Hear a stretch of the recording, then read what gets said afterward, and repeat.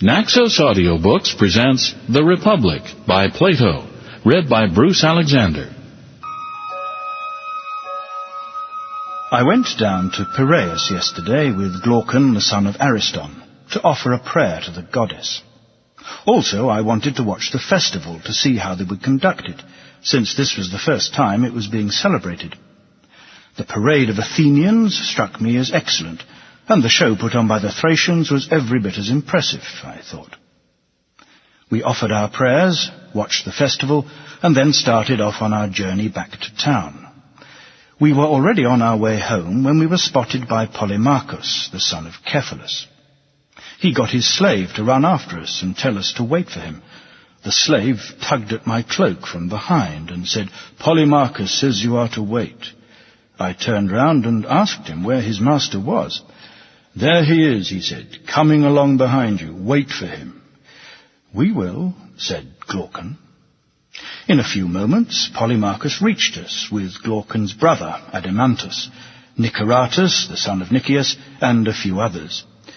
They had been watching the procession, apparently, and Polemarchus said, "It looks as if you're all on your way back to the city, Socrates. You're not staying, then?"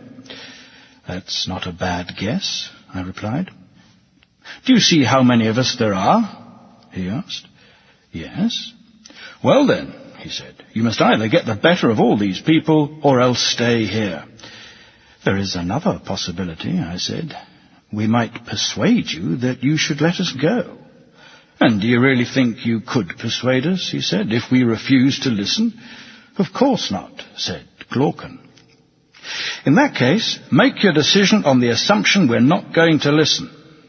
"Haven't you heard about the torch race?" Adimantus added. "This evening on horseback, in honor of the goddess." "On horseback," I said. "That's something new. Do you mean a relay race on horseback, passing torches from one to another?" "Yes," said Polemarchus, "and they're going to have an all-night ceremony as well, which should be worth watching. We can go out and watch it after dinner. There'll be lots of young people there. We can spend some time with them and talk to them. Do stay. Please say yes." "It looks as if we shall have to," said Glaucon. "If that's your decision," I said, "we shall." So we went back to the house of Polemarchus, where we found Polemarchus's brothers, Lysias and Euthydemus, as well as Thrasymachus of Chalcedon, Charmantides from the deme of Paeania, and Cleitophon, the son of Aristonymus. Also there in the house was Polemarchus's father, Cephalus. It was a long time since I'd seen him, and I found him much aged. He was wearing a garland and sitting on a sort of cushioned stool. He'd just been conducting a sacrifice in the courtyard. There was a circle of stools around him, so we sat down with him. As soon as he saw me, Cephalus started to make me welcome. "You don't often come down to visit us in Piraeus, Socrates," he said. "You should, though. If I were still strong enough to make the journey up to town without difficulty, there would be no need for you to come here. We would go to you, but as things are, you should come more often. I can assure you, speaking for myself, that the more the pleasures of the body fade, the greater becomes one's desire and taste for conversation. So do please spend some time with these young men. Do come here and visit us. Regard us as your friends, as your family even." "With pleasure, Cephalus," I replied. "I love talking to the very old. It's as if they're a long way ahead of us on a road which we too are probably going to have to travel. I feel we should learn from them what the road is like, whether it's steep and rough going or gentle and easy. In particular, I'd very much like to hear how it strikes you now that you've actually reached the time of life which the poets call old age, the threshold. What is your report on it? Would you call it a difficult time of life?" "I'll tell you exactly how it strikes me, Socrates. There's a group of us who meet fairly often. We're all about the same age, so we're following the words of the old proverb. When we meet, most of them start complaining. They say they miss the things they used to enjoy when they were young, and they recall their sexual exploits, their drinking, their feasting, and everything connected with those pleasures. They get upset, as if they'd suffered some great loss, as if then they had led a wonderful life, whereas now they're not alive at all. Some of them also complain about the lack of respect shown by their families towards old age, and under this heading they recite a litany of grievances against old age. I think they're putting the blame in the wrong place, Socrates. If old age were to blame, then not only would I have felt the same way about old age, but so would everyone else who has ever reached this age. And yet I've met several people who are not like this. Most notably, Sophocles, the poet. I was there once when someone asked him, "How is your sex life, Sophocles? Are you still capable of making love to a woman?" "Don't talk about it, my good sir," was Sophocles' reply. "It is with the greatest relief that I've escaped it, like escaping from a fierce and frenzied master." I thought that a good reply at the time, and I still think it a good one now. Old age is altogether a time of great peace and freedom from that sort of thing. When our appetites fade and loosen their grip on us, then what happens is exactly what Sophocles was talking about. It is a final release from a bunch of insane masters. Both in this and in your relations with your family, there is only one thing responsible, and that is not old age, but your character. For those who are civilized and contented, then even old age is only a slight burden. Otherwise, for those who are not like this, both old age and youth prove hard to cope with. I was very impressed by what he said, and I wanted him to go on talking, so I prompted him further.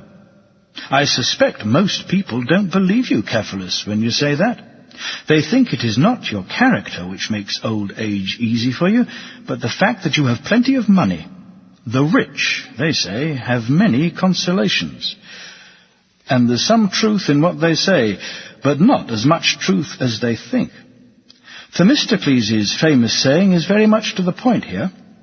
A man from Seriphos started making disparaging remarks about him and telling him that his fame was due not to his own merits, but to those of his city.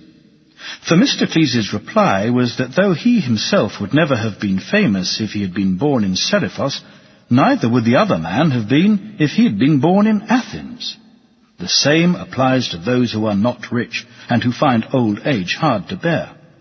In poverty, even the right temperament will not find old age altogether easy, whereas the wrong temperament, even with the aid of wealth, will never be at peace with itself. What would you say is the greatest benefit you have derived from your possession of great wealth? I said. One which many people might not be inclined to believe if I told them, but you can take my word for it, Socrates, that when you are confronted by the thought of your own death, you are visited by fear and anxiety about things which never troubled you before. The stories told about what happens in Hades, that anyone who is unjust here will have to pay for it there. Stories you once laughed at begin to trouble your mind. That's why I attach the greatest importance to the possession of money, not for everyone, but for those of good character. If you want to avoid defrauding people or lying to them, however reluctantly, or going to the world below in a state of terror after failing to pay what you owe, whether sacrifices to a god or money to a man, then the possession of money contributes in no small measure to this end. That's admirably put, Cephalus, I said. But since you've brought up the subject of justice, can we say, quite simply, that it is truthfulness and returning anything you may have received from anyone else? Or is it sometimes right to behave in these ways and sometimes wrong?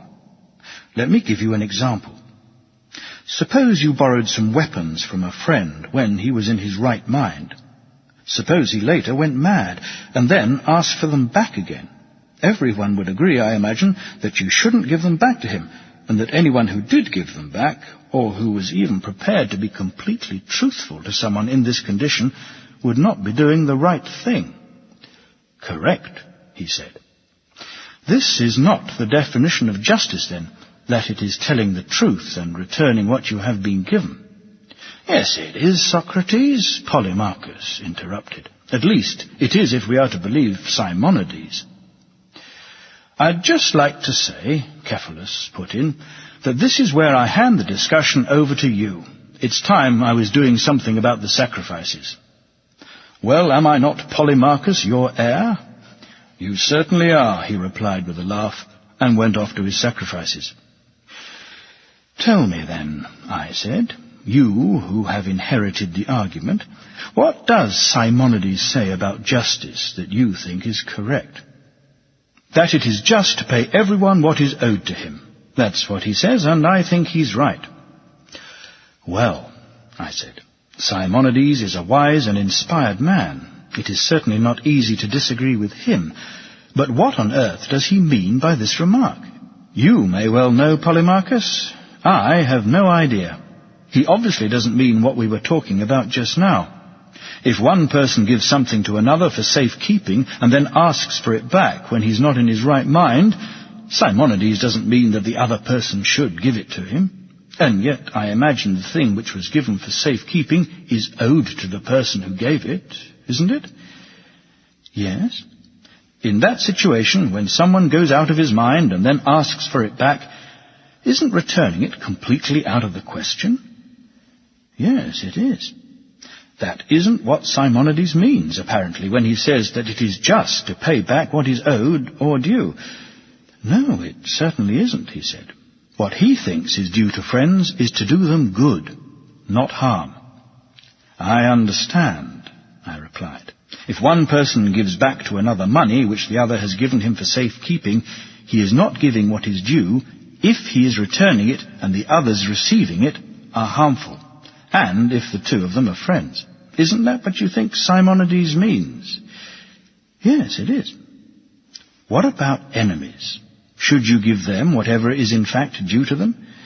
You certainly should, he said, and what is due between enemies is what is appropriate, something harmful. Simonides was speaking as a poet then, apparently, and disguising his definition of justice. What he meant, it seems, was that justice was giving any individual what was appropriate for him. But he called it what was owed. Yes, that must have been what he meant. Suppose, then, one of us had said to him, Simonides, take the art or skill which is called medicine. What does it give that is due and appropriate, and to what does it give it? What do you think his answer would have been? Obviously, he replied, he would have said it gives the body drugs and food and drink. And the art of cookery, what does it give that is due and appropriate, and to what does it give it? It gives flavour to cooked food. Very well. Then what about the art or skill which we would call justice? What does it give, and to what does it give it? Well, if we're to follow the previous definition, Socrates, it gives benefits and injuries to friends and enemies. Does he mean then that helping your friends and harming your enemies is justice? I think so. All right. When people are unwell, when it's a question of sickness and health, who is best at helping them if they are friends and harming them if they are enemies? A doctor. And when they're at sea, who can best help or harm them amid the dangers of a sea voyage? A ship's captain. What about the just man? In what activity and for what purpose is he the one best able to treat his friends well and his enemies badly? In war and alliances, I think. Very well. Now, when people aren't ill, my dear Polemarchus, a doctor is no use to them. True. And when they're not at sea, a ship's captain is no use to them. No. Does that mean the just man is no use to them when they're not at war? No, I'm sure it doesn't. Justice is something useful, even in peacetime then? Yes, it is. But then so is agriculture, isn't it? Yes, for producing crops. Yes, and shoemaking? Yes, that's useful. For producing shoes, you would say, presumably. Of course. What about justice, then? When you say it's useful in peacetime, what is it useful for? What does it produce? Contracts, Socrates. And by contracts, do you mean partnerships or something else? I mean partnerships. All right. Is the just man a good and useful partner when it comes to playing backgammon? Or would someone who plays backgammon be more use? Someone who plays backgammon would be more use. And when it comes to bricklaying or building in stone, is the just man a more useful and better partner than a builder? Of course not. Well, in what kind of partnership is the just man a better partner than a lyre player, in the way a lyre player is better at playing the notes? In partnerships involving money, I think. Unless by any chance, Polemarchus, it's a question of putting the money to some use, if you have to buy or sell a horse jointly for a sum of money. In that case, I imagine, someone who knows about horses is more use. Isn't he? Apparently. And for buying or selling a ship, you would want a shipbuilder or ship's captain. So it seems. In what situation, then, requiring the joint use of silver or gold, is the just man more useful than anyone else? When there's a need to deposit money and have it kept safe? You mean when there's no need to put it to any use? You just want it to stay where it is? That's right. So it's when money is useless that justice is useful for dealing with it. It looks like it. And a pruning knife. When you want to keep it safe, then justice is useful, both in public life and in private life. But when you want to use it, then the art of viticulture is what you want. Apparently. And are you going to say the same about a shield or a lyre, that justice is useful when you need to keep them safe and not use them, but that when you do need to use them, then you want the soldier's art and the art of music? I shall have to say that. And in all other examples, justice is useless when it comes to using any of them, and useful only when they are useless? I suppose so, he said. Though personally, I can't any longer remember what I did say. But one thing I do think still, and that is that justice is treating your friends well and your enemies badly. By friends, do you mean the people each individual believes to be good, or those who really are good, even if he doesn't realize it? And the same with enemies. In all probability, he replied, people will like those they think are good and dislike those they think are evil. And do people ever make mistakes in this? Do they often think people are good when they're not, and vice versa? Yes, they do make mistakes. So for these people, are the good their enemies and the bad their friends? They certainly are. Naxos Audiobooks presents The Republic by Plato, read by Bruce Alexander. I went down to Piraeus yesterday with Glaucon, the son of Ariston, to offer a prayer to the goddess. Also, I wanted to watch the festival to see how they would conduct it, since this was the first time it was being celebrated. The parade of Athenians struck me as excellent, and the show put on by the Thracians was every bit as impressive, I thought. We offered our prayers, watched the festival, and then started off on our journey back to town. We were already on our way home when we were spotted by Polemarchus, the son of Cephalus. He got his slave to run after us and tell us to wait for him. The slave tugged at my cloak from behind and said, "Polemarchus says you are to wait." I turned round and asked him where his master was. "There he is," he said, "coming along behind you. Wait for him."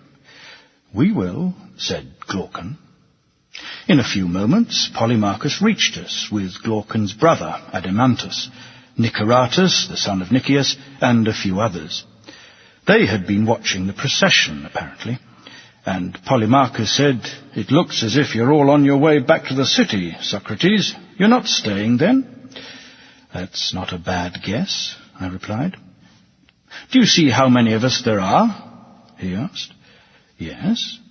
"Well then," he said, "you must either get the better of all these people or else stay here." "There is another possibility," I said. "We might persuade you that you should let us go." "And do you really think you could persuade us," he said, "if we refuse to listen?" "Of course not," said Glaucon. In that case, make your decision on the assumption we're not going to listen. Haven't you heard about that torch race? Adeimantus added. This evening on horseback in honour of the goddess. On horseback, I said. That's something new. Do you mean a relay race on horseback, passing torches from one to another? Yes, said Polemarchus, and they're going to have an all-night ceremony as well, which should be worth watching. We can go out and watch it after dinner. There'll be lots of young people there. We can spend some time with them and talk to them. Do stay. Please say yes. It looks as if we shall have to, said Glaucon. If that's your decision, I said, we shall. So we went back to the house of Polemarchus, where we found Polemarchus's brothers, Lysias and Euthydemus, as well as Thrasymachus of Chalcedon, Charmantides from the deme of Paeania, and Cleitophon, the son of Aristonymus. Also there in the house was Polemarchus's father, Cephalus. It was a long time since I'd seen him, and I found him much aged. He was wearing a garland and sitting on a sort of cushioned stool. He'd just been conducting a sacrifice in the courtyard. There was a circle of stools round him, so we sat down with him. As soon as he saw me, Cephalus started to make me welcome. You don't often come down to visit us in Piraeus, Socrates, he said. You should, though. If I were still strong enough to make the journey up to town without difficulty, there would be no need for you to come here. We would go to you, but as things are, you should come more often. I can assure you, speaking for myself, that the more the pleasures of the body fade, the greater becomes one's desire and taste for conversation. So do please spend some time with these young men. Do come here and visit us. Regard us as your friends, as your family even. With pleasure, Cephalus, I replied. I love talking to the very old. It's as if they're a long way ahead of us on a road which we too are probably going to have to travel. I feel we should learn from them what the road is like, whether it's steep and rough going or gentle and easy. In particular, I'd very much like to hear how it strikes you now that you've actually reached the time of life which the poets call old age, the threshold. What is your report on it? Would you call it a difficult time of life? I'll tell you exactly how it strikes me, Socrates. There's a group of us who meet fairly often. We're all about the same age, so we're following the words of the old proverb.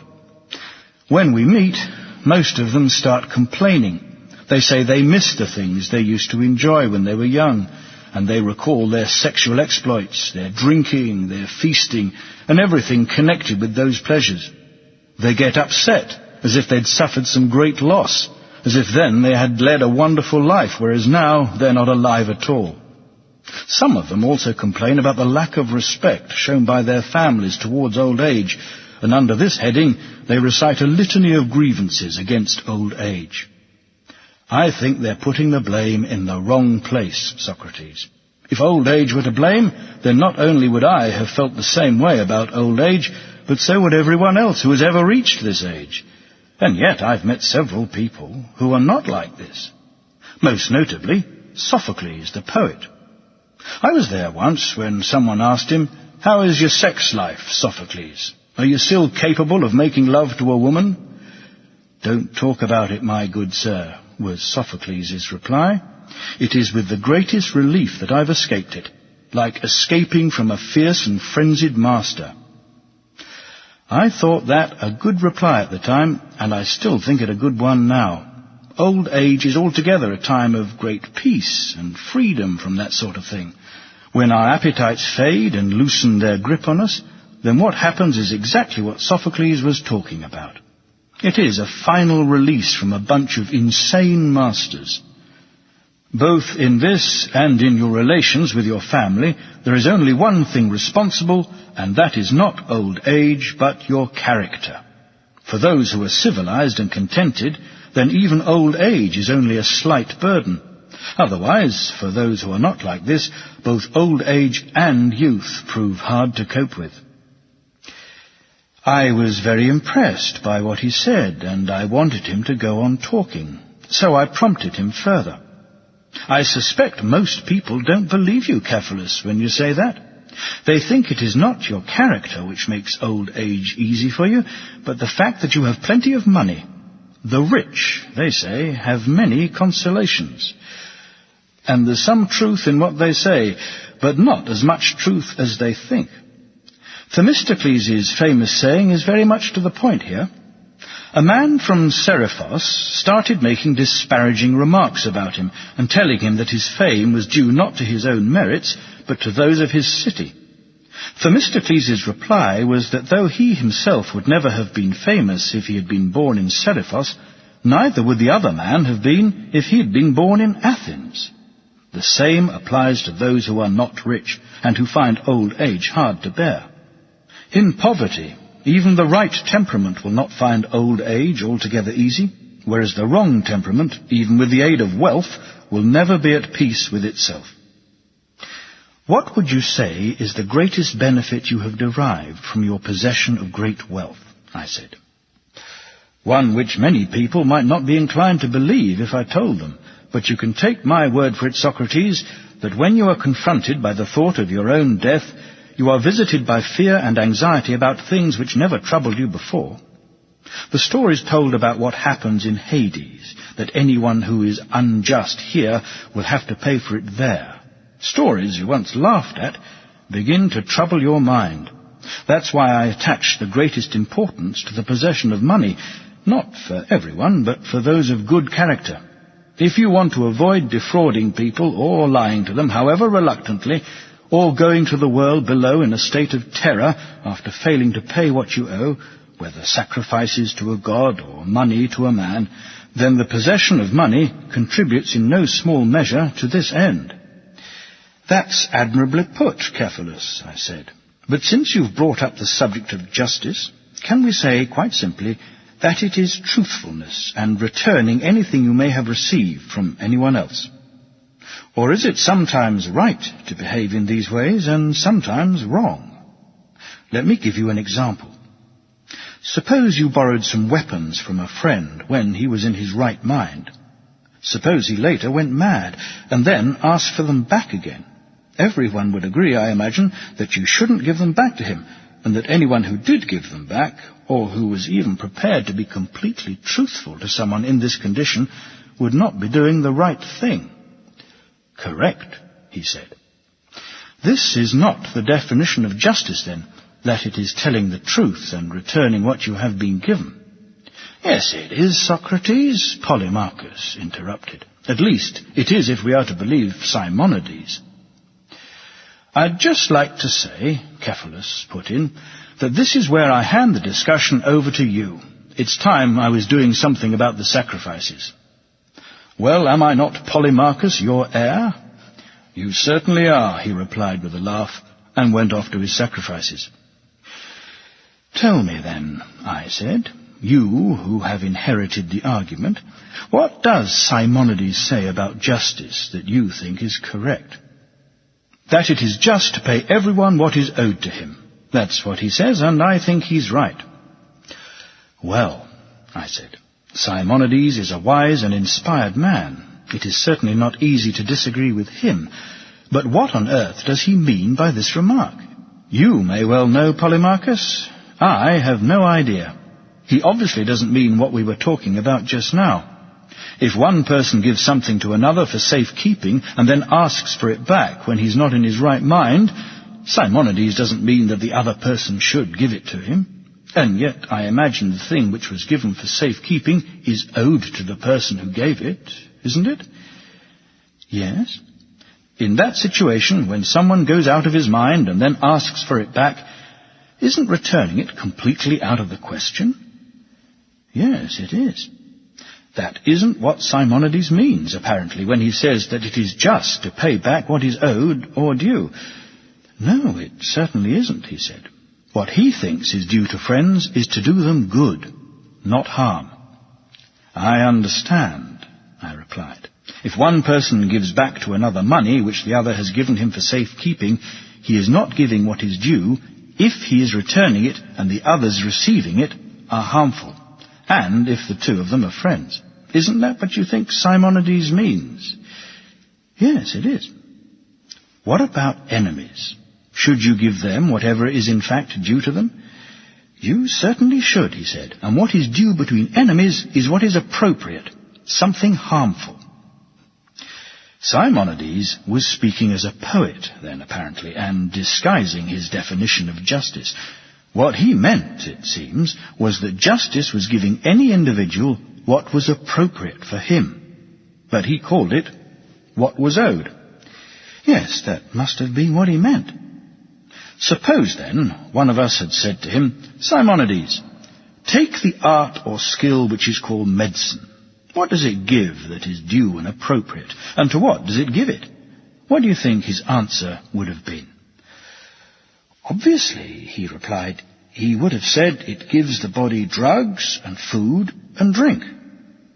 And the art of cookery, what does it give that is due and appropriate, and to what does it give it? It gives flavour to cooked food. Very well. Then what about the art or skill which we would call justice? What does it give, and to what does it give it? Well, if we're to follow the previous definition, Socrates, it gives benefits and injuries to friends and enemies. Does he mean then that helping your friends and harming your enemies is justice? I think so. All right. When people are unwell, when it's a question of sickness and health, who is best at helping them if they are friends and harming them if they are enemies? A doctor. And when they're at sea, who can best help or harm them amid the dangers of a sea voyage? A ship's captain. What about the just man? In what activity and for what purpose is he the one best able to treat his friends well and his enemies badly? In war and alliances, I think. Very well. Now, when people aren't ill, my dear Polemarchus, a doctor is no use to them. True. And when they're not at sea, a ship's captain is no use to them. No. Does that mean the just man is no use to them when they're not at war? No, I'm sure it doesn't. Justice is something useful, even in peacetime then? Yes, it is. But then so is agriculture, isn't it? Yes, for producing crops. Yes, and shoemaking? Yes, that's useful. For producing shoes, you would say, presumably. Of course. What about justice, then? When you say it's useful in peacetime, what is it useful for? What does it produce? Contracts, Socrates. And by contracts, do you mean partnerships or something else? I mean partnerships. All right. Is the just man a good and useful partner when it comes to playing backgammon? Or would someone who plays backgammon be more use? Someone who plays backgammon would be more use. And when it comes to bricklaying or building in stone, is the just man a more useful and better partner than a builder? Of course not. Well, in what kind of partnership is the just man a better partner than a lyre player, in the way a lyre player is better at playing the notes? In partnerships involving money, I think. Unless by any chance, Polemarchus, it's a question of putting the money to some use, if you have to buy or sell a horse jointly for a sum of money. In that case, I imagine, someone who knows about horses is more use, isn't he? Apparently. And for buying or selling a ship, you would want a shipbuilder or ship's captain. So it seems. In what situation, then, requiring the joint use of silver or gold, is the just man more useful than anyone else? When there's a need to deposit money and have it kept safe? You mean when there's no need to put it to any use? You just want it to stay where it is? That's right. So it's when money is useless that justice is useful for dealing with it. It looks like it. And a pruning knife. When you want to keep it safe, then justice is useful, both in public life and in private life. But when you want to use it, then the art of viticulture is what you want. Apparently. And are you going to say the same about a shield or a lyre, that justice is useful when you need to keep them safe and not use them, but that when you do need to use them, then you want the soldier's art and the art of music? I shall have to say that. And in all other examples, justice is useless when it comes to using any of them, and useful only when they are useless? I suppose so, he said. Though personally, I can't any longer remember what I did say. But one thing I do think still, and that is that justice is treating your friends well and your enemies badly. By friends, do you mean the people each individual believes to be good, or those who really are good, even if he doesn't realize it? And the same with enemies. In all probability, he replied, people will like those they think are good and dislike those they think are evil. And do people ever make mistakes in this? Do they often think people are good when they're not, and vice versa? Yes, they do make mistakes. So for these people, are the good their enemies and the bad their friends? They certainly are. Naxos Audiobooks presents The Republic by Plato, read by Bruce Alexander. I went down to Piraeus yesterday with Glaucon, the son of Ariston, to offer a prayer to the goddess. Also, I wanted to watch the festival to see how they would conduct it, since this was the first time it was being celebrated. The parade of Athenians struck me as excellent, and the show put on by the Thracians was every bit as impressive, I thought. We offered our prayers, watched the festival, and then started off on our journey back to town. We were already on our way home when we were spotted by Polemarchus, the son of Cephalus. He got his slave to run after us and tell us to wait for him. The slave tugged at my cloak from behind and said, "Polemarchus says you are to wait." I turned round and asked him where his master was. "There he is," he said, "coming along behind you. Wait for him." "We will," said Glaucon. In a few moments, Polemarchus reached us with Glaucon's brother, Adeimantus, Niceratus, the son of Nicias, and a few others. They had been watching the procession, apparently, and Polemarchus said, "It looks as if you're all on your way back to the city, Socrates. You're not staying, then?" "That's not a bad guess," I replied. "Do you see how many of us there are?" he asked. "Yes." "Well then," he said, "you must either get the better of all these people or else stay here." "There is another possibility," I said. "We might persuade you that you should let us go." "And do you really think you could persuade us," he said, "if we refuse to listen?" "Of course not," said Glaucon. "In that case, make your decision on the assumption we're not going to listen." "Haven't you heard about that torch race?" Adeimantus added. "This evening on horseback in honor of the goddess." "On horseback," I said. "That's something new. Do you mean a relay race on horseback, passing torches from one to another?" "Yes," said Polemarchus, "and they're going to have an all-night ceremony as well, which should be worth watching. We can go out and watch it after dinner. There'll be lots of young people there. We can spend some time with them and talk to them. Do stay. Please say yes." "It looks as if we shall have to," said Glaucon. "If that's your decision," I said, "we shall." So we went back to the house of Polemarchus, where we found Polemarchus's brothers, Lysias and Euthydemus, as well as Thrasymachus of Chalcedon, Charmantides from the deme of Paeania, and Cleitophon, the son of Aristonymus. Also there in the house was Polemarchus's father, Cephalus. It was a long time since I'd seen him, and I found him much aged. He was wearing a garland and sitting on a sort of cushioned stool. He'd just been conducting a sacrifice in the courtyard. There was a circle of stools around him, so we sat down with him. As soon as he saw me, Cephalus started to make me welcome. "You don't often come down to visit us in Piraeus, Socrates," he said. "You should, though. If I were still strong enough to make the journey up to town without difficulty, there would be no need for you to come here. We would go to you, but as things are, you should come more often. I can assure you, speaking for myself, that the more the pleasures of the body fade, the greater becomes one's desire and taste for conversation. So do please spend some time with these young men. Do come here and visit us. Regard us as your friends, as your family even. With pleasure, Cephalus, I replied. I love talking to the very old. It's as if they're a long way ahead of us on a road which we too are probably going to have to travel. I feel we should learn from them what the road is like, whether it's steep and rough going or gentle and easy.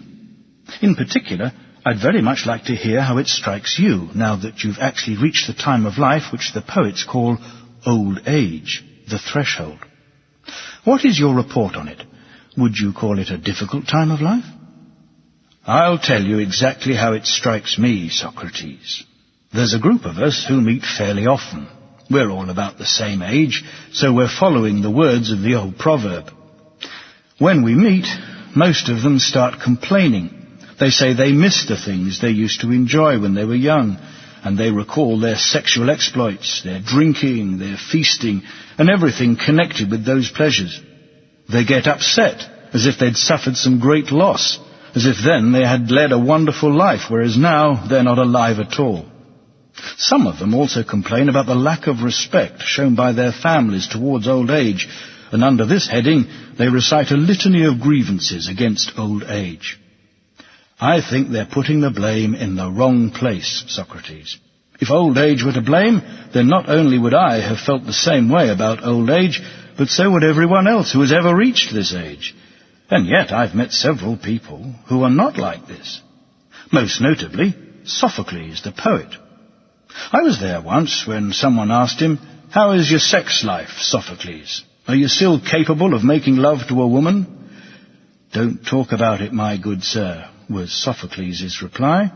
"It is with the greatest relief that I've escaped it, like escaping from a fierce and frenzied master." I thought that a good reply at the time, and I still think it a good one now. Old age is altogether a time of great peace and freedom from that sort of thing. When our appetites fade and loosen their grip on us, then what happens is exactly what Sophocles was talking about. It is a final release from a bunch of insane masters. Both in this and in your relations with your family, there is only one thing responsible, and that is not old age, but your character. For those who are civilized and contented, then even old age is only a slight burden. Otherwise, for those who are not like this, both old age and youth prove hard to cope with. I was very impressed by what he said, and I wanted him to go on talking, so I prompted him further. "I suspect most people don't believe you, Cephalus, when you say that. They think it is not your character which makes old age easy for you, but the fact that you have plenty of money. The rich, they say, have many consolations. And there's some truth in what they say, but not as much truth as they think. Themistocles' famous saying is very much to the point here. A man from Seriphos started making disparaging remarks about him and telling him that his fame was due not to his own merits, but to those of his city. Themistocles' reply was that though he himself would never have been famous if he had been born in Seriphos, neither would the other man have been if he had been born in Athens. The same applies to those who are not rich and who find old age hard to bear. In poverty, even the right temperament will not find old age altogether easy, whereas the wrong temperament, even with the aid of wealth, will never be at peace with itself. What would you say is the greatest benefit you have derived from your possession of great wealth? I said.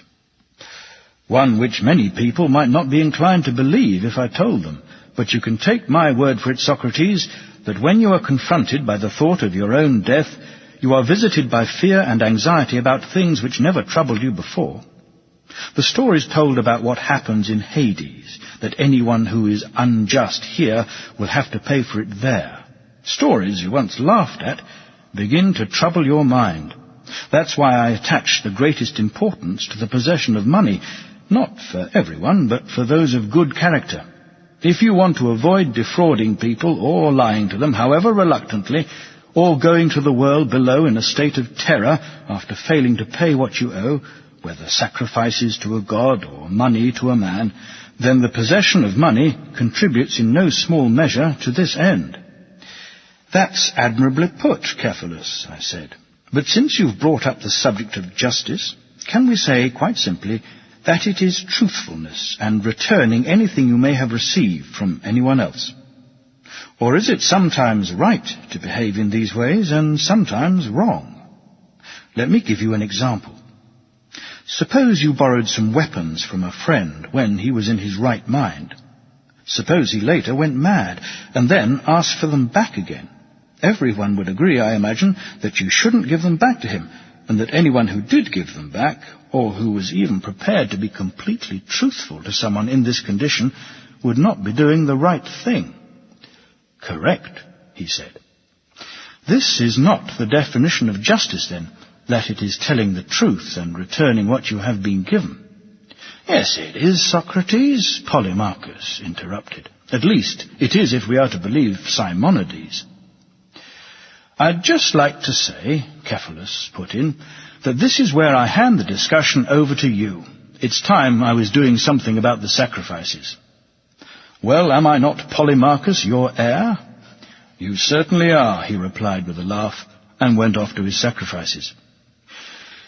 "Tell me then," I said, "you who have inherited the argument, what does Simonides say about justice that you think is correct?" "That it is just to pay everyone what is owed to him. That's what he says, and I think he's right." "Well," I said, "Simonides is a wise and inspired man. It is certainly not easy to disagree with him. But what on earth does he mean by this remark? You may well know, Polemarchus. I have no idea. He obviously doesn't mean what we were talking about just now. If one person gives something to another for safekeeping and then asks for it back when he's not in his right mind, Simonides doesn't mean that the other person should give it to him. And yet I imagine the thing which was given for safekeeping is owed to the person who gave it, isn't it?" "Yes." "In that situation, when someone goes out of his mind and then asks for it back, isn't returning it completely out of the question?" "Yes, it is." "That isn't what Simonides means, apparently, when he says that it is just to pay back what is owed or due." "No, it certainly isn't," he said. "What he thinks is due to friends is to do them good, not harm." "I understand," I replied. "If one person gives back to another money which the other has given him for safekeeping, he is not giving what is due if he is returning it and the others receiving it are harmful, and if the two of them are friends. Isn't that what you think Simonides means?" "Yes, it is." "What about enemies? Should you give them whatever is in fact due to them?" "You certainly should," he said, "and what is due between enemies is what is appropriate, something harmful." Simonides was speaking as a poet then, apparently, and disguising his definition of justice. What he meant, it seems, was that justice was giving any individual what was appropriate for him. But he called it what was owed. Yes, that must have been what he meant. Suppose, then, one of us had said to him, "Simonides, take the art or skill which is called medicine. What does it give that is due and appropriate, and to what does it give it?" What do you think his answer would have been? "Obviously," he replied, "he would have said it gives the body drugs and food and drink." "And the art of cookery, what does it give that is due and appropriate, and to what does it give it?" "It gives flavour to cooked food." "Very well. Then what about the art or skill which we would call justice? What does it give, and to what does it give it?" "Well, if we're to follow the previous definition, Socrates, it gives benefits and injuries to friends and enemies." "Does he mean, then, that helping your friends and harming your enemies is justice?" "I think so." "All right. When people are unwell, when it's a question of sickness and health, who is best at helping them if they are friends and harming them if they are enemies?" "A doctor." And when they're at sea, who can best help or harm them amid the dangers of a sea voyage? A ship's captain. What about the just man? In what activity and for what purpose is he the one best able to treat his friends well and his enemies badly? In war and alliances, I think. Very well. Now, when people aren't ill, my dear Polemarchus, a doctor is no use to them. True. And when they're not at sea, a ship's captain is no use to them. No. Does that mean the just man is no use to them when they're not at war? No, I'm sure it doesn't. Justice is something useful, even in peacetime then? Yes, it is. But then so is agriculture, isn't it? Yes, for producing crops. Yes, and shoemaking? Yes, that's useful. For producing shoes, you would say, presumably. Of course. What about justice, then? When you say it's useful in peacetime, what is it useful for? What does it produce? Contracts, Socrates. And by contracts, do you mean partnerships or something else? I mean partnerships. All right. Is the just man a good and useful partner when it comes to playing backgammon? Or would someone who plays backgammon be more use? Someone who plays backgammon would be more use. And when it comes to bricklaying or building in stone, is the just man a more useful and better partner than a builder? Of course not. Well, in what kind of partnership is the just man a better partner than a lyre player, in the way a lyre player is better at playing the notes? In partnerships involving money, I think. Unless by any chance, Polemarchus, it's a question of putting the money to some use, if you have to buy or sell a horse jointly for a sum of money. In that case, I imagine, someone who knows about horses is more use, isn't he? Apparently. And for buying or selling a ship, you would want a shipbuilder or ship's captain. So it seems. In what situation, then, requiring the joint use of silver or gold, is the just man more useful than anyone else? When there's a need to deposit money and have it kept safe? You mean when there's no need to put it to any use? You just want it to stay where it is? That's right. So it's when money is useless that justice is useful for dealing with it. It looks like it. And a pruning knife. When you want to keep it safe, then justice is useful, both in public life and in private life. But when you want to use it, then the art of viticulture is what you want. Apparently. And are you going to say the same about a shield or a lyre, that justice is useful when you need to keep them safe and not use them, but that when you do need to use them, then you want the soldier's art and the art of music? I shall have to say that. And in all other examples, justice is useless when it comes to using any of them, and useful only when they are useless? I suppose so, he said. Though personally, I can't any longer remember what I did say. But one thing I do think still, and that is that justice is treating your friends well and your enemies badly. By friends, do you mean the people each individual believes to be good, or those who really are good, even if he doesn't realize it? And the same with enemies.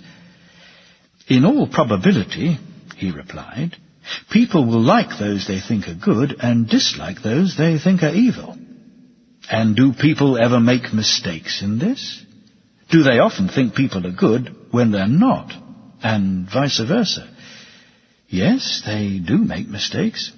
So for these people, are the good their enemies and the bad their friends? They certainly are. Naxos Audiobooks presents The Republic by Plato, read by Bruce Alexander. I went down to Piraeus yesterday with Glaucon, the son of Ariston, to offer a prayer to the goddess. Also, I wanted to watch the festival to see how they would conduct it, since this was the first time it was being celebrated. The parade of Athenians struck me as excellent, and the show put on by the Thracians was every bit as impressive, I thought. We offered our prayers, watched the festival, and then started off on our journey back to town. We were already on our way home when we were spotted by Polemarchus, the son of Cephalus. He got his slave to run after us and tell us to wait for him. The slave tugged at my cloak from behind and said, "Polemarchus says you are to wait." I turned round and asked him where his master was. "There he is," he said, "coming along behind you. Wait for him." "We will," said Glaucon. In a few moments Polemarchus reached us with Glaucon's brother, Adimantus, Niceratus, the son of Nicias, and a few others. They had been watching the procession, apparently, and Polemarchus said, "It looks as if you're all on your way back to the city, Socrates. You're not staying, then?" "That's not a bad guess," I replied. "Do you see how many of us there are?" he asked. "Yes." "Well then," he said, "you must either get the better of all these people or else stay here." "There is another possibility," I said. "We might persuade you that you should let us go." "And do you really think you could persuade us," he said, "if we refuse to listen?" "Of course not," said Glaucon. "In that case, make your decision on the assumption we're not going to listen." "Haven't you heard about the torch race?" Adimantus added. "This evening on horseback, in honour of the goddess." "On horseback," I said. "That's something new.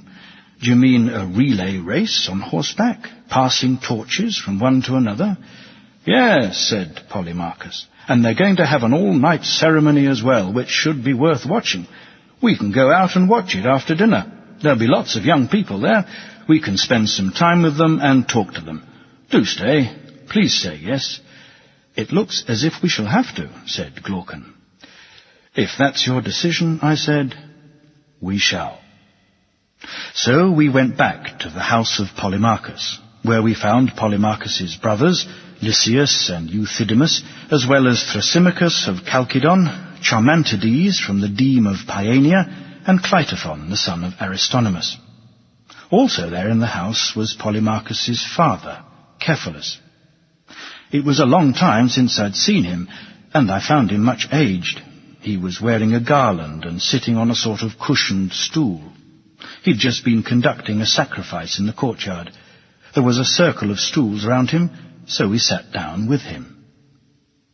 As soon as he saw me, Cephalus started to make me welcome. "You don't often come down to visit us in Piraeus, Socrates," he said. "You should, though. If I were still strong enough to make the journey up to town without difficulty, there would be no need for you to come here. We would go to you, but as things are, you should come more often. I can assure you, speaking for myself, that the more the pleasures of the body fade, the greater becomes one's desire and taste for conversation. So do please spend some time with these young men. Do come here and visit us. Regard us as your friends, as your family even." "With pleasure, Cephalus," I replied. "I love talking to the very old. It's as if they're a long way ahead of us on a road which we too are probably going to have to travel. I feel we should learn from them what the road is like, whether it's steep and rough going or gentle and easy. In particular, I'd very much like to hear how it strikes you, now that you've actually reached the time of life which the poets call old age, the threshold. What is your report on it? Would you call it a difficult time of life?" "I'll tell you exactly how it strikes me, Socrates. There's a group of us who meet fairly often. We're all about the same age, so we're following the words of the old proverb. When we meet, most of them start complaining. They say they miss the things they used to enjoy when they were young, and they recall their sexual exploits, their drinking, their feasting, and everything connected with those pleasures. They get upset, as if they'd suffered some great loss, as if then they had led a wonderful life, whereas now they're not alive at all. Some of them also complain about the lack of respect shown by their families towards old age, and under this heading they recite a litany of grievances against old age. I think they're putting the blame in the wrong place, Socrates. If old age were to blame, then not only would I have felt the same way about old age, but so would everyone else who has ever reached this age. And yet I've met several people who are not like this. Most notably, Sophocles, the poet. I was there once when someone asked him, "How is your sex life, Sophocles? Are you still capable of making love to a woman?" "Don't talk about it, my good sir," was Sophocles' reply. "It is with the greatest relief that I've escaped it, like escaping from a fierce and frenzied master." I thought that a good reply at the time, and I still think it a good one now. Old age is altogether a time of great peace and freedom from that sort of thing. When our appetites fade and loosen their grip on us, then what happens is exactly what Sophocles was talking about. It is a final release from a bunch of insane masters. Both in this and in your relations with your family, there is only one thing responsible, and that is not old age, but your character. For those who are civilized and contented, then even old age is only a slight burden. Otherwise, for those who are not like this, both old age and youth prove hard to cope with. I was very impressed by what he said, and I wanted him to go on talking, so I prompted him further. "I suspect most people don't believe you, Cephalus, when you say that. They think it is not your character which makes old age easy for you, but the fact that you have plenty of money. The rich, they say, have many consolations. And there's some truth in what they say, but not as much truth as they think. Themistocles' famous saying is very much to the point here. A man from Seriphos started making disparaging remarks about him and telling him that his fame was due not to his own merits, but to those of his city. Themistocles' reply was that though he himself would never have been famous if he had been born in Seriphos, neither would the other man have been if he had been born in Athens. The same applies to those who are not rich and who find old age hard to bear. In poverty, even the right temperament will not find old age altogether easy, whereas the wrong temperament, even with the aid of wealth, will never be at peace with itself. What would you say is the greatest benefit you have derived from your possession of great wealth? I said. One which many people might not be inclined to believe if I told them, but you can take my word for it, Socrates, that when you are confronted by the thought of your own death, you are visited by fear and anxiety about things which never troubled you before. The stories told about what happens in Hades, that anyone who is unjust here will have to pay for it there. Stories you once laughed at begin to trouble your mind. That's why I attach the greatest importance to the possession of money, not for everyone, but for those of good character. If you want to avoid defrauding people or lying to them, however reluctantly, or going to the world below in a state of terror after failing to pay what you owe, whether sacrifices to a god or money to a man, then the possession of money contributes in no small measure to this end. That's admirably put, Cephalus, I said. But since you've brought up the subject of justice, can we say, quite simply, that it is truthfulness and returning anything you may have received from anyone else? Or is it sometimes right to behave in these ways and sometimes wrong? Let me give you an example. Suppose you borrowed some weapons from a friend when he was in his right mind. Suppose he later went mad and then asked for them back again. Everyone would agree, I imagine, that you shouldn't give them back to him, and that anyone who did give them back, or who was even prepared to be completely truthful to someone in this condition, would not be doing the right thing. Correct, he said. This is not the definition of justice, then, that it is telling the truth and returning what you have been given. Yes, it is, Socrates, Polemarchus interrupted. At least, it is if we are to believe Simonides. I'd just like to say, Cephalus put in, that this is where I hand the discussion over to you. It's time I was doing something about the sacrifices. Well, am I not Polemarchus, your heir? You certainly are, he replied with a laugh, and went off to his sacrifices. Tell me then, I said, you who have inherited the argument, what does Simonides say about justice that you think is correct? That it is just to pay everyone what is owed to him, That's what he says, and I think he's right. Well, I said, Simonides is a wise and inspired man. It is certainly not easy to disagree with him. But what on earth does he mean by this remark? You may well know, Polemarchus. I have no idea. He obviously doesn't mean what we were talking about just now. If one person gives something to another for safekeeping and then asks for it back when he's not in his right mind, Simonides doesn't mean that the other person should give it to him.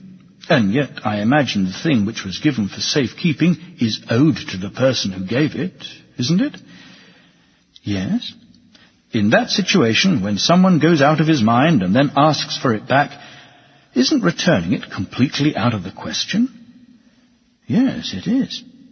That isn't what Simonides means, apparently, when he says that it is just to pay back what is owed or due. No, it certainly isn't, he said. What he thinks is due to friends is to do them good, not harm. I understand, I replied. If one person gives back to another money which the other has given him for safekeeping, he is not giving what is due if he is returning it and the others receiving it are harmful, and if the two of them are friends. Isn't that what you think Simonides means? Yes, it is. What about enemies? Should you give them whatever is in fact due to them? You certainly should, he said, and what is due between enemies is what is appropriate, something harmful. Simonides was speaking as a poet then, apparently, and disguising his definition of justice. What he meant, it seems, was that justice was giving any individual what was appropriate for him. But he called it what was owed. Yes, that must have been what he meant. Suppose, then, one of us had said to him, Simonides, take the art or skill which is called medicine. What does it give that is due and appropriate, and to what does it give it? What do you think his answer would have been? Obviously, he replied, he would have said it gives the body drugs and food and drink. And the art of cookery, what does it give that is due and appropriate, and to what does it give it? It gives flavour to cooked food. Very well. Then what about the art or skill which we would call justice? What does it give, and to what does it give it? Well, if we're to follow the previous definition, Socrates, it gives benefits and injuries to friends and enemies. Does he mean then that helping your friends and harming your enemies is justice? I think so. All right. When people are unwell, when it's a question of sickness and health, who is best at helping them if they are friends and harming them if they are enemies? A doctor. And when they're at sea, who can best help or harm them amid the dangers of a sea voyage? A ship's captain. What about the just man? In what activity and for what purpose is he the one best able to treat his friends well and his enemies badly? In war and alliances, I think. Very well. Now, when people aren't ill, my dear Polemarchus, a doctor is no use to them. True.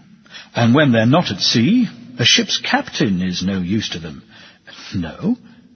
Does that mean the just man is no use to them when they're not at war? No, I'm sure it doesn't. Justice is something useful, even in peacetime then? Yes, it is. But then so is agriculture, isn't it? Yes, for producing crops.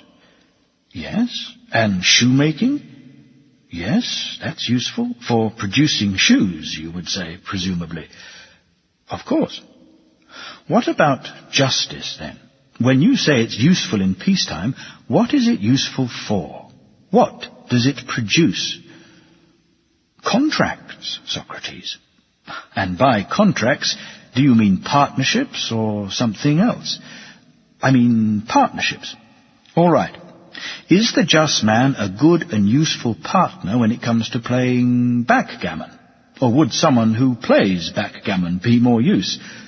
Someone who plays backgammon would be more use. And when it comes to bricklaying or building in stone, is the just man a more useful and better partner than a builder? Of course not. Well, in what kind of partnership is the just man a better partner than a lyre player, in the way a lyre player is better at playing the notes? In partnerships involving money, I think.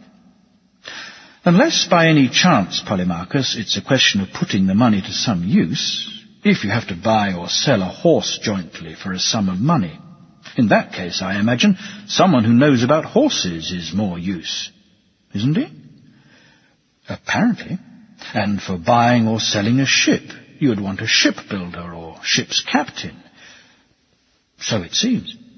In what situation, then, requiring the joint use of silver or gold, is the just man more useful than anyone else? When there's a need to deposit money and have it kept safe? You mean when there's no need to put it to any use? You just want it to stay where it is. That's right. So it's when money is useless that justice is useful for dealing with it. It looks like it. And a pruning knife. When you want to keep it safe, then justice is useful, both in public life and in private life. But when you want to use it, then the art of viticulture is what you want. Apparently.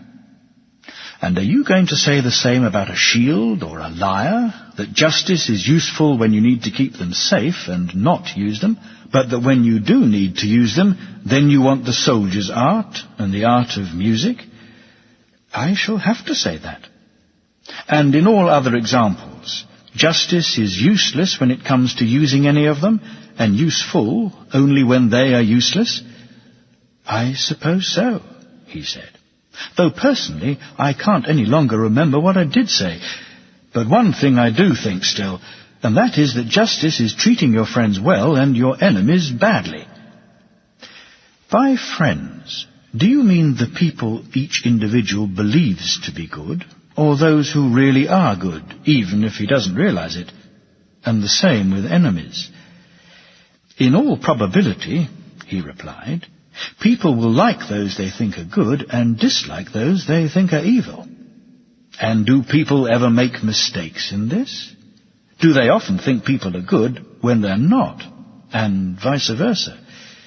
Yes, they do make mistakes. So for these people, are the good their enemies and the bad their friends? They certainly are. Naxos Audiobooks presents The Republic by Plato, read by Bruce Alexander. I went down to Piraeus yesterday with Glaucon, the son of Ariston, to offer a prayer to the goddess. Also, I wanted to watch the festival to see how they would conduct it, since this was the first time it was being celebrated. The parade of Athenians struck me as excellent, and the show put on by the Thracians was every bit as impressive, I thought. We offered our prayers, watched the festival, and then started off on our journey.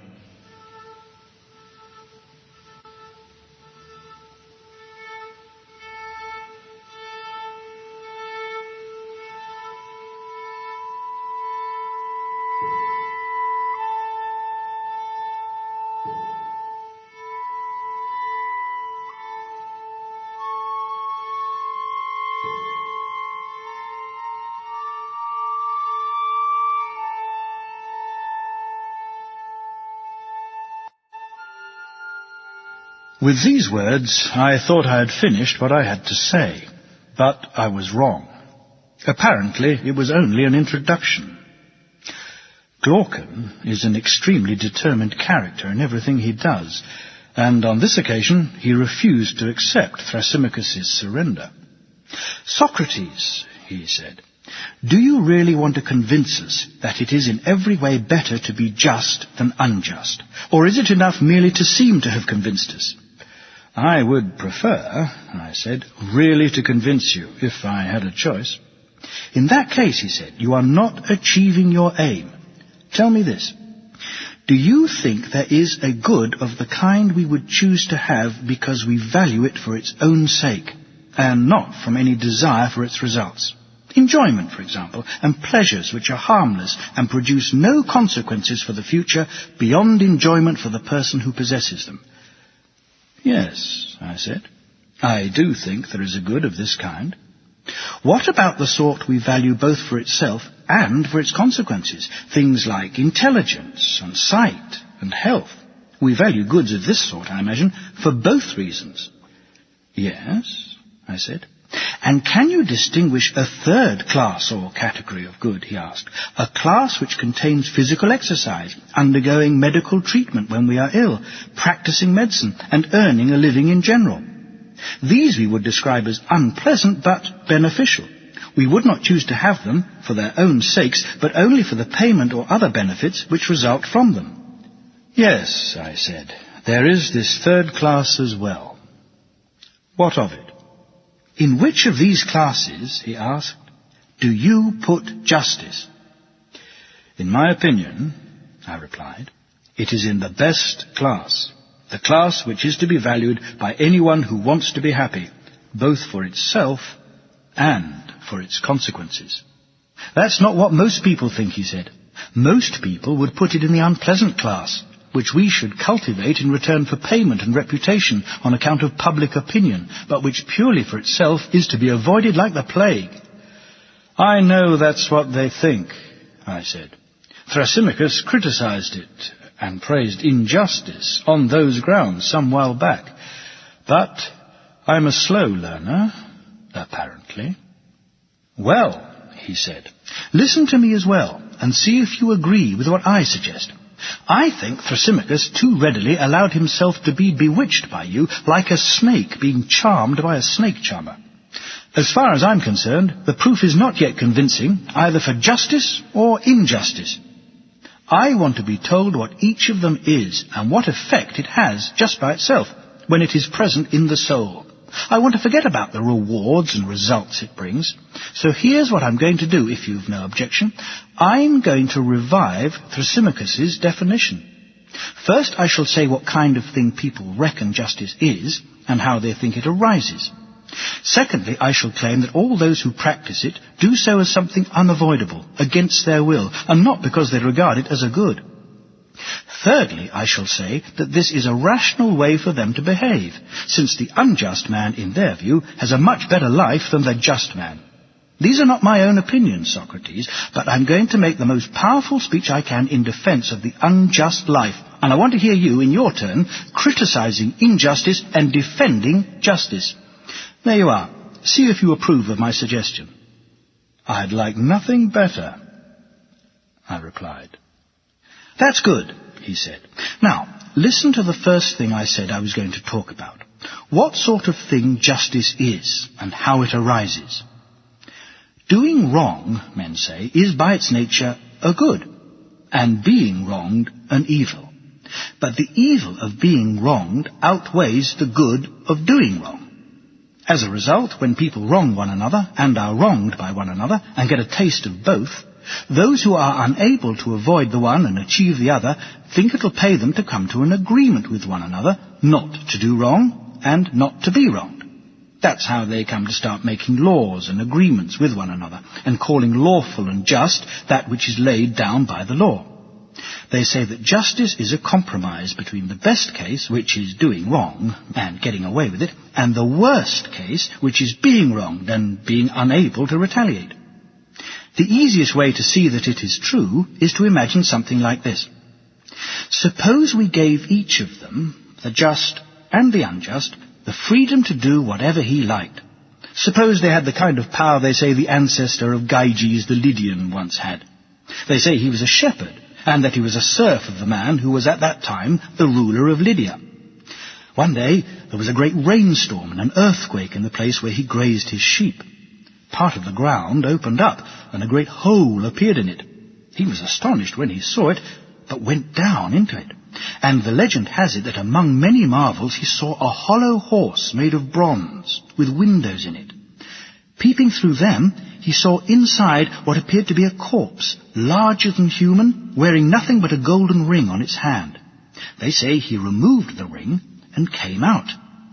The shepherds were having one of their regular meetings so that they could give the king their monthly report on the flocks, and the man turned up as well, wearing the ring. As he sat with the rest of them, he happened to twist the setting of the ring towards him into the palm of his hand. When he did this, he became invisible to those who were sitting with him, and they started talking about him as if he'd gone. He was amazed and twisted the ring again, turning the setting to the outside. As soon as he did so, he became visible. When he realized this, he started experimenting with the ring to see if it did have this power, and he found that that was how it was. When he turned the setting to the inside, he became invisible. When he turned it to the outside, he became visible. Once he had established this, he lost no time arranging to be one of those making the report of the king. When he got there, he seduced the king's wife, plotted with her against the king, killed him, and seized power. Imagine there were two rings like that, and the just man wore one, while the unjust man wore the other. People think that no one would be sufficiently iron-willed to remain within the bounds of justice.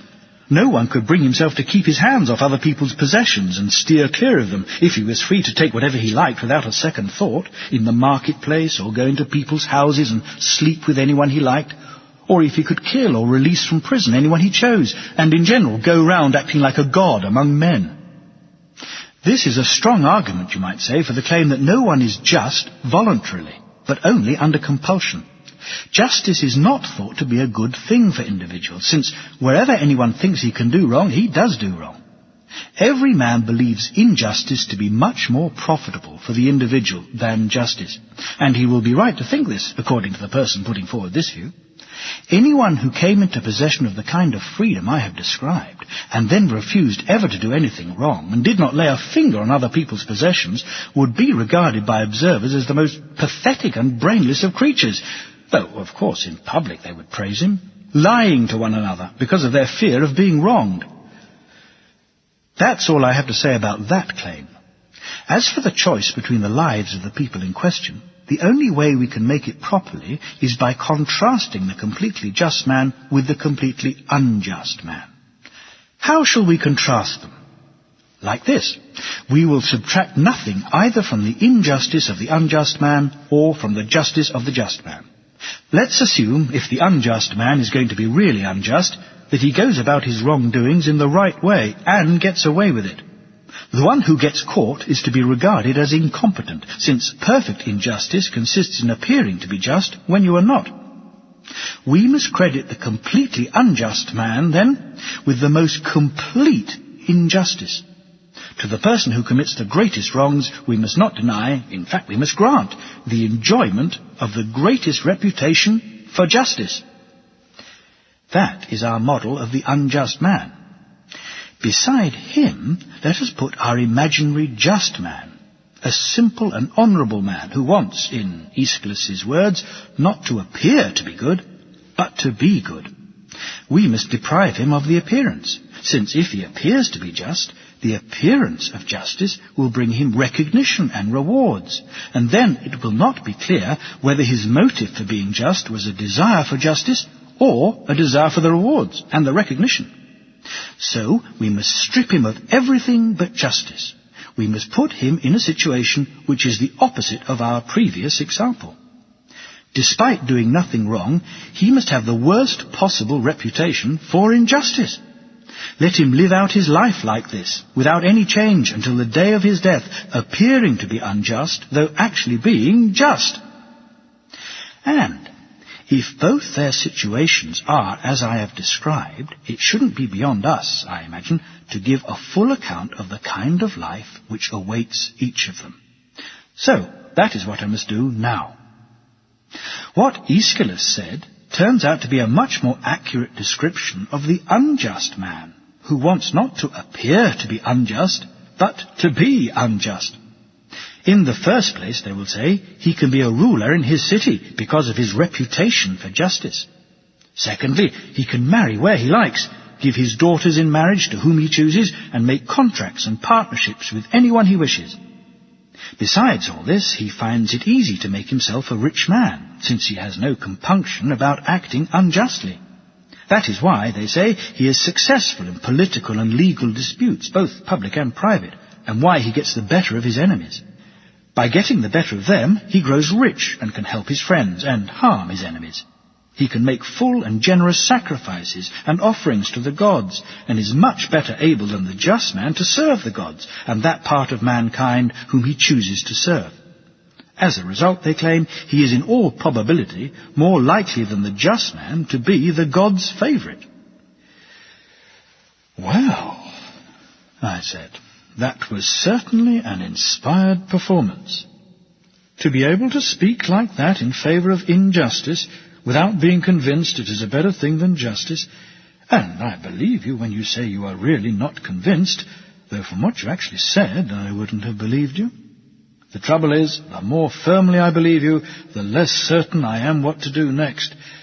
I can't defend justice. I don't think I have the ability. I say that because you have rejected the arguments by which I thought I had proved to Thrasymachus that justice was something better than injustice. On the other hand, I can't not defend her, since I can't help feeling it is wrong to stand idly by when I hear justice coming under attack, and not come to her defence for as long as I have breath in my body and a tongue in my head. Well, Glaucon and the rest of them insisted that they wanted me to make a defence and not abandon the argument. So I adopted what seemed to me the best approach. The inquiry we are undertaking is not a simple matter. If you ask me, it requires sharp eyesight, and since we are not clever people, I think we should conduct our search in the same sort of way as we would if our eyesight were not very good, and we were told to read some small writing from a bit of a distance away. And then one of us realized that a larger copy of the same writing, apparently, was to be found somewhere else, on some larger surface. We would regard it as a stroke of luck, I think, to be able to read the large letters first, and then turn our attention to the small ones, to see if they really did say the same thing. We certainly would, said Adeimantus, but where can you see anything like that in our search for justice? I'll tell you, I said. We say that there is justice in an individual, but also, I take it, justice in a whole city? Yes? And a city is something bigger than an individual? Yes, it is. In that case, maybe justice will be on a larger scale in what is larger and easier to find out about. So, if you approve, why don't we start by finding out what sort of thing it is in cities? After that, we can make a similar inquiry into the individual, trying to find the likeness of the larger version in the form the smaller takes. I think that's a good idea, he said. Suppose then, I said, we were to study the theoretical origin of a city. Would we also see the origin in it of justice and injustice? We might, he said. And if we do that, is there a chance that what we are looking for will be easier to find? Yes, much easier. You think, then, that this is a task we should attempt to complete? I suspect it is a fairly major undertaking, so you decide. We have decided, said Adeimantus. Go ahead. Very well, I said. The origin of a city lies, I think, in the fact that we are not, any of us, self-sufficient. We have all sorts of needs. Can you think of any other reason for the foundation of a city? No, I can't. In this way, then, different individuals may form associations with one person to meet one need, and with another person to meet a different need. With this variety of wants, they may collect a number of partners and allies into one place of habitation, and to this joint habitation we give the name city, don't we? Yes, we do.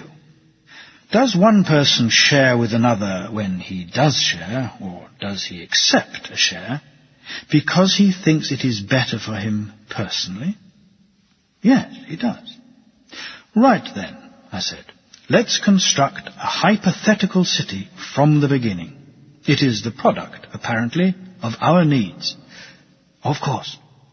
And the first and most important of those needs, if we are to exist and stay alive, is the provision of food. Unquestionably. Second comes the need for housing, and third, the need for clothing and things like that. That is right. Well then, I said, how will our city be equal to meeting these requirements? Won't it just be one farmer, plus a builder, plus a weaver? Or should we add a shoemaker as well, and anyone else who provides for physical needs? Yes, we should. So the most basic city would have to consist of 4 or 5 men. It looks like it. Well then, will a single individual do better exercising a number of skills, or will each do best concentrating on one? Concentrating on one, he replied. And another thing. It is clear, I think, that if you let the right moment for a task pass by, the task suffers. Yes, that is clear. That is because the task in hand will not wait for the person doing it to have a spare moment. So it is essential that whoever is doing it should concentrate on it and not regard it as a hobby. Yes, it is essential. It follows from this that in any enterprise more is produced, and that it is better and more easily produced, when one person does a single task which is suited to his nature, and does it at the right time, keeping himself free from other tasks. It certainly does. Then it will take more than 4 citizens, Adeimantus, to provide for the needs we were talking about. The farmer, it appears, will not make himself a plough with his own hands, not if it's going to be a good plough, nor a hoe, nor any of his other farming implements. No more will the builder, who also needs a number of tools, and the same goes for the weaver and the shoemaker. True. So, carpenters and bronzesmiths and a whole lot of skilled workers of that kind will become partners in our little city and make the place quite crowded. They will. All the same, it still won't be all that large, even if we add cattlemen, shepherds and other herdsmen, so that the farmers can have oxen for ploughing, and so that builders as well as the farmers will be able to use animals for carrying materials, and so that weavers and shoemakers can have hides and wool. It certainly won't be a small city, he said, if it contains all that. That's not all, I said. It will be more or less impossible to locate the city itself in a place where it won't need imports. Quite impossible. So it will require yet more people in addition to bring it the things it needs from some other city. It will. What is more, if their agent goes empty-handed, taking nothing which meets the needs of the people from whom they are importing the things they are short of, then he will come back empty-handed, won't he? I think so. So, in their own economy, the citizens must not only provide adequately for themselves, they must also produce the right kind of goods, and in large enough quantities, for the people they need to trade with. Yes, they must. So, our city needs more farmers and more workers in other occupations. Yes, and more agents as well, presumably. The ones who are going to do all the importing and exporting. These people are merchants, aren't they?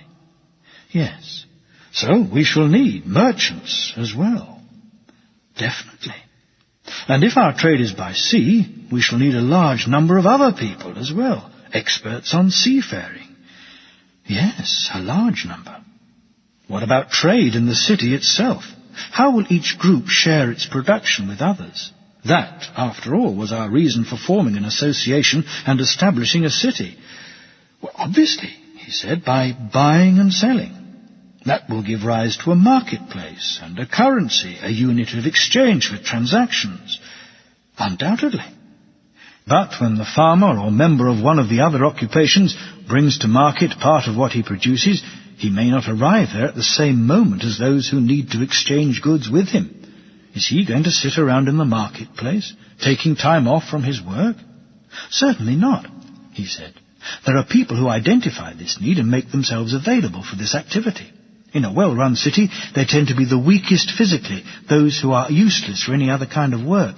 They have to wait around there in the marketplace, receiving goods in exchange for money from those who have something to sell, and then again money in return for goods from all those who want to buy. So, This is the need, I said, which brings dealers into our city.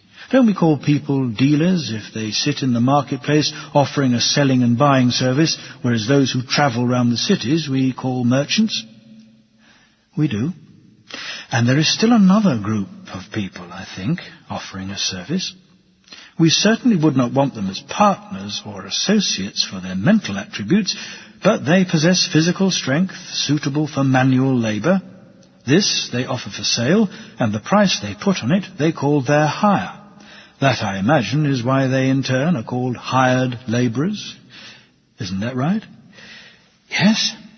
So, hired labourers, it seems, will also go to fill up our city. I think they may. Well then, Adeimantus, is our city now large enough? Is it complete? Maybe it is. In which case, where exactly are justice and injustice to be found in it? In which of the elements we have examined have they made their appearance? Speaking for myself, Socrates, he said, I've no idea, unless I suppose it is in some sort of need which those elements have of one another.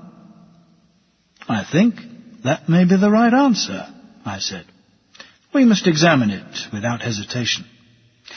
Let's look first at the way people will spend their time in an economy of this kind. Won't it be that they produce bread and wine and clothing and shoes? They will build themselves houses. In summer they will go about their work lightly clad and barefoot, and in winter they will be properly clothed and shod. They will live on barley meal and wheat flour, kneading and baking these. They will have fine barley cakes or wheat loaves served on reeds or fresh leaves. They will eat lying on straw beds covered with bryony and myrtle. They can live very well like this, they and their children, drinking wine after their meals, wearing garlands on their heads, and singing the praises of the gods. They will live quite happily with one another. They will have no more children than they can afford, and they will avoid poverty and war. At this point, Glaucon interrupted. No art of cookery, apparently, for these people you describe as living so well?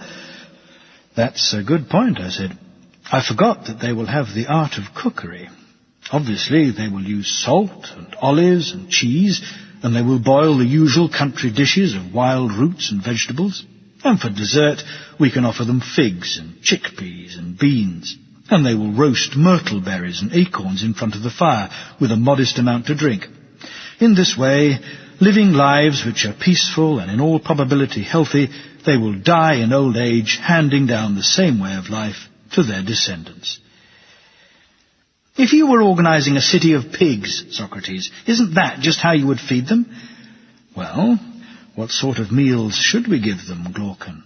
I asked. The kind we're used to. If they're going to eat in comfort, they should lie on couches, eat off tables, and have the cooked dishes and desserts which people today have. I see, I replied. So we're not just looking at the origin of a city, apparently. We're looking at the origin of a luxurious city.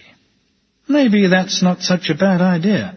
If we look at that sort of city, we may perhaps see the point where justice and injustice come into existence in cities. I think the true city, the healthy version, as it were, is the one we have just described. But let's look also at the swollen and inflamed city, if that is what you prefer. We can easily do that. What's to stop us? All this, and this way of life, will not, it seems, be enough for some people. They will have couches and tables and other furniture in addition, and cooked dishes, of course, and incense, perfumes, call girls, cakes, every variety of all these things. As for those needs we talked about at the beginning, we can no longer prescribe only the bare necessities, housing, clothing and shoes. We must introduce painting and decoration, and start using gold and ivory and all those sorts of things, mustn't we? Yes. So, once again, we must enlarge our city, since our first healthy city is no longer big enough. We must fill it with a great mass and multitude of things which are no longer what cities must have as a matter of necessity. For example, we must have hunters of all kinds, artists, all those using figure and colour for their imitations, and those using music, poets and their assistants, reciters, actors, dancers, producers, and the makers of all sorts of goods, especially those used for making women look beautiful. What's more, we shall need more people in service. Don't you think we shall need attendants for our sons, wet nurses, nannies, hairdressers, barbers, not to mention cooks and chefs? And besides those, we shall need people to keep pigs as well. We didn't have them in our earlier city, since there was no need for them, but in this city there will be a need for them, as also for all sorts of other livestock, in case anyone wants them to eat. Isn't that right? Of course. And living like this, will we have much greater need of doctors than we did before? Yes, much greater. What is more, I imagine the territory, which was originally adequate to feed the original population, will no longer be adequate. It will be too small. Do we accept that? Yes. Do we need then to carve ourselves a slice of our neighbour's territory if we are going to have enough for pasturage and ploughing? And do they in turn need a slice of our land if they too give themselves up to the pursuit of unlimited wealth, not confining themselves to necessities? They're bound to, Socrates. And will the next step be war, Glaucon? Or what? War. Let us say nothing for the moment, I said, about whether the effect of war is harmful or beneficial. Let us merely note that we have discovered in its turn the origin of war. War arises out of those things which are the commonest causes of evil in cities, when evil does arise, both in private life and public life. Yes, our city needs to be even bigger, my friend, and not just a bit bigger. We must add to it a whole army which can go out and fight against invaders and defend all our wealth and the other things we were talking about just now. What about the citizens themselves? Aren't there enough of them? No, I said, not if we were right, you and the rest of us, in what we agreed earlier when we were forming our city. Surely we agreed, if you remember, that no individual was capable of practicing several arts or skills properly. True. Well, how about fighting in battle, I asked. Don't you think that is essentially an art or skill? Very much so, he said. And should we regard the art of shoemaking as more important than the art of war? No? Well then, we didn't allow our shoemaker to try and be a farmer as well, or a weaver, or builder. He had to be a shoemaker to make sure the business of shoemaking was carried out properly. In the same way, we assigned a single task to each member of the other occupations, the task he was naturally suited to and for which he would keep himself free from other tasks, working at it throughout his life and taking every opportunity to produce good results. Isn't it of the highest importance that warfare should be carried on as efficiently as possible? Or is war so easy that any farmer, any shoemaker, or any practitioner of any art or skill can be a soldier as well? Even to be a decent draughts or dice player, you have to have been playing since you were a child. It can't be done in your spare time. So how can you pick up a shield or any other weapon or instrument of war and immediately be equipped to take your place in the battle line, or in any of the other sorts of fighting which occur in time of war? Think of other instruments. There isn't one of them that will turn a person into a craftsman or athlete simply by being picked up, or that will be of any use to him if he has no expertise or has not had enough practice in handling it. No, he said. There'd be extremely valuable instruments if you could. Since the guardian's job, then, I said, is the most important, it must correspondingly call for the greatest freedom from other activities, together with the highest level of expertise and training. That's certainly my opinion, he said. And also, of course, a natural disposition suited to precisely this way of life? Of course. And it would be our job, apparently, if we are capable of it, to choose which dispositions and which kinds of dispositions were suited to the defence of the city. That would indeed be our job. Heavens, I said, that's a major responsibility we have taken upon ourselves. All the same, as far as our abilities permit, we must try not to back out of it. Yes, we must. Well then, I said, when it comes to acting as a guardian, don't you think that in his disposition a young man of good birth is like a young pedigree hound? In what way? Well, for example, each of them needs acute senses, speed in pursuit of what they detect, and strength as well, in case they catch it and have to fight with it. Yes, he said, they need all these qualities. Plus courage, of course, if he is to fight well. Of course. But is any living creature likely to be brave, whether horse or dog or anything else, if it doesn't have a spirited and energetic nature? Haven't you noticed what an irresistible and unconquerable thing spirit is? With spirit, any living creature is fearless and invincible in the face of any danger.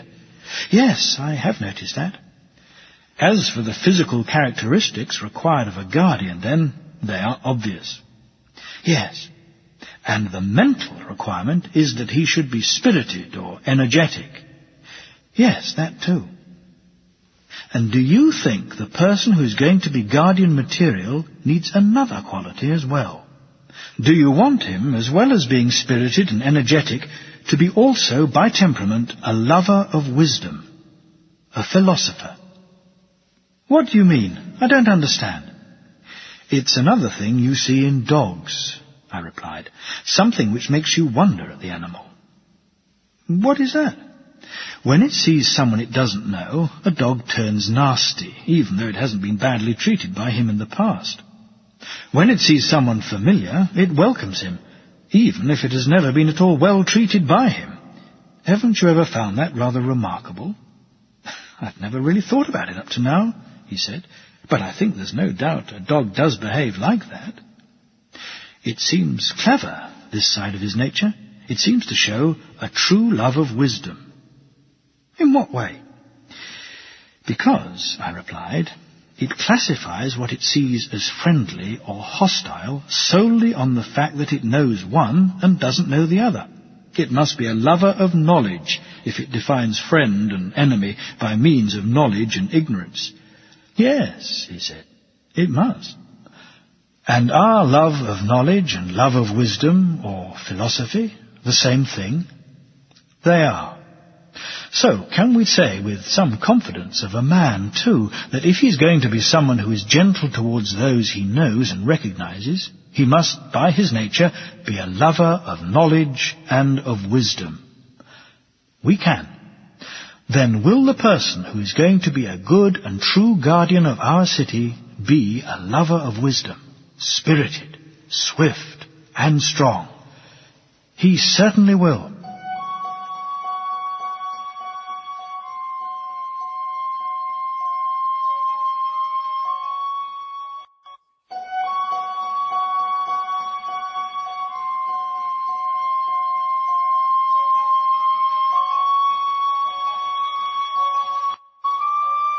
Very well then, I said. What is the next question we have to decide? Isn't it which of these people are to rule and which be ruled? Unquestionably. Is it obvious the rulers should be older and those who are ruled younger? Yes, it is. And that the rulers should be the best among them. That too. Among farmers, aren't the best ones the ones who most possess the attributes of a farmer? Yes. So in this context, since we are looking for the best of the guardians, must they not be the ones who most possess the attributes of a guardian of the city? Yes. And for this purpose, do they have to be wise, powerful, and above all devoted to the city? They do. And people are most devoted to whatever it is they love. Bound to be. And they love most what they believe to have the same interests as themselves, the thing whose success or failure they think results in their own success or failure. True, he said. Then we must select from the guardians the kind of men who on examination strike us most strongly their whole lives through as being utterly determined to do what is in the city's interests, and as refusing to act in any way against its interests. Yes, they should be the people we want. I think we should observe them at all ages to make sure they are the guardians and defenders of this belief, and that neither magic nor force can make them forget and jettison their conviction that they should do what is best for the city. What do you mean by this jettisoning? He asked. I'll tell you, he said. I think our minds can lose a belief either with or without our consent. With our consent, when it's a false belief and we learn better. Without our consent, in the case of all true belief. I understand the loss which is with our consent, but the loss which is without our consent I need to have explained to me. Really? Don't you agree with me that what is good can be taken away from people only without their consent, whereas what is bad is taken away with their consent? Isn't being deceived about the truth something bad, and knowing the truth something good? And don't you think that having a belief which agrees with the way things are is knowing the truth? You're right. When people lose a true belief, it is without their consent. And is that a question of theft, or magic, or force? Once again, I'm afraid I don't see what you mean. I seem to be making myself about as clear as a tragic poet, I said. By theft, I mean people who are talked into changing their minds, and people who forget. Either the passage of time or some process of argument takes away their belief without them realizing it. You do see what I mean now, I hope. Yes. By force, I mean those whom pain or grief causes to change their beliefs. Yes, I understand that as well, he said, and I agree. As for magic, you would also accept, I imagine, that there are people whose beliefs change because they are seduced by pleasure, or because there is something they are afraid of. Yes, all the things which deceive us do look like a form of magic. So, as I said just now, we must look for those who are the best defenders of their conviction that in any situation they must do what they think is in the city's best interests for them to do. From their earliest childhood we must watch them and set them the kind of tasks which can make them lose sight of this aim and lead them astray. Then we must choose the ones who remember their aim and are not easily led astray. Those who are led astray we must reject, mustn't we? Yes. As a second type of test, we must give them hardship, pain, and trials, and in all of them look for the characteristics we want. Correct, he said. Then we must have a third type of test, a test for magic, and watch their reactions to that. Just like people taking young colts close to loud and confused noises to find out if they are easily frightened, we must expose our guardians, when they are young, first to danger and then to pleasure. We must test them like gold in the fire, only more so. Does this one stand out in every situation as immune to magic and worthy of... Is he a good guardian of himself and the musical education he has received? Does he show qualities of rhythm and harmony in all the tests we set him? Is he the kind of person who would be the greatest use to himself and the city? From our children, from our young and grown men, the one who under constant testing emerges as pure is the one who should be appointed as a ruler and guardian of our city. We should heap honours on him in life and in death, and when it comes to burial and other memorials, he should receive the greatest tributes. The one who fails the tests, we should reject. Well, Glaucon, so much for my views on the selection and appointment of the rulers and guardians. It's only a general outline, of course, and not a precise specification. I think my views are pretty much the same as yours, he said. In that case, aren't these really the people who can most accurately be called full guardians, making sure friends within do not want to harm it, and enemies without are not able to harm it? The young people whom we have been calling guardians up to now we can call auxiliaries, the defenders of the ruler's beliefs. I agree. In that case, I said, how can we contrive to use one of those necessary falsehoods? We want one single noble lie which will be believed by everybody, including the rulers ideally, but failing that, the rest of the city. What kind of thing do you mean? A very familiar story of Phoenician origin. In the past, so the poets tell us and we believe, it happened in several places, but it has not happened in our time, and I don't even know if it could happen. People would take a lot of persuading. You seem a bit reluctant to tell your story, he said. With good reason, as you will see when I do tell you. Don't worry, he said. Tell it. Very well, I will. Though I don't know how I shall have the nerve or find the right words. I have to try and persuade, first of all, the rulers themselves and the soldiers, and then the rest of the city, that the entire upbringing and education we gave them, their whole experience of it, happening to them, was, after all, merely a dream, something they imagined, and that in reality they spent that time being formed and raised deep within the earth, themselves, their weapons, and the rest of the equipment which was made for them. When the process of making them was complete, the earth, their mother, released them. And now it is their duty to be responsible for defending the country in which they live against attack, just as they would defend their mother or nurse, and to regard the rest of the citizens as their brothers, born from the earth. No wonder you were so embarrassed about telling us your lie. Yes, I had good reason, I said, but you must listen to the second half of the story as well. You are all brothers, our story will tell them, all of you in the city. But when God made you, he used a mixture of gold in the creation of those of you who were fit to be rulers, which is why they are the most valuable. He used silver for those who were to be auxiliaries, and iron and bronze for the farmers and the rest of the skilled workers. Most of the time, you will father children of the same type as yourselves, but because you are all related, occasionally a silver child may be born from a golden parent, or a golden child from a silver parent, and likewise any type from any other type. The first and most important instruction God gives the rulers is that the thing they should be the best guardians of, the thing they should keep the most careful eye on, is the compound of these metals in the souls of the children. If their own child is born with a mixture of bronze or iron in him, they must feel no kind of pity for him, but give him the position in his society his nature deserves, driving him out to join the skilled workers or farmers.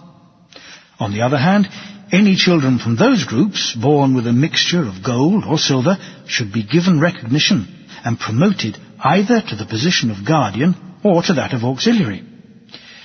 There is a prophecy, God tells them, that the end of the city will come when iron or bronze becomes its guardian. Well, that's the story. Can you think of any possible way of getting people to believe it? No, he said, not the actual people you tell it to, but their children might, and their children after them, and the rest of the population in later generations. Even that might help them to care more about the city and one another. I think I see what you're getting at. Anyway, let that turn out as popular belief and tradition will have it. Our job now is to arm these earth-born warriors of ours and lead them forth with the rulers at their head. Let them go and look for the best place in the city to put their camp, a place from which they can most easily control their own citizens, if any of them refuse to obey the laws or repel any external threats in the event of some enemy coming down on them like a wolf on the fold. When they have set up their camp, they can sacrifice to the appropriate gods, and then organize their sleeping accommodation. Does that sound right? Yes, he said. Should it be the kind of accommodation which will give them adequate shelter, both in winter and summer? Of course. This is their home you're talking about, I take it? Yes, I said, but a home fit for soldiers, not for businessmen. What is the difference in your view? I'll try and tell you. When shepherds are breeding dogs as protectors of their flocks, the worst possible disaster and disgrace, I imagine, is to breed dogs whose nature and training are such that lack of discipline, hunger, or some fault of character leads them to try to attack the sheep themselves and start behaving like wolves instead of dogs. Yes, of course, that's a disaster. In that case, we must guard in every way we can against our auxiliaries doing the same sort of thing to the citizens. After all, they are stronger than the citizens. We don't want them behaving like savage masters instead of friendly allies. Yes, we must guard against that, he said. Won't the best insurance against this be for them to have received a really good education? But they have received one, he said. And I said, we can't be sure of that, my dear Glaucon. What we can be sure about is what we have just been saying, which is that when it comes to gentleness, both to themselves and to those under their protection, then the right education, whatever that may be, is the key. Yes, we're right to be sure of that. In addition to this education, an intelligent observer may say the guardian should be furnished with housing and a general standard of living which will not hinder them from becoming the best possible guardians, and which will give them no encouragement to do wrong in their dealings with the rest of the citizens. He may say that, and he'll be quite right. Well then, I said, do you agree with some suggestions about the way they should live and be housed, if this is what we want them to be like?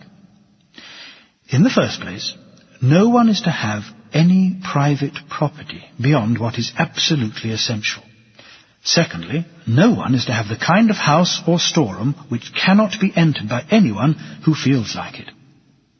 For their subsistence, which should meet the needs of self-disciplined and courageous warrior athletes, they should impose a levy on the rest of the citizens and receive an annual payment for their role as guardians, which leaves them with neither a surplus nor a deficiency. They should live a communal life, eating together like soldiers in camp. As for gold and silver, they should be told they already have in their souls all the time the divine gold and silver given to them by the gods. They have no need of human gold in addition, and it is sacrilege to contaminate the divine gold they possess by adding to it a mixture of the perishable gold, since the gold in circulation among ordinary people has been the cause of much evil, whereas their own gold is pure. To them alone, out of the city's population, is it forbidden to handle or touch gold or silver, or be beneath the same roof, or wear it as jewellery, or drink from gold or silver cups. In this way they will be kept safe, and they will keep the city safe. Once they start acquiring their own land, houses and money, they will have become householders and farmers instead of guardians. From being the allies of the other citizens, they will turn into hostile masters. They will spend their whole lives hating and being hated, plotting and being plotted against. Their fears of enemies inside the city will be much more numerous and more acute than their fears of enemies outside the city. Both they, themselves, and the city will be heading at full speed towards imminent destruction. For all these reasons, shall we say that our guardians are to be provided with the housing and way of life we have described? Are these the laws we should enact? Or not? They certainly are, said Glaucon.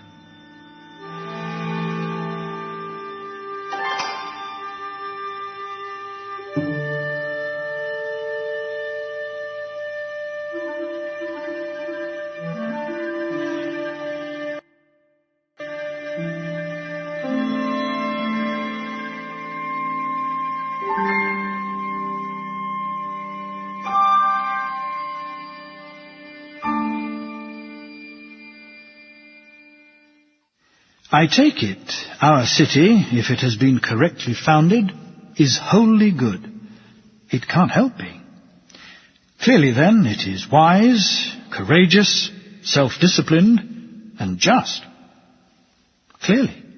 Then, as we find each of these elements in it, those we have not yet found will constitute the remainder. Of course. With any four things, if we were looking for one of them in some place or other, and it was the first thing we caught sight of, that would be enough for us. But if we identified the other three first, then the one we were looking for would, ipso facto, have been identified as well, since clearly it could then only be whatever was left. You're right, he said. It's the same for us now. Since there actually are four elements, should we conduct our search in the same way? Yes, obviously.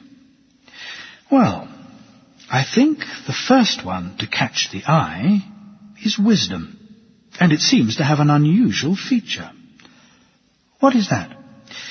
It is truly wise, I think, this city we have described. It has good judgment, doesn't it? Yes. Now, this thing, judgment, is clearly knowledge of some sort. Good decisions, I take it, are the result of knowledge, not ignorance. Obviously. But our city contains many types of knowledge, of very different kinds. Of course it does. Is it the knowledge possessed by carpenters which entitle us to call our city wise and say it possesses good judgment? Certainly not, he said. That merely entitles us to call it good at carpentry. So a city is not to be called wise because of its knowledge and judgment in making the best possible wooden furniture. Absolutely not. How about its knowledge of making things out of bronze, or any other knowledge of that kind? No, nothing like that, he said. Nor the knowledge of how to grow crops from the soil, since that's called farming. So I believe. Is there then, I asked, among any of the citizens of this city we have just founded, any branch of knowledge which makes decisions about the city as a whole, deciding on the best policy towards its own members and towards other states, and not about one particular element in the city? There most certainly is. What is this knowledge, and in which group is it to be found? It is the knowledge possessed by the guardians, he said, and it is to be found in the rulers, whom we have just been calling the perfect guardians. And what is the label you give your city on the strength of this knowledge? I call it sound in judgment and truly wise. So, which do you think our city will have more of? Metal workers or these true guardians?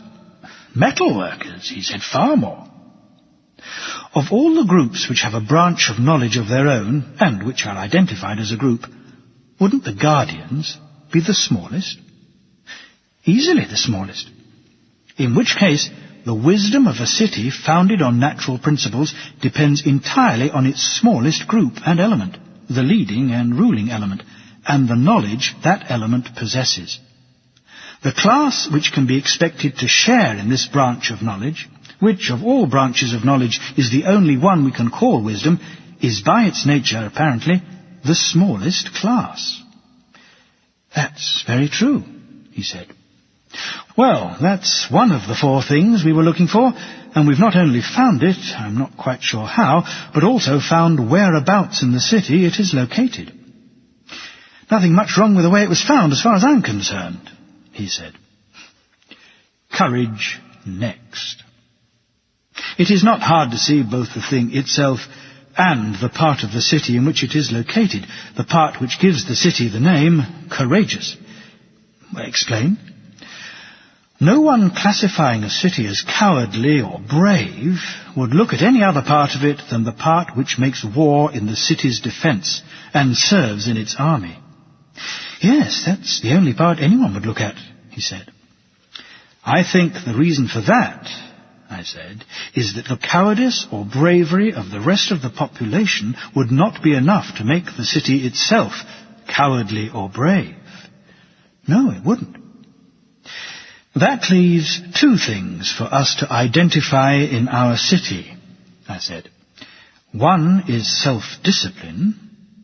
The other is the object of our entire investigation, justice.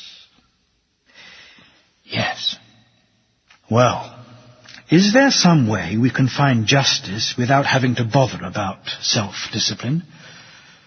I don't know, he said. I wouldn't want it to make its appearance too soon, if that means giving up the search for self-discipline. If I have any say in the matter, please examine self-discipline first. Very well.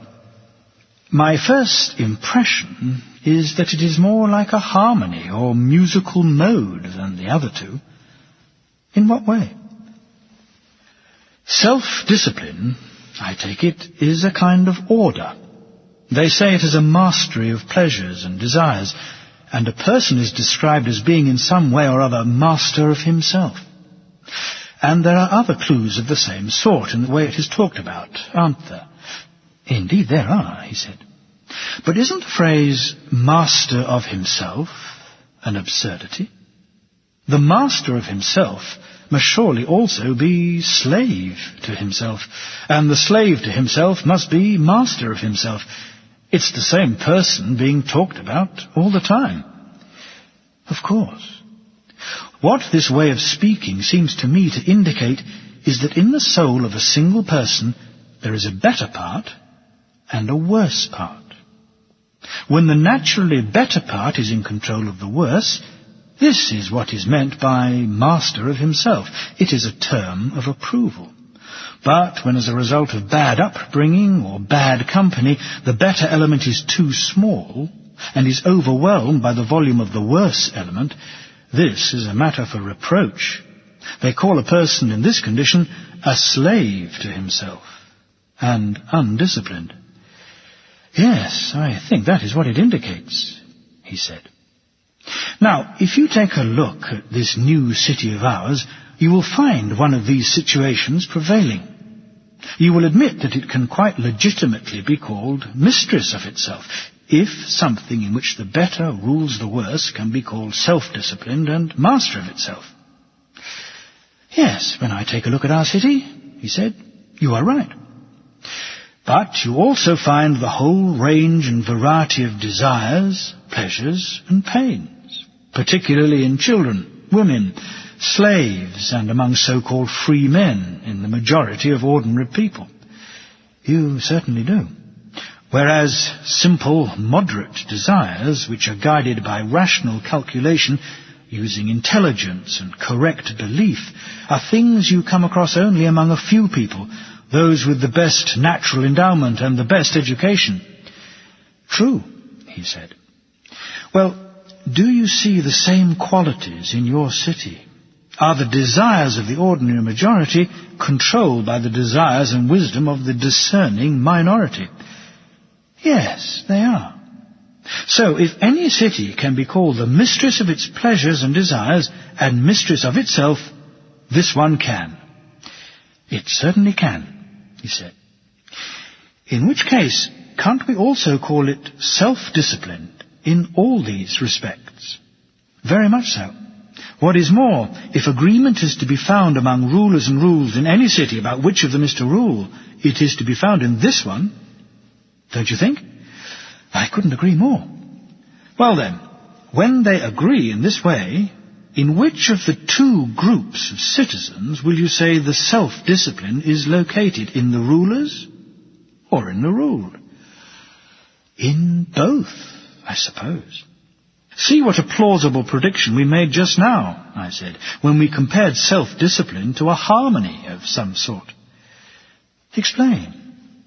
It is not the same as courage and wisdom. Each of those was located in a particular part, yet one of them made the whole city wise, and the other made it brave. Self-discipline does not operate in the same way. It extends literally throughout the entire city, over the whole scale, causing those who are weakest, in intelligence, if you like, or in strength, or again in numbers, wealth, or anything like that, together with those who are strongest, and those in between, to sing in unison. So we would be quite justified in saying that self-discipline is this agreement about which of them should rule, a natural harmony of worse and better, both in the city and in each individual. I quite agree, he said. Very well. 3 of the qualities have been identified in our city, or such is our impression at any rate.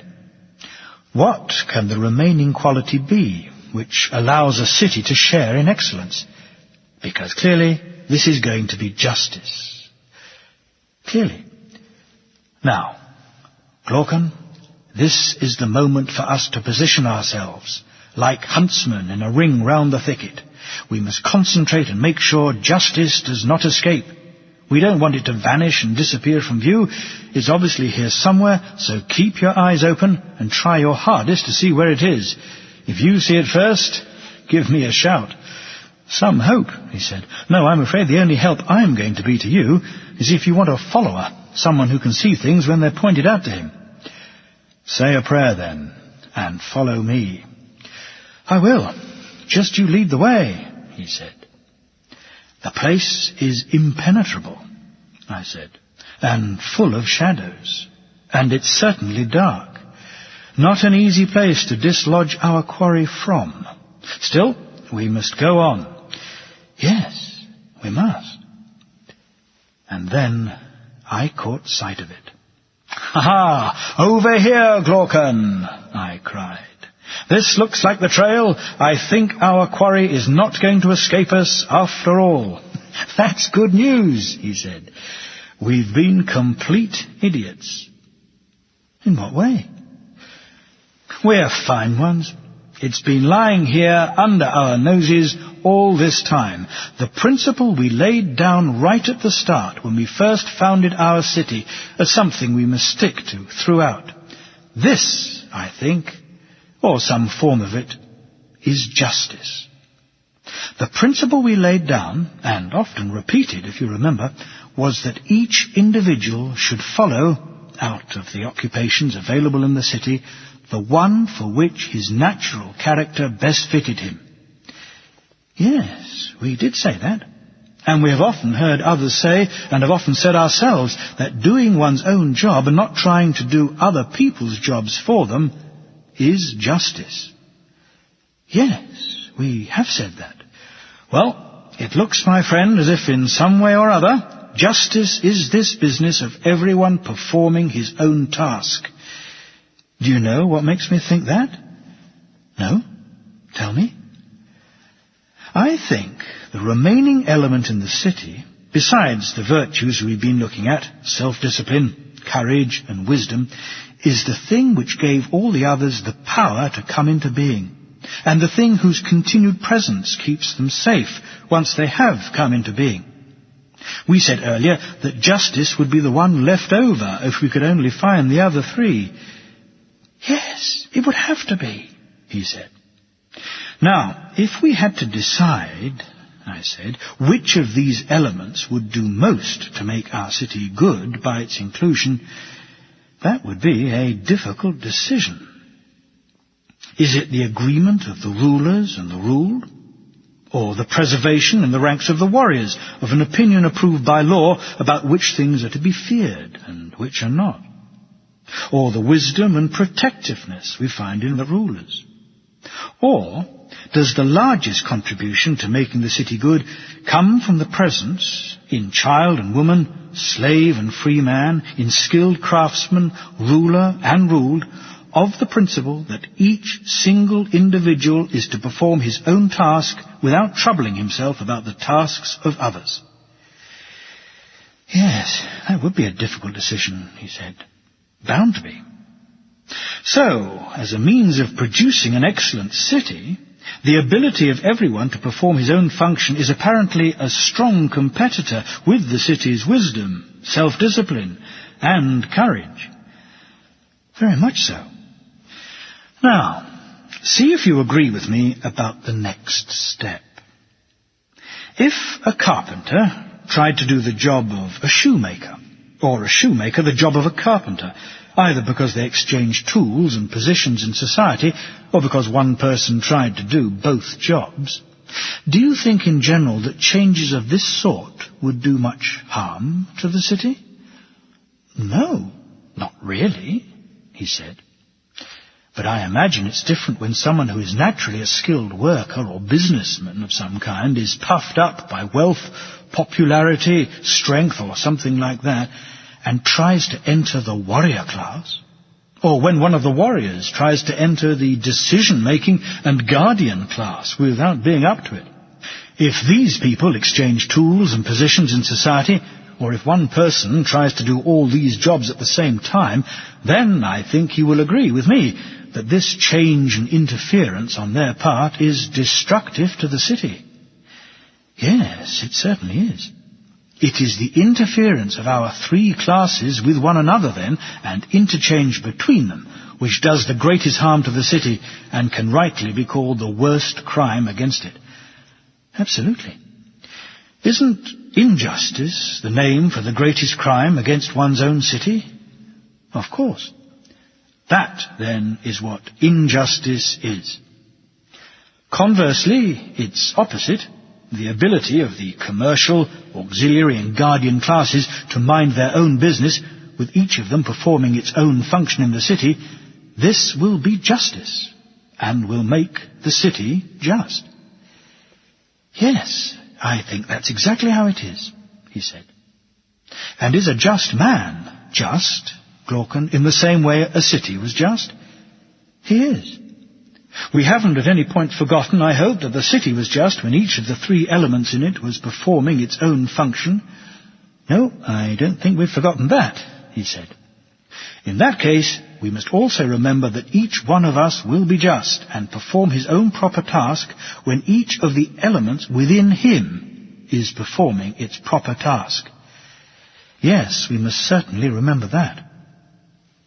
Isn't it appropriate for the rational element to rule because it is wise and takes thought for the entire soul, and appropriate for the spirited element to be subordinate, the ally of the rational element? Yes. Won't a combination, as we said, of musical and physical education make these two elements concordant? They will bring the rational part to a higher pitch with their diet of improving stories and studies, while at the same time toning down the spirited part by gentle encouragement, calming it by means of harmony and rhythm. They certainly will, he said. When these two elements are brought up on a diet of this kind, when they truly receive the teaching and education appropriate to them, then the two of them will exercise control over the desiring element, which in any individual is the largest element in the soul, and left to itself the most insatiable where material goods are concerned. They will keep a close eye on it to make sure the satisfaction of the body's so-called pleasures doesn't encourage it to grow great and strong, stop performing its own function, and throw the life of all of them into confusion by its attempt to enslave and rule over elements which it is not naturally equipped to rule over. They will indeed, he said, a very close eye. Aren't these two elements also the best defenders, for body and soul in their entirety, against external enemies?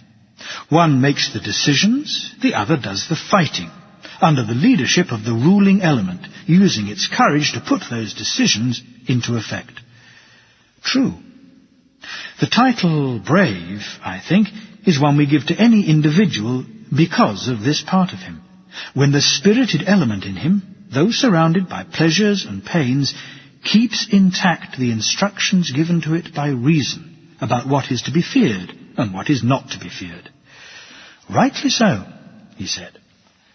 And the title wise, because of that small part which acted as an internal ruler and gave those instructions, having within it a corresponding knowledge of what was good, both for each part and for the whole community of the three of them together. Exactly. What about self-discipline? Isn't that the result of the friendship and harmony of these three? The ruling element and the two elements which are ruled agree that what is rational should rule and do not rebel against it. Yes, that's exactly what self-discipline is, he said, both for a city and for an individual. And a person will be just, finally, by virtue of the principle we have several times stated. It determines both the fact and the manner of his justice. Yes, inevitably. In that case, I said, do we find justice looking at all blurred round the edges? Does it seem any different to us from what it was when it showed up in the city? Not to me, it doesn't. In which case, do you still want justice to be anything more than this power which can produce both men and cities of this caliber? No, that's more than enough for me, he said. In that case, we have seen the final realization of our dream. Our suspicion that our very first attempt at founding our city might possibly, with a bit of divine guidance, have hit upon both the origin and some sort of model of justice. Yes, we certainly have seen its realization. So this principle, Glaucon, that if you are a shoemaker by nature, you should confine yourself to making shoes. If you are a carpenter, you should confine yourself to carpentry, and so on, really was a kind of image of justice, which is why it was so useful to us. Apparently so. But the truth is that although justice apparently was something of this kind, it was not concerned with the external performance of a man's own function, but with the internal performance of it, with his true self and his own true function, forbidding each of the elements within him to perform tasks other than its own, and not allowing the classes of thing within his soul to interfere with one another. He has, quite literally, to put his own house in order, being himself his own ruler, mentor, and friend, and tuning the three elements just like three fixed points in a musical scale: top, bottom, and intermediate. And if there turn out to be any intervening elements, he must combine them all and emerge as a perfect unity of diverse elements, self-disciplined and in harmony with himself. Only then does he act, whether it is a question of making money or taking care of his body or some political action or contractual agreements with private individuals. In all these situations, he believes and declares that a just and good action is one which preserves or brings about this state of mind, wisdom being the knowledge which directs the action. An unjust action, by contrast, is any action which tends to destroy this state of mind, ignorance, in its turn, being the opinion which directs the unjust action. You're absolutely right, Socrates.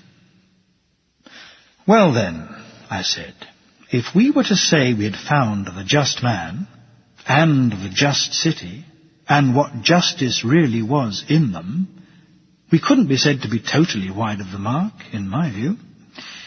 The only question now remaining for us to answer, it seems, is which is more profitable: just actions, good behaviour, and being just, whether the just person is known to be just or not, or unjust actions, and being unjust, even if the unjust person gets away with it and never reforms as a result of punishment.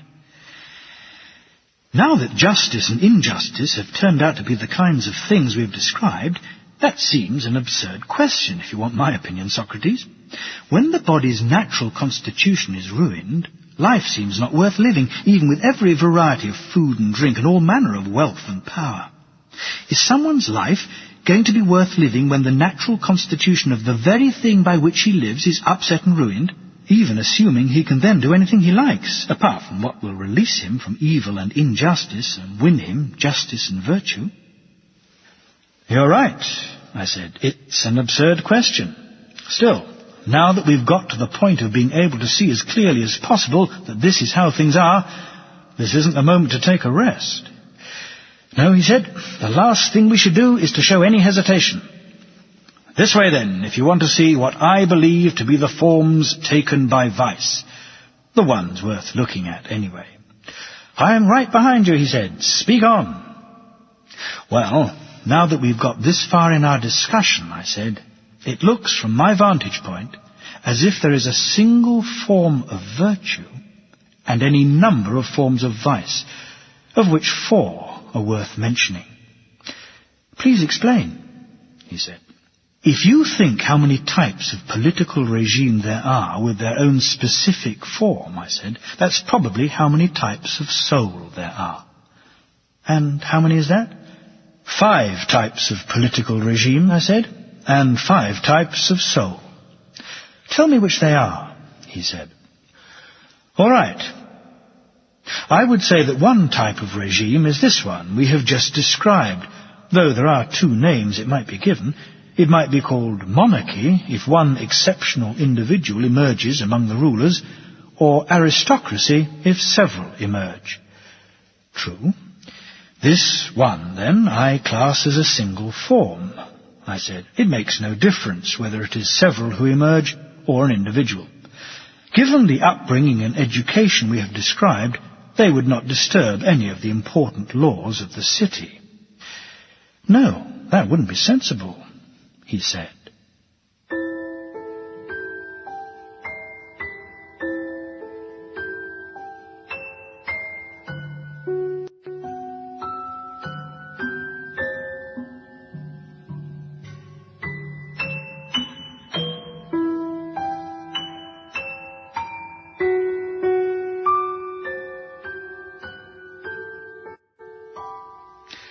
I was about to embark on a systematic account of the way I thought the various categories developed out of one another, when Polemarchus, who was sitting a little bit away from Adeimantus, reached out a hand and took hold of his cloak up at the shoulder.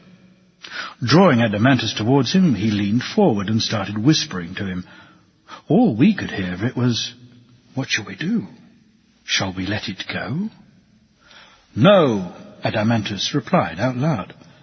"What, in particular," I asked, "do you not want to let go?" "You." "What in particular that I have said?" "We think you're taking the lazy way out, short-changing us out of a whole line of thought, and an important one, in the argument, to save yourself the trouble of explaining it. You think that when it comes to women and children, you can get away with a casual remark to the effect that friends will hold things in common, as if no one could be in any doubt about this. Wasn't what I said correct, then, Adeimantus?"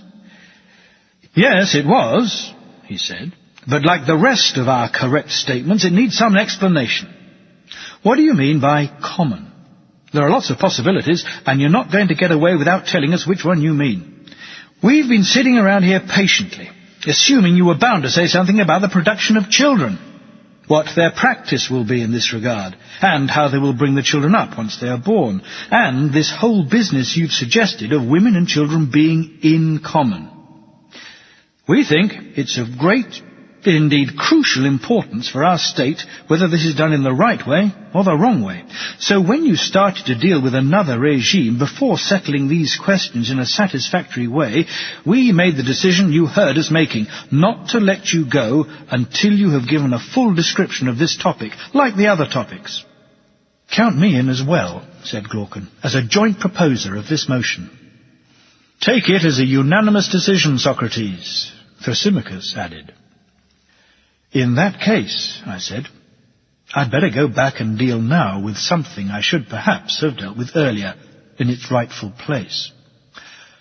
Our intention, I take it, was to make the men in our hypothetical city into some kind of guardians of the herd. Yes. Shall we follow that up, then, by giving them a birth and upbringing consistent with this role? Shall we see whether or not that suits our purpose?" "What do you mean?" "I mean this. Do we think female watchdogs should do their share of watching in the same way as male watchdogs? Should they do their share of hunting and join in other activities? Or do we think that bearing and raising puppies makes them incapable of doing their share? Do we expect the females to stay at home indoors while the males do the work and have the whole responsibility for the flocks?" "We think they should join in everything," he said. "We treat the females as weaker, though, and the males as stronger." "Well, then, is it possible to employ one animal for the same tasks as another without giving it the same upbringing and training?" "No, it's not possible. So, if we're going to employ women for the same tasks as men, we must give them the same teaching." "Yes.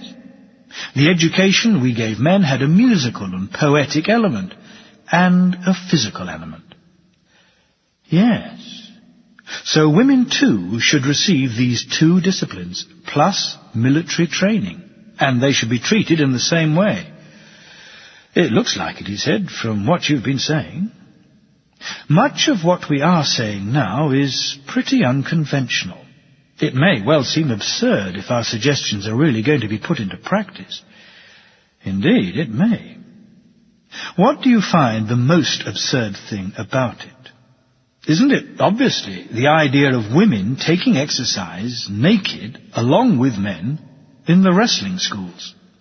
Not just young women, but older ones as well, like the old men you find in the gymnasiums. They're all wrinkled, and by no means a pretty sight, but they still retain an enthusiasm for taking exercise. Yes, he replied, that would certainly look pretty absurd, at least the way things are at present. Well, now that we've brought the subject up, we mustn't be afraid of all the standard jokes we'd hear from humorists if we introduce changes of that sort in physical exercise, in musical and poetic education, and particularly in carrying arms and riding on horseback. You're right, he said. And since we have brought it up, we must get on to the difficult business of legislation, with a request to these comedians to be serious. We don't mind them not performing their own proper function. We can remind them that it is not so very long since the Greeks thought it immoral and absurd, as most foreigners still think it, for men to be seen naked. When first the Cretans and then the Spartans started exercising naked, all that became a legitimate target for the humorists of the day. Don't you agree? I do. I take it that once experience showed that you can do all these activities better, stripped, than wearing clothes, then too the perception of absurdity evaporated in the face of public recognition of what was best. It became clear that only a fool regards as laughable anything other than what is bad. Anyone who tries to be amusing by pointing at any spectacle other than the spectacle of folly and wickedness must quite seriously have set himself some standard of beauty other than that of the good. Exactly, he said. Well then, if we want a woman to become guardian material, we shall not have one education for making men guardians and another for making women guardians, shall we? Particularly when they have the same natural attributes to start with. No, we shall have the same education for both. Now, here's another point I'd like your opinion about. What is that? Whether you feel in your own mind that one man is better and another man is worse. Or do you think all men are the same? No, I certainly don't. Well then, in the city we founded, which do you think we shall find turn out the better men? The guardians who have received the education we described, or the shoemakers trained in the art of shoemaking? Well, that's a fatuous question, he said. I see. What about the rest of the citizens? Aren't the guardians better than all of them? Much better. What about the women? Won't the women guardians be the best of the women? Again, he said, much the best. Is there anything better for the city than for it to have its women and its men alike become as good as possible? No, there isn't. And will this be brought about by the availability of musical and physical education of the kind we described? Of course. So our arrangements are not only feasible, but also in the best interests of our city. Yes. They must strip, then, the women among our guardians. Virtue will be their cloak. They must play their part both in war and in being the guardians of the city in general. That and nothing else. And of those tasks, women should be given lighter ones than men, because their sex is weaker. Absolutely. Can we say, then, that in our provisions for the legal position of women, we have survived the first wave of criticism? In laying down that our male and female guardians should in all respects lead a common life, we have not been completely overwhelmed. That's certainly no small wave you have survived, he said. You won't think so when you see the next one.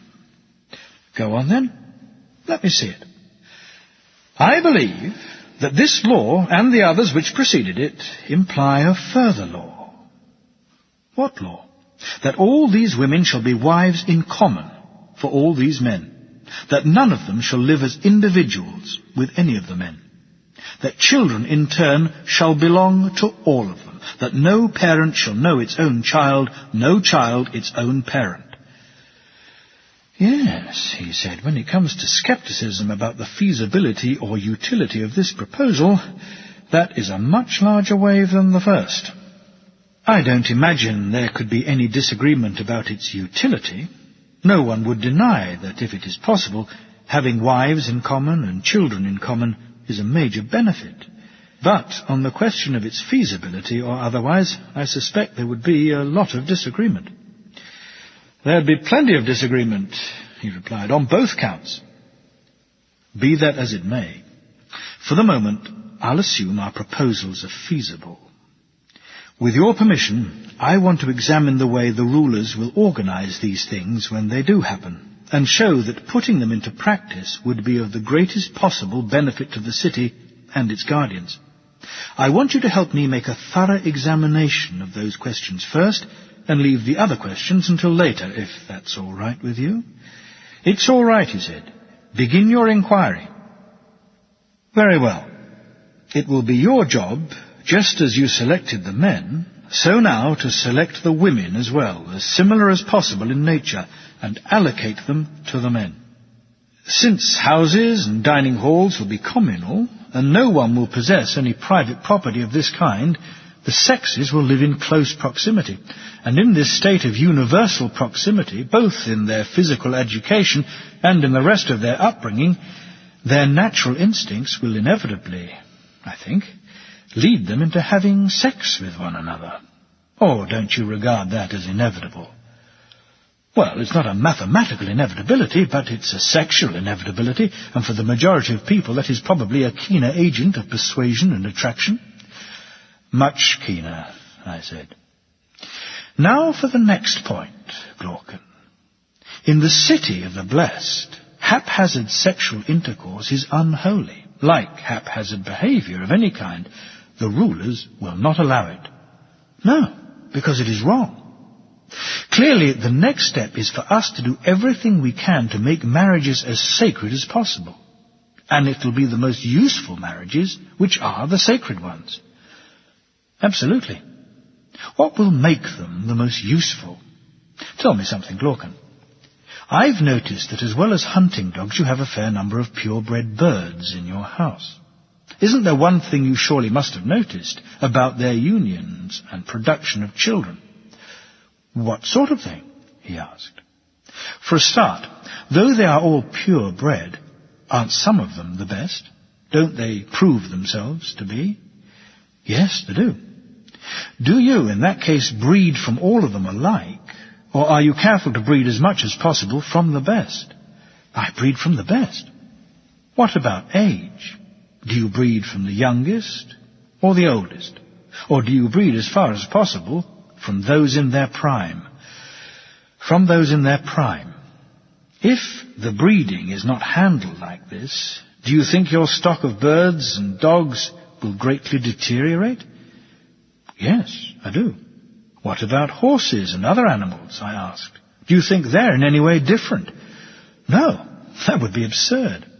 Help!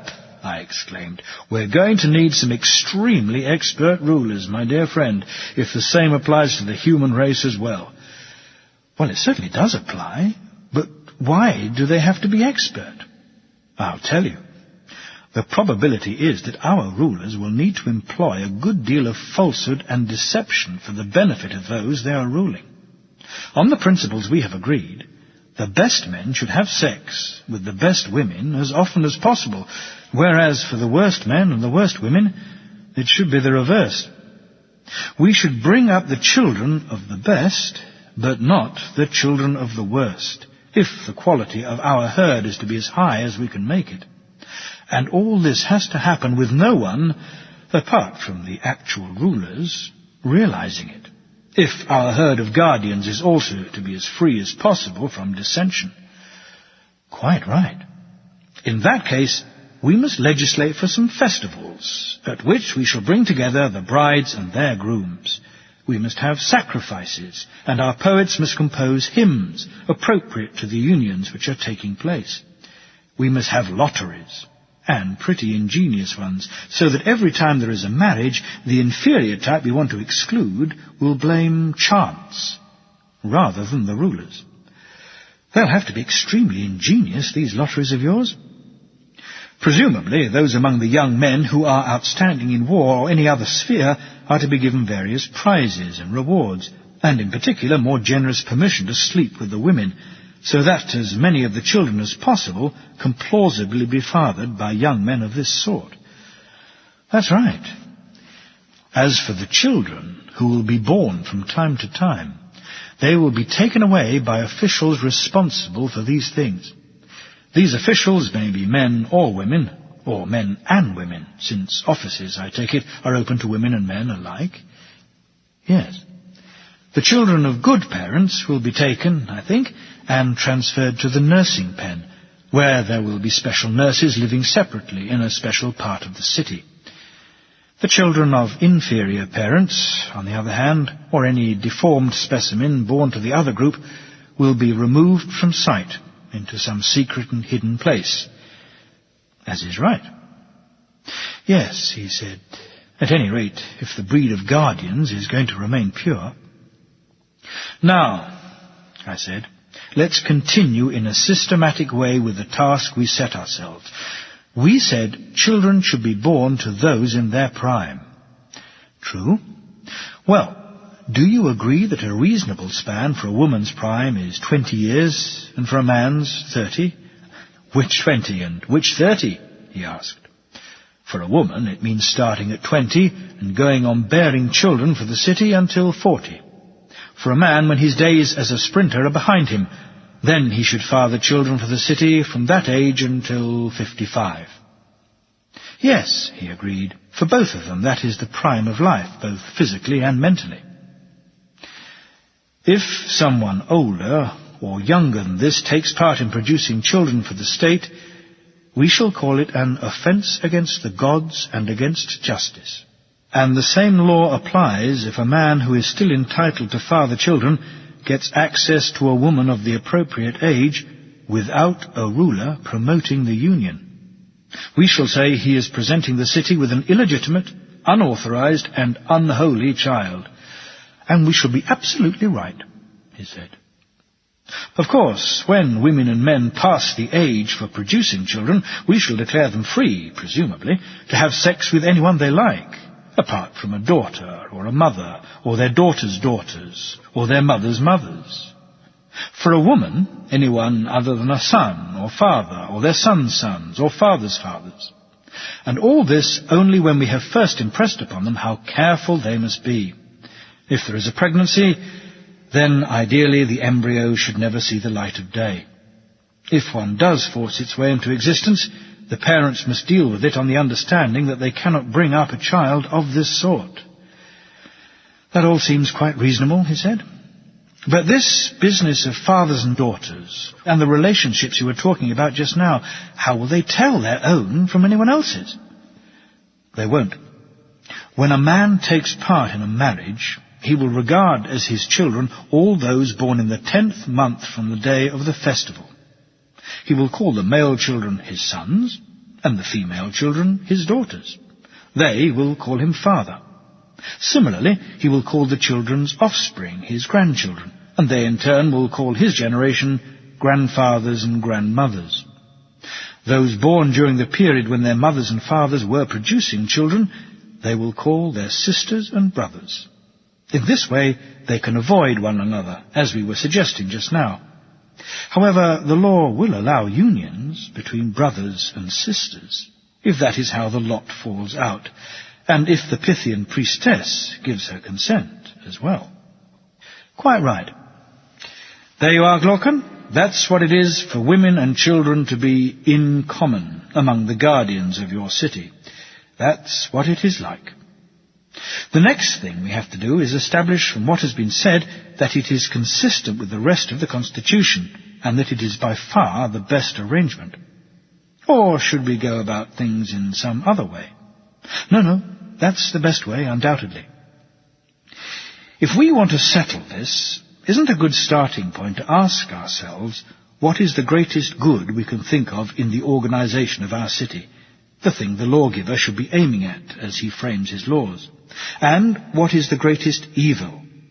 Then we can ask, do the proposals we have just described match the features of this good? Do they fail to match the features of this evil? Yes, that's the best possible starting point, he said.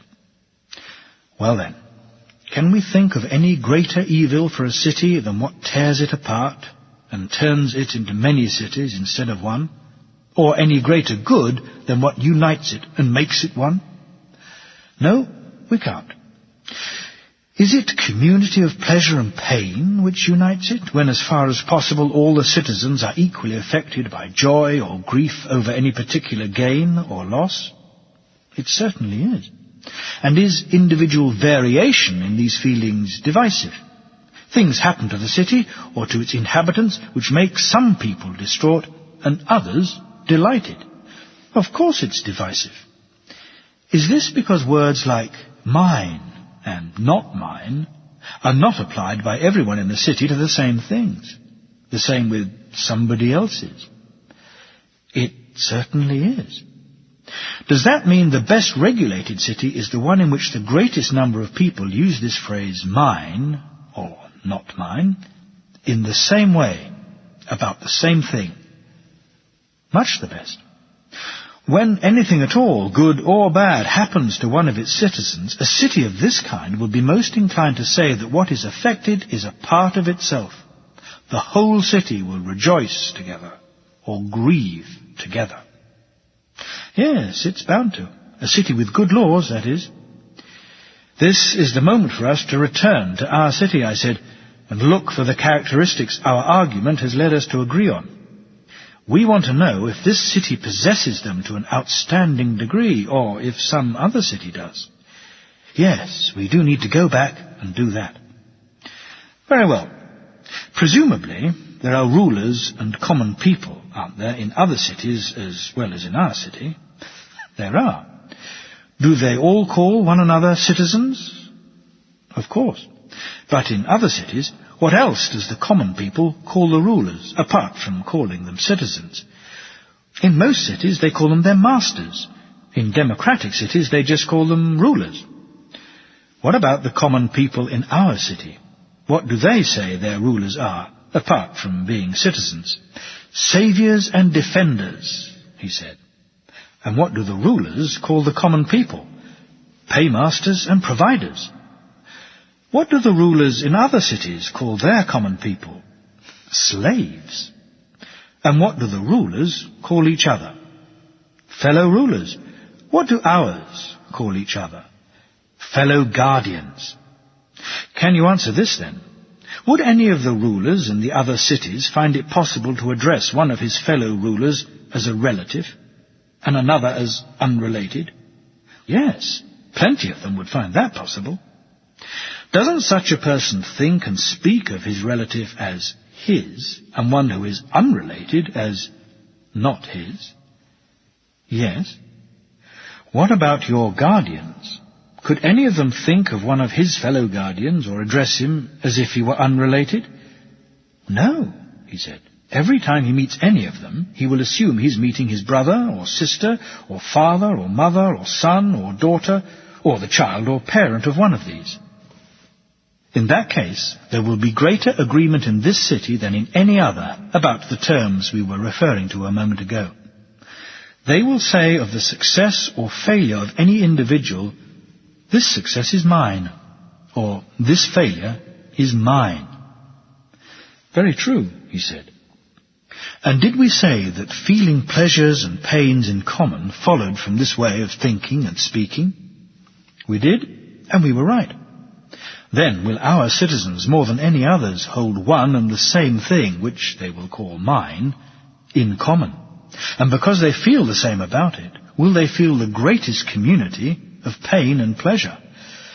Very much the greatest. And the reason for this, over and above the general organization of the city, is the business of women and children being in common among our guardians. Yes, that's the main reason, he said. Far more important than anything else. And when it comes to making war, isn't it obvious how they will go about it? How? They will go on campaign together, bringing the most robust of the children with them on active service, so that, like the children of people in other skilled occupations, they can observe the occupation they will have to follow when they grow up. Besides observing, they should act as assistants and servants in everything to do with war, and be some help to their fathers and mothers. Haven't you noticed how people learn a skill? The children of potters, for example, spend a long time as assistants, watching, before they're allowed anywhere near a pot. A very long time. And are potters going to be more careful than our guardians when it comes to educating their own children, giving them the necessary experience and opportunity to observe? No, that would be ludicrous, he said. What is more, any living creature will fight better in the presence of its own young. That's true, but if they are defeated, and these things do happen in time of war, there's a very real danger, Socrates, that along with the guardians themselves, the children will be lost as well, and that this will make recovery impossible for the rest of the city. True, I said. But what is your view on that? Do you think, for instance, that the aim should be to avoid all possible risk? No.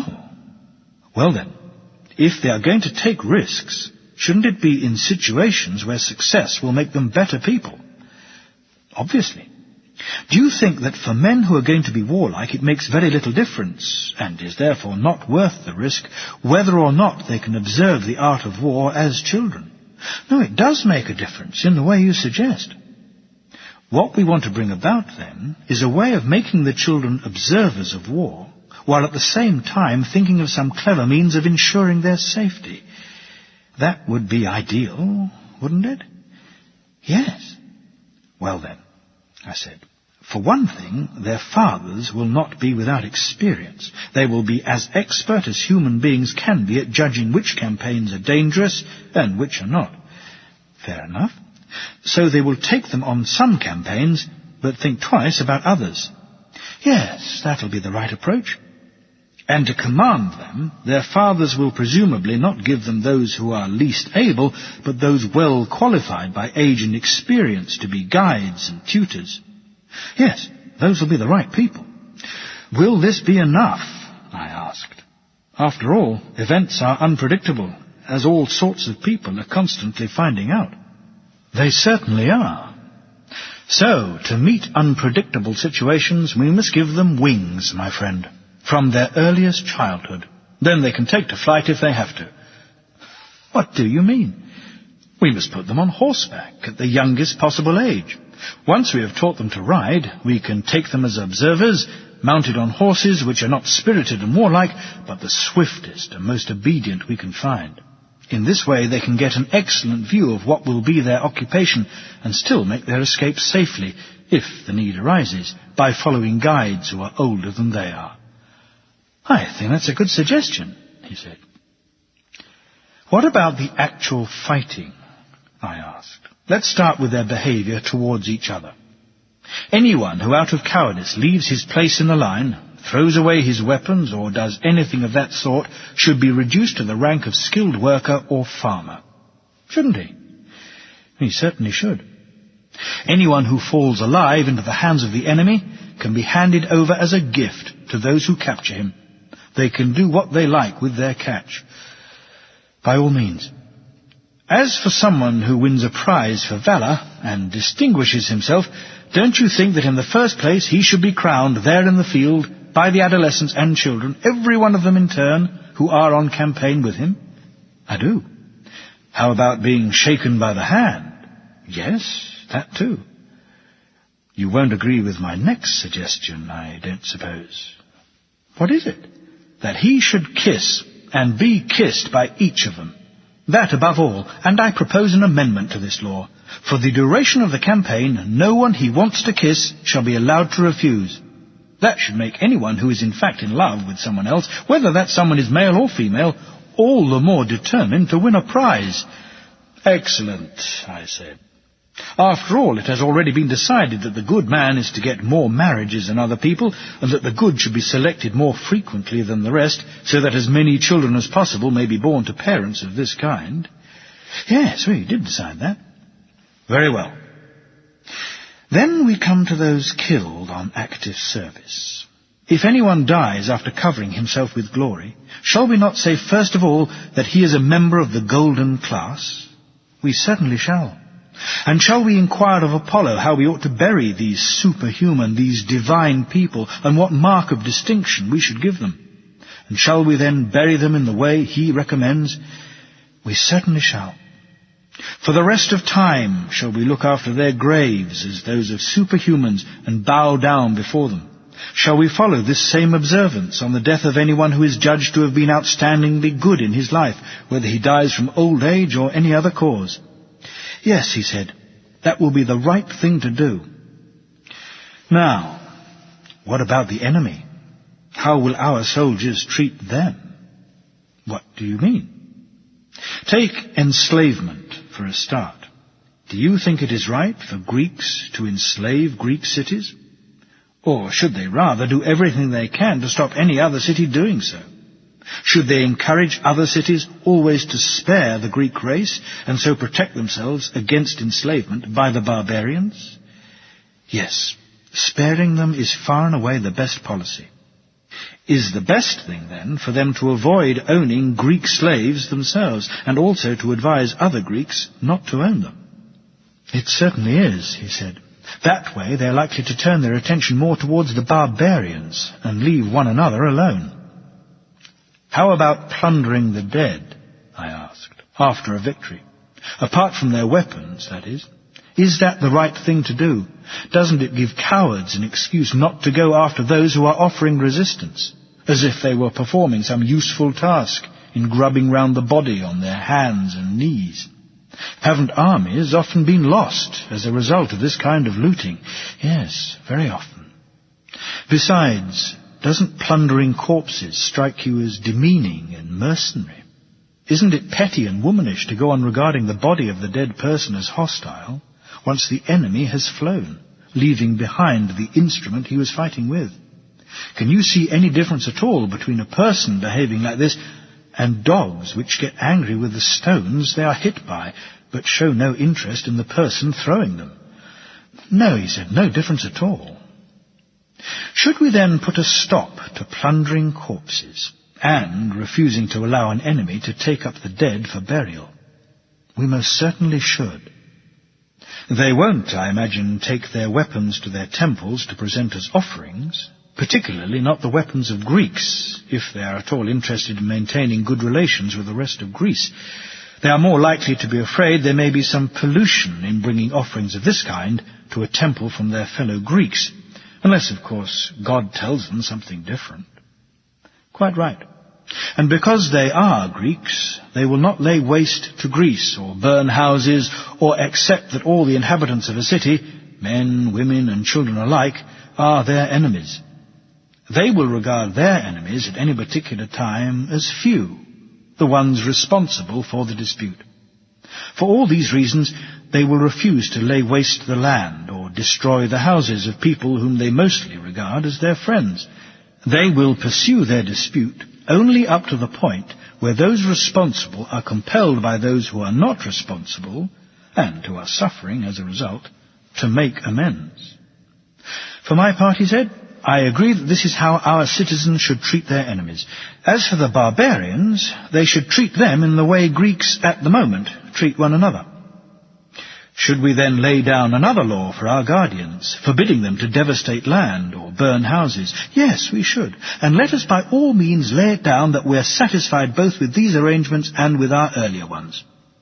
The fact is, Socrates, if you're allowed to go on talking about this kind of thing, I don't think you'll ever come back to the question you originally postponed in order to go into all these details. You needn't go on discussing the arrangements. Instead, can we concentrate on giving ourselves a convincing answer to the questions? Are they possible, and how are they possible? We can forget about the rest. That's a very direct assault, I said, on my way of explaining things. You don't have a great deal of sympathy with my misgivings. What you perhaps don't realize, after I have narrowly escaped the first 2 waves of criticism, is that you are now exposing me to a third, the largest and most threatening of the 3. But you will have a lot of sympathy when you see it and hear it. You will see why I hesitated, why I was afraid to put forward such an unlikely-sounding answer for examination. The more excuses you make, the less chance there is that we shall let you off telling us how these political arrangements are possible. Stop playing for time and tell us.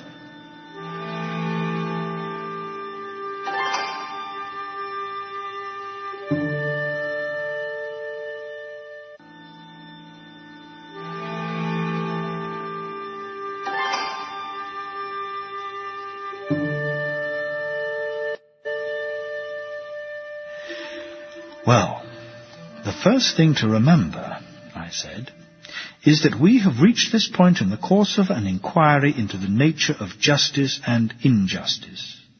Fair enough. What follows from that? Only this.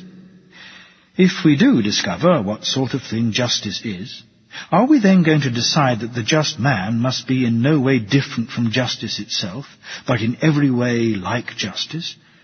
Or will we be content if he comes as close to it as possible, and has a larger measure of it than anyone else? We shall be content with that, he said. So, when we asked what sort of thing justice was by itself, and looked for the perfectly just man if he existed, and asked what he would be like if he did exist, what we were looking for was a model. The same with injustice and the unjust man. We wanted to look at the perfectly just and unjust man, see how we thought they were placed in respect of happiness and its opposite, and be compelled to agree, for ourselves as well, that whoever came closest to those examples would have a share of happiness which came closest to theirs. It wasn't our aim to demonstrate that these things were possible. True enough. Suppose a painter paints a picture which is a model of the outstandingly beautiful man.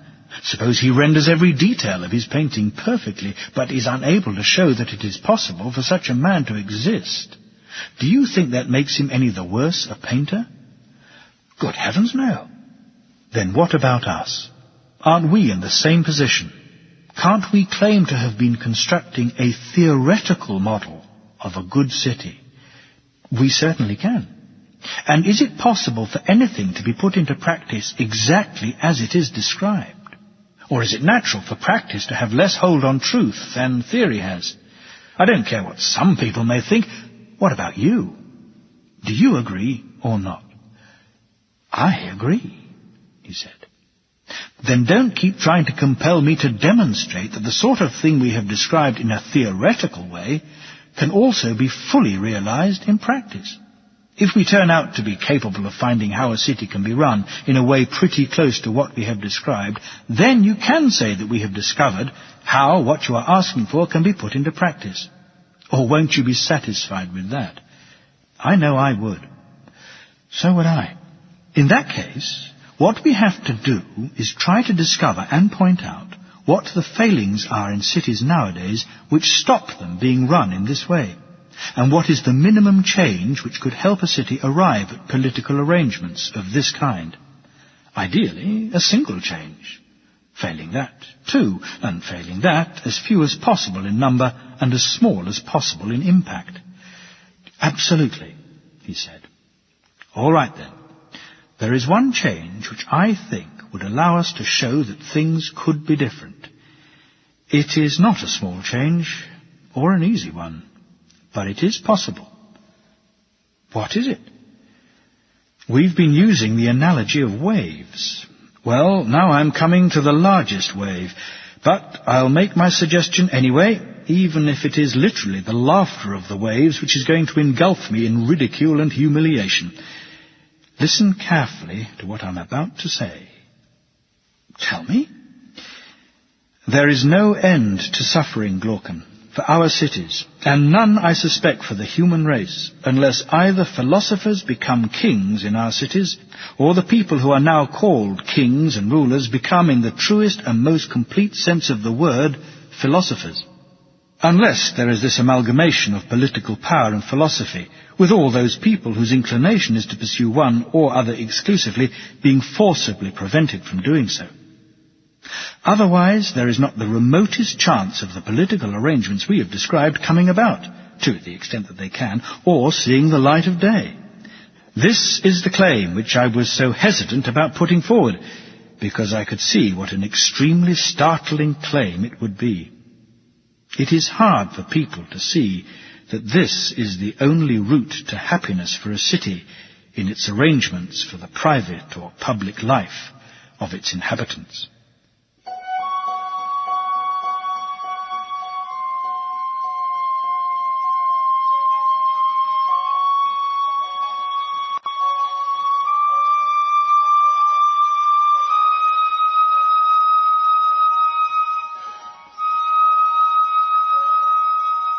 My own personal view is that there is no reason to regard either or both of these events as impossible. If they were impossible, we would quite rightly be a laughingstock, since our proposals would just be wishful thinking. Isn't that so? It is. Now, will anyone challenge our contention that it is possible for the sons of kings and rulers actually to be born with philosophical natures? No, he said. No one in the world would challenge that. And if they are born with philosophical natures, can anyone claim they are certain to be corrupted? Even we admit that it is difficult for them to survive. But is anyone going to contend that in the whole of time, out of all those who are born, not one is ever going to survive? How could they? But it only needs there to be one, surely, with a city which is obedient to him, to bring about all the things which are now regarded as impossible. Yes, one is enough, he said.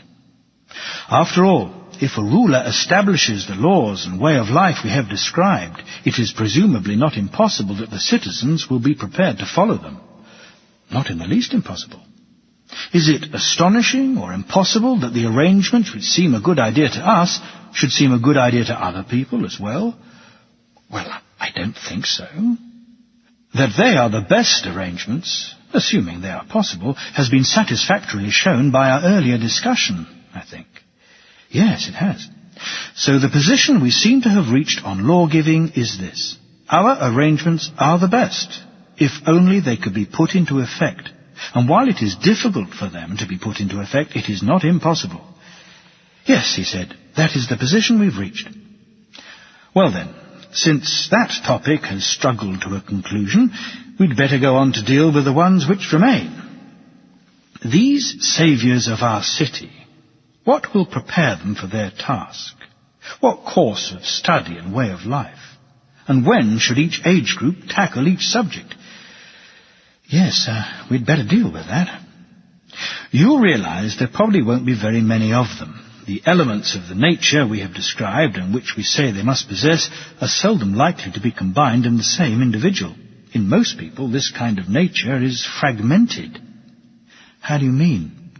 Well, you're aware that those who have a love of learning, a good memory, intelligence, quickness of wit, and everything which follows from those qualities, and who at the same time are developing energy and greatness of spirit, are unlikely to become the kind of people who are naturally inclined to lead an orderly, sober, and steadfast life. Quickness of wit carries people all over the place, and steadfastness goes out of the window. True, he said.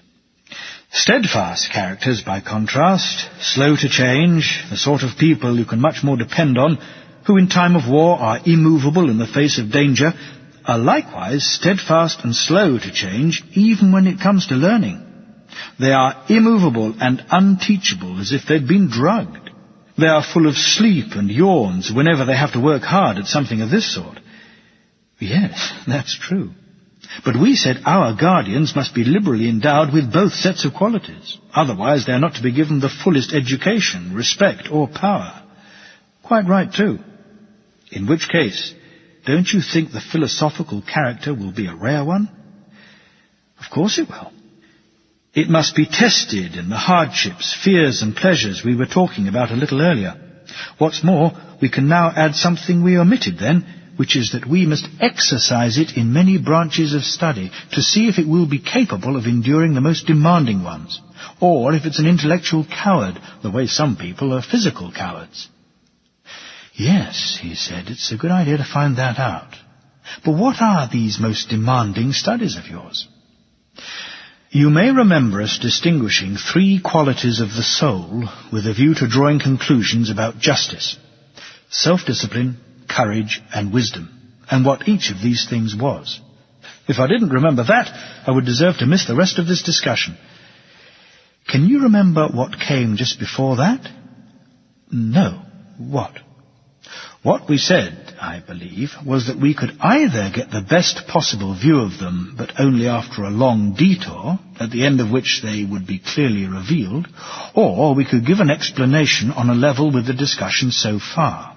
You said that was good enough, and as a result, what was said then fell short of complete accuracy, in my opinion, though whether it was good enough for your purposes is for you to say. As far as I'm concerned, he said, you gave us good measure, and the same goes for the others, I think. In matters like these, my friend, a measure which in any way at all falls short of what really is no measure at all. What is incomplete can never be the measure of anything, though for some people there are times when they are satisfied with that and feel they don't have to look any further. Yes, there are plenty of people who feel like that. It's laziness. Well, I said, it's not a feeling we want a guardian of our city and laws to have. Fair enough. In which case, my friend, our guardian must go round by the longer road. He must work as hard at studying as he does at physical training. Otherwise, as we've just been saying, he will never see the most important and appropriate subject of study through to the end. I thought we'd dealt with the most important subject. Is there some subject even more important than justice and the things we've been describing? Yes, I said, there is something more important. Also, with these virtues themselves, we shouldn't be looking at a mere outline of them the way we are now. What we want is their realization in every detail. We must not neglect that. Isn't it absurd to make every effort and do everything we can to reach the greatest possible precision and clarity over things of little significance, and then decide that the most important things deserve less than total precision? Utterly absurd. But this thing you call most important, and its subject matter, whatever you say that is, do you imagine anyone will let you go without asking you what it is? Of course I don't. Why don't you ask me? You've heard the answer often enough before, and now you've either forgotten it, or else this is another plan to make my life difficult by not letting me get away with anything. It must be the second reason, I think. You've often heard me say that the most important branch of study is the form or character of the good. That which just things and anything else must make use of if they are to be useful and beneficial. You must know that's what I'm going to say now, and you must also know that it's not something we can have adequate knowledge of.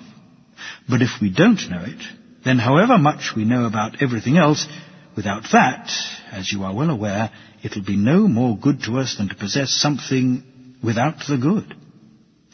Do you think it's any use to us to own all there is and yet not own anything good? Or to be wise in everything but the good, but have no wisdom about what is beautiful and good? Good heavens, no, I certainly don't. Another thing you're well aware of is that while most people think the good is pleasure, those with more sophistication think it is knowledge. Of course. And further, my friend, that those who hold this view are unable to show what knowledge it is. They are compelled, in the end, to say that it is knowledge of the good. A pretty absurd definition, he said. How can it fail to be absurd? They criticize us for not knowing what the good is, and then immediately assume we do know what it is. They say the good is knowledge of the good, as if we're bound to understand what they're talking about, as soon as they so much as utter the word good. Absolutely true. What about those who define the good as pleasure? Are they any less wide of the mark than the others? Aren't they, in their turn, compelled to admit that there are bad pleasures? Very much so.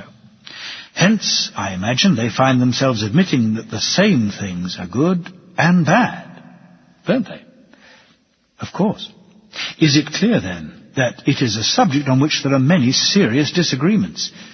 Yes, it is. And isn't something else clear? With justice or beauty, lots of people might settle for the appearance of them. Even if things aren't really just or beautiful, they might choose to do, possess, or think them anyway. When it comes to things which are good, on the other hand, no one has ever yet been satisfied with the appearance. They want things that really are good. They all treat the appearance of it with contempt. Yes, that's very clear too, he said. This is what every soul follows. All its actions are directed at this. It has a sort of divine intuition that the good is something, but it is in doubt, unable to get a firm grasp on what it is, or find any firm belief of the kind it has about other things. As a result, it loses whatever benefit it might have got from those other things. Are we to accept that even those best people in the city, to whom we are planning to entrust everything, must remain in the dark about something of this nature and importance? Certainly not. But if it's not known, I said, in what way just and beautiful things are good, and if in particular a guardian does not know this, what kind of guardian will justice and beauty have got for themselves then? One who is not much of an asset to them, in my opinion, and I have an intuition that no one will have a satisfactory knowledge of justice and beauty without knowing this first. A sound enough intuition. Well then, will we get the best arrangements for our society if the guardian supervising it is the kind of person who does know these things? We're bound to. In that case, let me remind you about things which were said earlier in the discussion, and which have been said on many occasions in the past. What things might they be? We say there are many beautiful things and many good things, and the same with everything else. That is how we classify them in speaking of them. Yes, we do say that. We also say there is a beautiful itself and a good itself, and the same with all the things we then said were many. Applying the procedure in reverse, we relate them to a single form or character of each, since we believe it is single, and call it what each is. That is so. The many things, we say, can be seen but not thought, whereas the forms or characters of things can be thought but not seen. Exactly. Very well. Which of our faculties do we use to see the things we see? Our sight, he said, and our hearing for the things we hear, and our other senses for everything we perceive? Of course.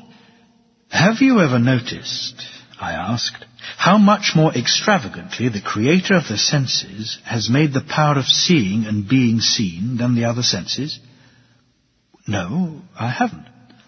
Look at it this way. For hearing to hear and sound to be heard, do they need some other class of thing as well? Without this third thing, will hearing fail to hear and sound fail to be heard? No, they don't need any other class of thing, he said. I suspect that many other faculties, I won't say all of them, have no need for any further thing of this sort. Can you think of any? No, I can't. How about the faculty of sight and the thing which is seen? Has it ever struck you that those do need something of this sort? How do you mean? If there is sight in the eyes, and its possessor is trying to make use of it, you surely realize that even in the presence of colour, sight will see nothing, and the colours will remain unseen unless one further thing joins them, a third sort of thing which exists for precisely this purpose. What thing do you mean? The thing you call light. True, he said. In that case, because it involves a third thing of this important character, the link between the faculty of sight and the ability to be seen is something more valuable than the links between the other faculties and their objects. Unless, of course, light has no value. Well, it certainly does have a value. Which of the heavenly gods, then, do you take to be the agent responsible for this? Whose is the light which best enables our faculty of sight to see, and the things which are seen to be seen? The one you or anyone else would take to be responsible, he said, the one you're asking about is obviously the sun. Now, do you agree with me about the natural relationship of sight to this God? What are you saying about it? Sight is not the sun, neither sight itself, nor the place in which it occurs and which we call the eye. No, it isn't. But of all the organs of perception, I would say the eye is the most sun-like. Much the most. So the power which it has, the ability to see, it receives from the sun as a kind of grant from an overflowing treasury. Exactly. So too, the sun is not sight, but it is the cause of sight, and it can be seen by sight. That is so, he said. This is what you must take me to mean by the child of the good, which the good produces as its own analogue. In the world of thought, the good stands in just the same relation to thinking and the things which can be thought as the sun in the world of sight stands to seeing and the things which can be seen. What do you mean? He said. Please explain that a bit further. You know that when the eyes stop being directed at objects whose colours are in daylight and turn to those whose colours are lit by the lights of the night, they are dimmed and become virtually blind, as if there were no clear sight in them. They certainly do. Whereas, when they are directed at things whose colours have the light of the sun shining on them, they see distinctly. The same eyes now manifestly do have sight in them. Of course. You can look at the soul in the same way. When it focuses where truth and that which is shine forth, then it understands and knows what it sees and does appear to possess intelligence. But when it focuses on what is mingled with darkness, on what comes into being and is destroyed, then it resorts to opinion and is dimmed, as if its opinions swing first one way and then another. Now, by contrast, it resembles something with no understanding. None at all. You can say that this thing which gives the things which are known their truth, and from which the knower draws his ability to know, is the form or character of the good. Because it is the cause of knowledge and truth, think of it by all means as something known, but you will be right to regard it as different from and still more beautiful than knowledge and truth. Beautiful though both of these are. Just as in our example it is correct to think of light and vision as sun-like, but incorrect to think that they are the sun, in the same way here it is correct to think of knowledge and truth as good-like, but incorrect to think that either of them is the good. The good is something to be prized even more highly. It's an incredible beauty you're talking about, he said, if it is the cause of knowledge and truth, but itself surpasses them in beauty. And you of all people, presumably, are not going to say that it is pleasure. Be silent, I said. Don't even mention the word no. Take a closer look at our comparison. How do you want me to look at it? The sun gives to what is seen, I think you would say, not only its ability to be seen, but also birth, growth, and sustenance, though it is not itself birth or generation. Of course it isn't. For the things which are known say not only that their being known comes from the good, but also that they get their existence and their being from it as well, though the good is not being, but something far surpassing being in rank and power. Ye gods, Glaucon exclaimed, making us all laugh. What a miraculous transcendence! Don't blame me, I said. You were the one who compelled me to tell you what I thought about the subject. I was. And whatever you do, don't stop now. If nothing else, at least go through your comparison with the sun to make sure you haven't left anything out. I've left all sorts of things out, I said. Well, don't omit even the smallest detail. I'm sure I shall omit something, quite a lot probably. All the same, as far as is possible on an occasion like this, I won't leave anything out on purpose. No, don't, he said. Very well. You must be aware, as we said, that there are these two things. One of them is ruler of the category and realm of what can be understood. The other is ruler of what can be seen. Of the heavenly scene, I could say, only I don't want you to think I'm playing with words.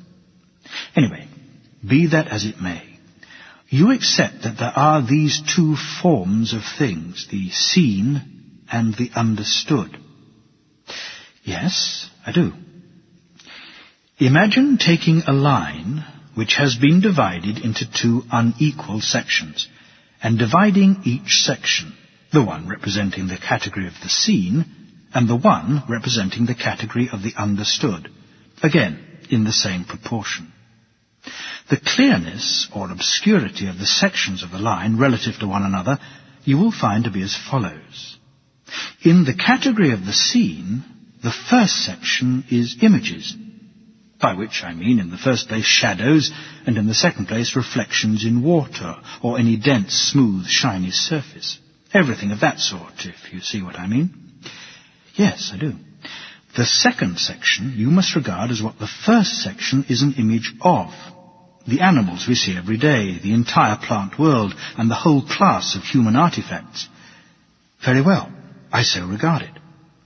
Now, looking at our division in terms of truth and its opposite, would you be prepared to say that the distinction between the likeness and the thing it is a likeness of is equivalent to the distinction between the object of opinion and the object of knowledge? Yes, I would, he said, most emphatically.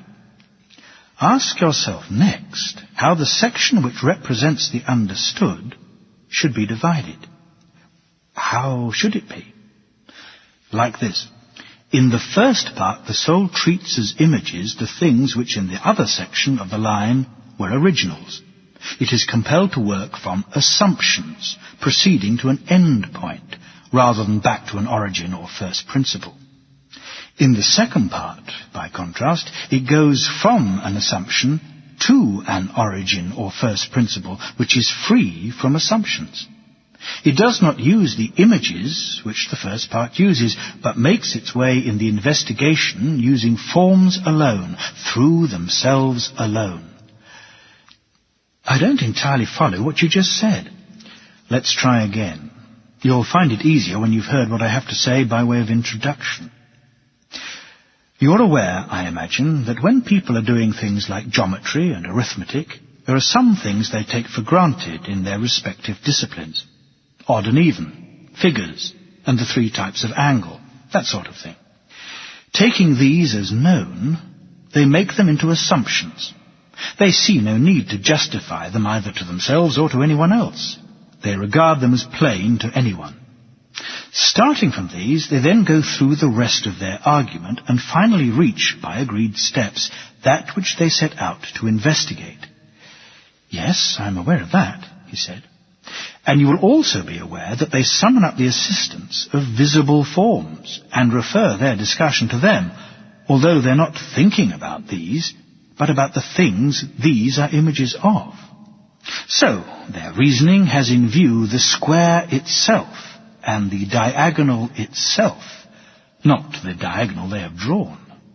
And the same with other examples. The models they construct, or figures they draw, which have their own shadows and images in water, these they treat in their turn as images in their attempt to see the corresponding things themselves, which can be seen only by thought. True. That is why I described this category as grasped by the understanding, but as requiring for its investigation that the soul make use of assumptions. The soul cannot make any progress towards a first principle, since it is unable to escape from these assumptions and move in an upwards direction. Instead, it treats as images the things which were treated as originals and copied by what was in the section below them, and which are thought of as clear, by comparison with those images, and valued for their clarity.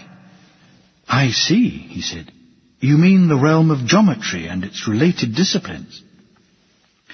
Finally, by the other section of the line representing the objects of understanding, you must take me to mean what reason itself grasps by its power to conduct a rational discussion, when it uses assumptions not as first principles, but as true bases, points to take off from, entry points, until it gets to what is free from assumptions and arrives at the origin or first principle of everything. This it seizes hold of, then turns round and follows the things which follow from this first principle, and so makes its way down to an end point. It makes no use at all of any object of the senses, but only of pure forms, working through them and towards them, and it ends in forms. I sort of see, he said, though not as well as I'd like. I think what you're talking about is an enormous task, but I do at least understand that you want to take that which is, and is understood, and distinguish that part of it which is studied by the knowledge which comes from rational discussion as something clearer than the part which is studied by what are called the sciences.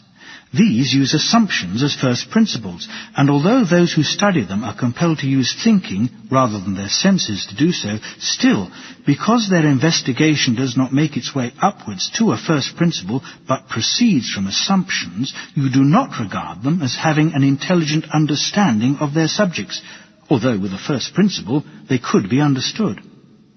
I also think that when people are doing subjects like geometry, you call their state of mind thought, rather than understanding, because you regard thought as a halfway house between opinion and understanding.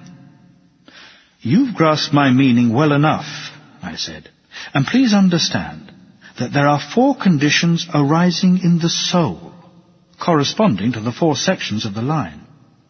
Understanding corresponds to the highest section, thought to the second, belief to the third, and conjecture to the last. Classify them accordingly, believing that the degree of clarity they possess is proportional to the truth possessed by their objects. I understand, I agree, and I classify them in the way you suggest.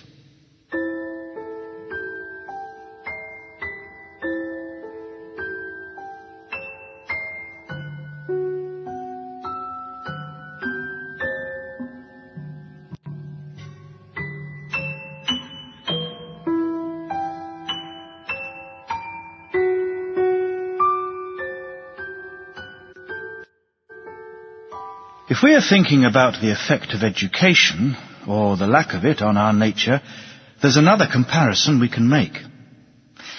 Picture human beings living in some sort of underground cave dwelling, with an entrance which is long, as wide as the cave, and open to the light. Here they live from earliest childhood, with their legs and necks in chains, so that they have to stay where they are, looking only ahead of them, prevented by the chains from turning their heads. They have light from a distant fire, which is burning behind them and above them. Between the fire and the prisoners, at a higher level than them, is a path, along which you must picture a low wall that has been built, like the screen which hides people when they're giving a puppet show, and above which they make the puppets appear. Yes, I can picture all that, he said. Picture also, along the length of the wall, people carrying all sorts of manufactured objects which project above it, statues of people, animals made of stone and wood, and all kinds of materials. As you'd expect, some of the people carrying the objects are speaking while others are silent. A strange picture, and strange prisoners. No more strange than us, I said. Do you think, for a start, that prisoners of that sort have ever seen anything more of themselves and of one another than the shadows cast by the fire on the wall of the cave in front of them? How could they, if they'd been prevented from moving their heads all their lives? What about the objects which are being carried? Wouldn't they see only shadows of these also? Yes, of course. So, if they were able to talk to one another, don't you think they'd believe that the things they were giving names to were the things they could see passing? Yes, they'd be bound to. What if the prison had an echo from the wall in front of them? Every time one of the people passing by spoke, do you suppose they believed the source of the sound to be anything other than the passing shadow? No, that's exactly what they would think. All in all, then, what people in this situation would take for truth would be nothing more than the shadows of the manufactured objects. Necessarily. Suppose nature brought this state of affairs to an end, I said. Think what their release from their chains and the cure for their ignorance would be like. When one of them was untied and compelled suddenly to stand up, turn his head, start walking, and look towards the light, he'd find all these things painful. Because of the glare, he'd be unable to see things whose shadows he used to see before. What do you suppose he'd say if he was told that what he used to see before was of no importance, whereas now his eyesight was better, since he was closer to what is, and looking at things which more truly are? Suppose further that each of the passing objects was pointed out to him, and that he was asked what it was and compelled to answer. Don't you think he'd be confused? Wouldn't he believe the things he saw before to be more true than what was being pointed out to him now? Yes, he would. Much more true. If he was forced to look at the light itself, wouldn't it hurt his eyes? Wouldn't he turn away and run back to the things he could see? Wouldn't he think those things really were clearer than what was being pointed out? Yes, he said. And if he was dragged out of there by force, up the steep and difficult path, with no pause until he'd been dragged right into the sunlight, wouldn't he find this dragging painful? Wouldn't he resent it? And when he came into the light, with his eyes filled with the glare, would he be able to see a single one of the things people call real? No, he wouldn't. Not at first. He'd need to acclimatize himself, I imagine, if he were going to see things up there. To start with, he'd find shadows the easiest things to look at. After that, reflections of people and other things in water. The things themselves would come later, and from those he would move on to the heavenly bodies and the heavens themselves. He'd find it easier to look at the light of the stars and the moon by night than look at the sun and the light of the sun by day. Of course. The last thing he'd be able to look at, presumably, would be the sun. Not its image in water or some location that is not its own, but the sun itself. He'd be able to look at it by itself, in its own place, and see it as it really was. Yes, he said, that would unquestionably be the last thing he'd be able to look at. At that point, he would work out that it was the sun which caused the seasons and the years, which governed everything in the visible realm, and which was, in one way or another, responsible for everything they used to see. That would obviously be the next stage.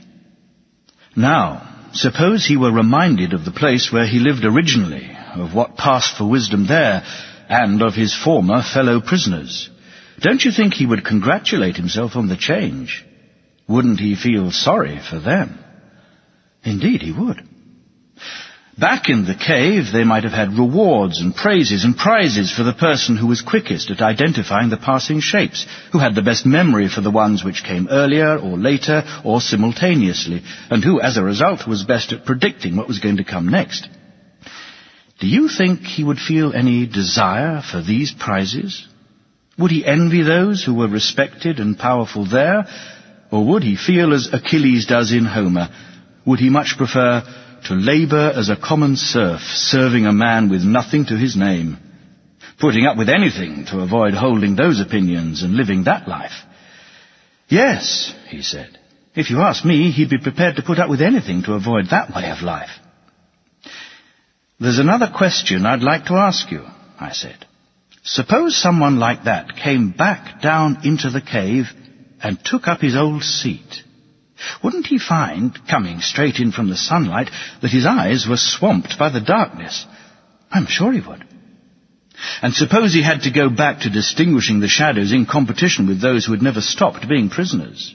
Before his eyes had grown accustomed to the dark, while he still couldn't see properly, and this period of acclimatization would be anything but short, Wouldn't he be a laughingstock? Wouldn't it be said of him that he'd come back from his journey to the upper world with his eyesight destroyed, and that it wasn't worth even trying to go up there? As for anyone who tried to set them free and take them up there, if they could somehow get their hands on him and kill him, wouldn't they do just that? They certainly would, he said. That is the picture then, my dear Glaucon, and it fits what we were talking about earlier in its entirety.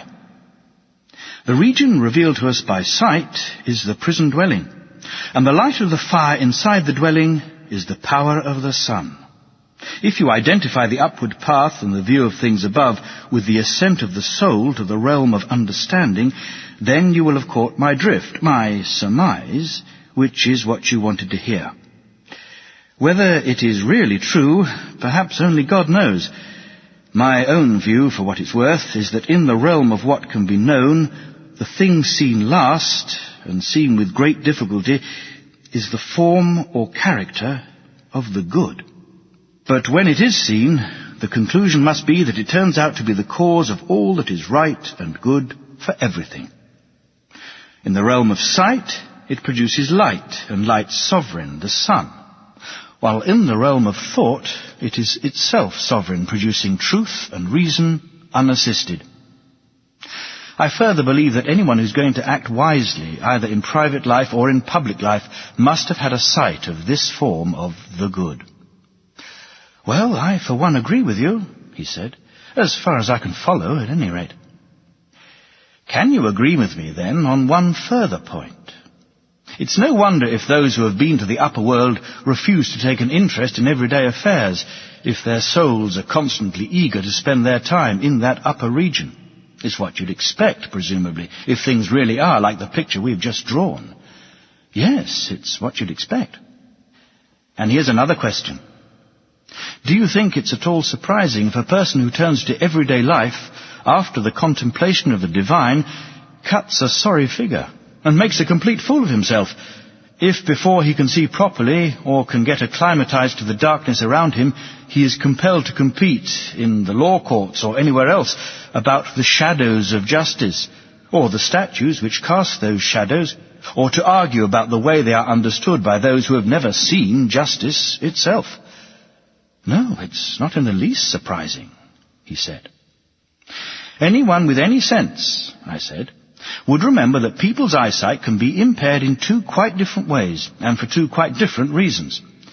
There's the change from light to darkness, and the change from darkness to light.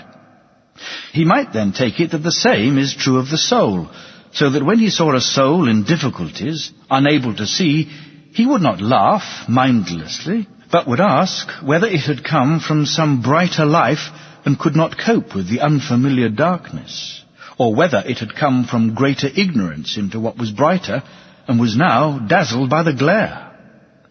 One he would congratulate on what it had seen and on its way of life, the other he would pity, or if he chose to laugh at it, his laughter would be less absurd than laughter directed at the soul which had come from the light above.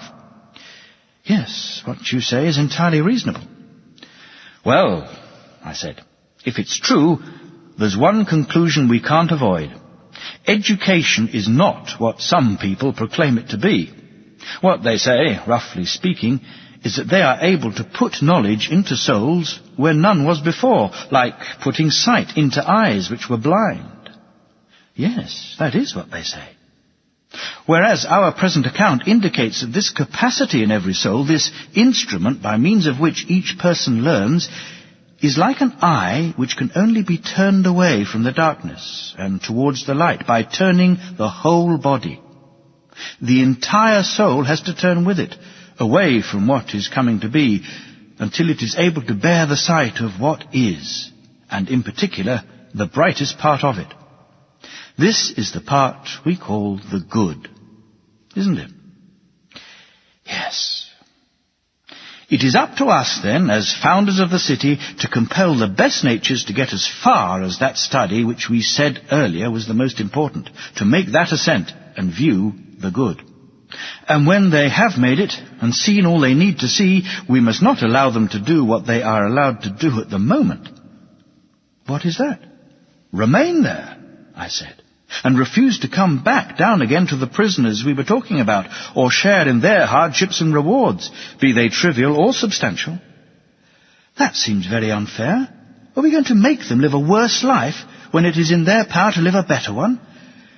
Now it's your turn to have forgotten, my friend, that the law does not exist for the exclusive benefit of one class in the city. Its aim is to engineer the benefit of the city as a whole, using persuasion and compulsion to bring the citizens into harmony and making each class share with the other classes the contribution it is able to bring to the community.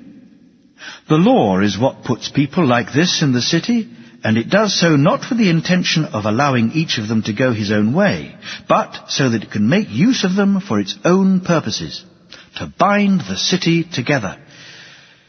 True, he said, I had forgotten that. In which case, Glaucon, you should bear in mind that we won't after all be doing an injustice to those who become philosophers in our city. There will be justice in what we say to them when we compel them to look after and guard what belongs to other people. It is fair enough, we shall say to them, for philosophers in other cities not to take a share of the work in those cities. Their philosophy is a spontaneous growth which arises despite the institutions of the particular city they live in, and what has developed naturally, indebted to nobody for its upbringing, is entitled to be unenthusiastic about paying anyone for its upbringing. But with you, it's different. We produced you as guides and rulers, both to yourselves and to the rest of the city, like leaders or kings in a hive of bees. You have been better and more fully educated than the rest, and are better able to play your part in both types of life. So you must go down, each of you in turn, to join the others in their dwelling place. You must get used to seeing in the dark, and when you do get used to it, you will see 1,000 times better than the people there do. You will be able to identify all the images there, and know what they are images of, since you have seen the truth of what is beautiful and just and good. In this way, the government of the city, for us and for you, will be a waking reality rather than the kind of dream in which most cities exist nowadays, governed by people fighting one another over shadows and quarrelling with one another about ruling, as if ruling were some great good. The truth is, I imagine, that the city in which those who are to rule are most reluctant to do so will inevitably be the city which has the best and most stable government, whereas the city with rulers of the opposite kind will have a government of the opposite kind. Exactly, he said. Will they disobey us then, do you think, these people we have brought up? Will they refuse to do their share of work in the city, each group in its turn, even though they can still spend most of their time in each other's company in the clear air above? They can't possibly refuse. It's a just demand, and they are just people. But they will undoubtedly approach ruling, each one of them, as something unavoidable, just the opposite of the people who rule in every city at the moment. That's right, my friend. It's like this.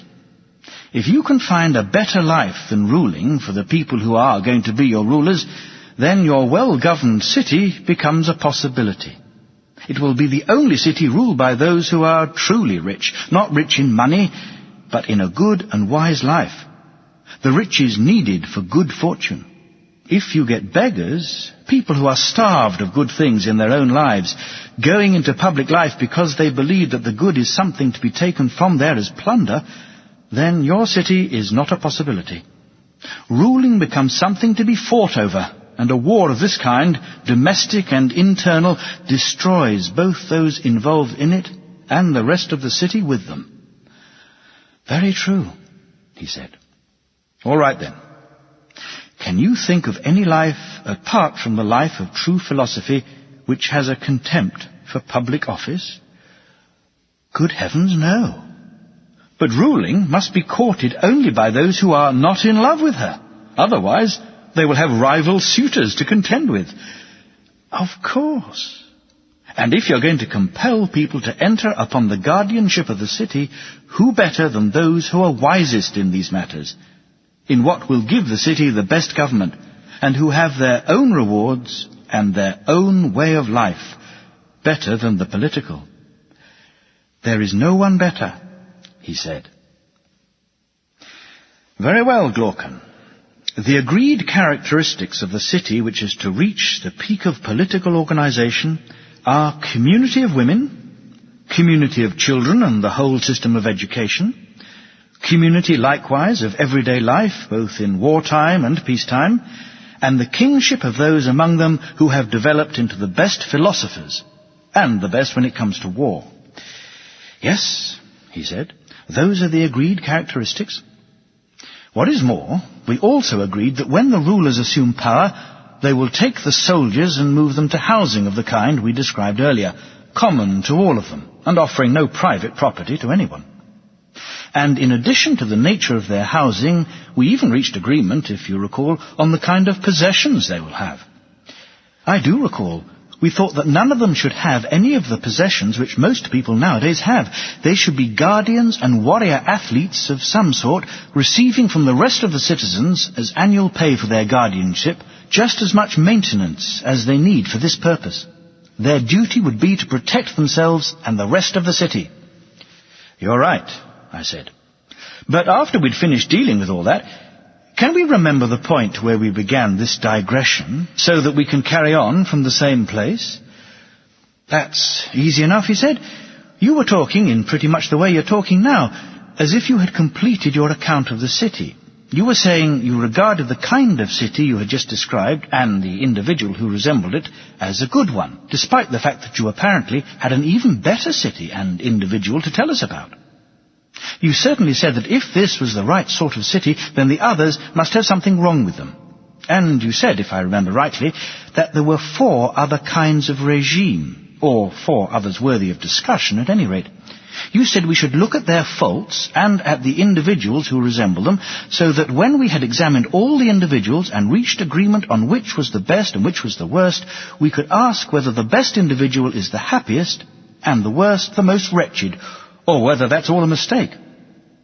I asked you which 4 regimes you meant, but then Polemarchus and Adeimantus interrupted, and that started you on the discussion which has brought you here. What an excellent memory. In that case, try and give me the answer you were going to give me then.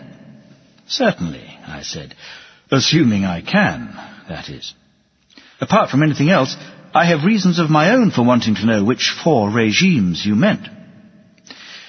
There will be no difficulty in telling you that. They even have names, the ones I'm talking about. There's the one which is pretty generally approved, the Cretan or Spartan. Next, and next in the scale of general approval, is the one called oligarchy, a form of government filled with all sorts of evils. In contrast to oligarchy, and the form of government which in turn arises out of it, is democracy. And then there is the wonderful institution of tyranny, standing head and shoulders above all the others, the 4th and last diseased state of the city. Can you think of any other kind of regime which forms a distinct category of its own? I take it that hereditary rule by families, kingships which go to the highest bidder, and other similar regimes, which you will find are no less common among the barbarians than among the Greeks, are all intermediate between the forms I have mentioned. Yes, he said, we certainly do hear about plenty of extraordinary regimes. Well then, are you aware that for individuals also there must necessarily be as many kinds of character as there are kinds of regime? Or do you think that regimes somehow come into being from oak or stone? Isn't it rather from the characters of people in the city which tip the scale, as it were, taking the rest with them? No, I think it's entirely the character of the inhabitants. In which case, if there are 5 types of city, then for individuals there will likewise be 5 dispositions of the soul. Of course. Well, we have finished describing the person who resembles aristocracy, and we say quite rightly that he is good and just. Yes, we have described him. Is the next thing, then, to describe the ones who are less good, the lover of victory and honour, who corresponds to the Spartan regime, and then in turn the oligarchic character, the democratic, and the tyrannical. That way we can contrast the most unjust, when we find him, with the most just. Our investigation into how pure justice fares relative to pure injustice in terms of the happiness or wretchedness of the person who possesses it will be complete. And we can either follow Thrasymachus's advice and pursue injustice, or follow the argument which is unfolding before us now and pursue justice. Yes, he said, that's exactly what we have to do. All right then. Shall we start by taking a look at the honour-loving regime timocracy, or timachy, followed by oligarchy. After that we can turn to democracy, and fourthly we can turn to the city which is ruled by a tyrant, and look at that. Will that be a way of trying to become competent judges of the question we have asked ourselves? It would certainly be a logical way of going about our observations and judgments. Very well. Let's try and describe the way in which timocracy might arise out of aristocracy.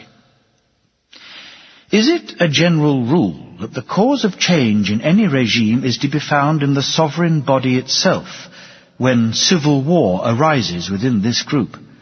That as long as this group, however small it may be, remains united, it is impossible for the regime to be altered? Yes, that's true. In that case, Glaucon, how will the regime of our city be altered? How will civil war break out, either between our auxiliaries and our rulers, or among them? Do you want us, like Homer, to invoke the Muses to tell us how first dissension fell upon them?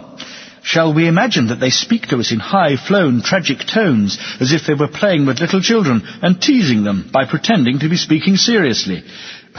What would they say? Something like this.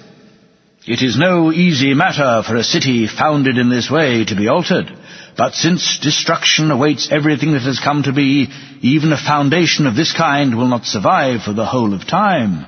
It will fall apart, and this will be the manner of its falling. Both for plants in the ground and for animals above the ground, it is a fact that souls and bodies are produced or not produced when the cycles of begetting for each species complete their revolutions. Short revolutions for short-lived species, and the opposite for long-lived species. In the case of your species, wise though the people you have educated as leaders of the city are, still they will not quite hit the mark when they apply calculation, together with observation, to their program of breeding and birth control. Success will elude them, and they will sometimes produce children they should not produce. When your guardians make injudicious unions of brides and grooms, the children will not have the right nature, and they will not be fortunate. The previous generation will select the best of them, but they will not deserve selection. And when they in their turn inherit the powers of their fathers, the first thing they will neglect as guardians will be us, the Muses, since they will put too low a value on musical and literary education. And the second thing they will neglect will be physical education. The result will be a younger generation which has even less regard for us. And from their number, rulers will be appointed who completely lack a guardian's ability to discriminate between Hesiod's classes, or the classes in your city, gold, silver, bronze, and iron. When iron is compounded with silver, and bronze with gold, then you will get unlikeness and discordant inequality. And when you get those, wherever they occur, they always breed war and hostility. This is sedition's noble line, we have to say always, and wherever it arises. What else do the Muses have to say? When civil war breaks out, the classes or natures are divided into two. The iron and bronze draw the state towards commerce and the possession of land and housing, of gold and silver. The other pair, by contrast, the gold and silver, lead the state towards virtue and traditional order. In fighting and struggling against one another, they arrive at a compromise. The land and housing is to be divided up and owned privately, and they agree to enslave those who were previously watched over by them as free men, friends and providers. They now hold them as serfs and slaves, while their role is to watch them and conduct warfare. Yes, he said. I think that is the origin of this sort of change. In which case, I said, would this regime be a kind of halfway house between aristocracy and oligarchy? It certainly would. Very well. Will the points it has in common with the original regime be these? Respect for the rulers, the disqualification of the warrior element in the state from agriculture, manual employment, or any other kind of business, the establishment of communal living quarters, and the concentration on physical education and training for war. Yes. Whereas feared of putting the wise into positions of power, since the wise men it has are now complex, not simple and direct anymore, a leaning towards people who are spirited, more straightforward and naturally cut out for war rather than peace, the value it places on military deceptions and stratagems, the way it spends its entire time at war, will most of these characteristics be peculiar to itself? Yes.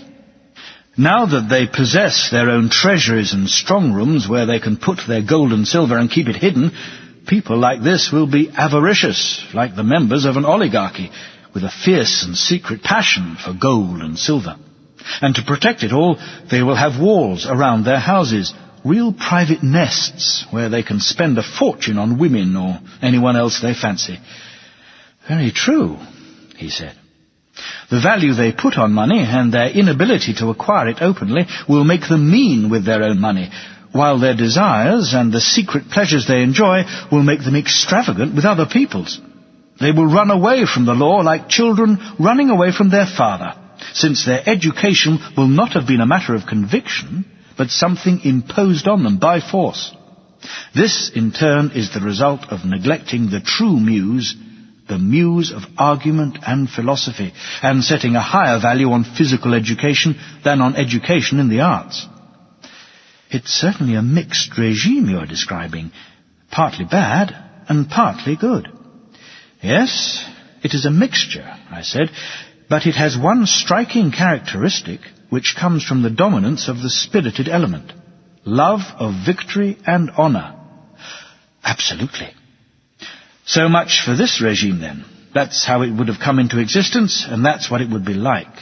It's just an outline sketch of the regime without filling in the details, but even a sketch will give us a good enough picture of the completely just man and the completely unjust man. It's an impossibly long task to describe every regime and every character without leaving anything out. Quite right, he said.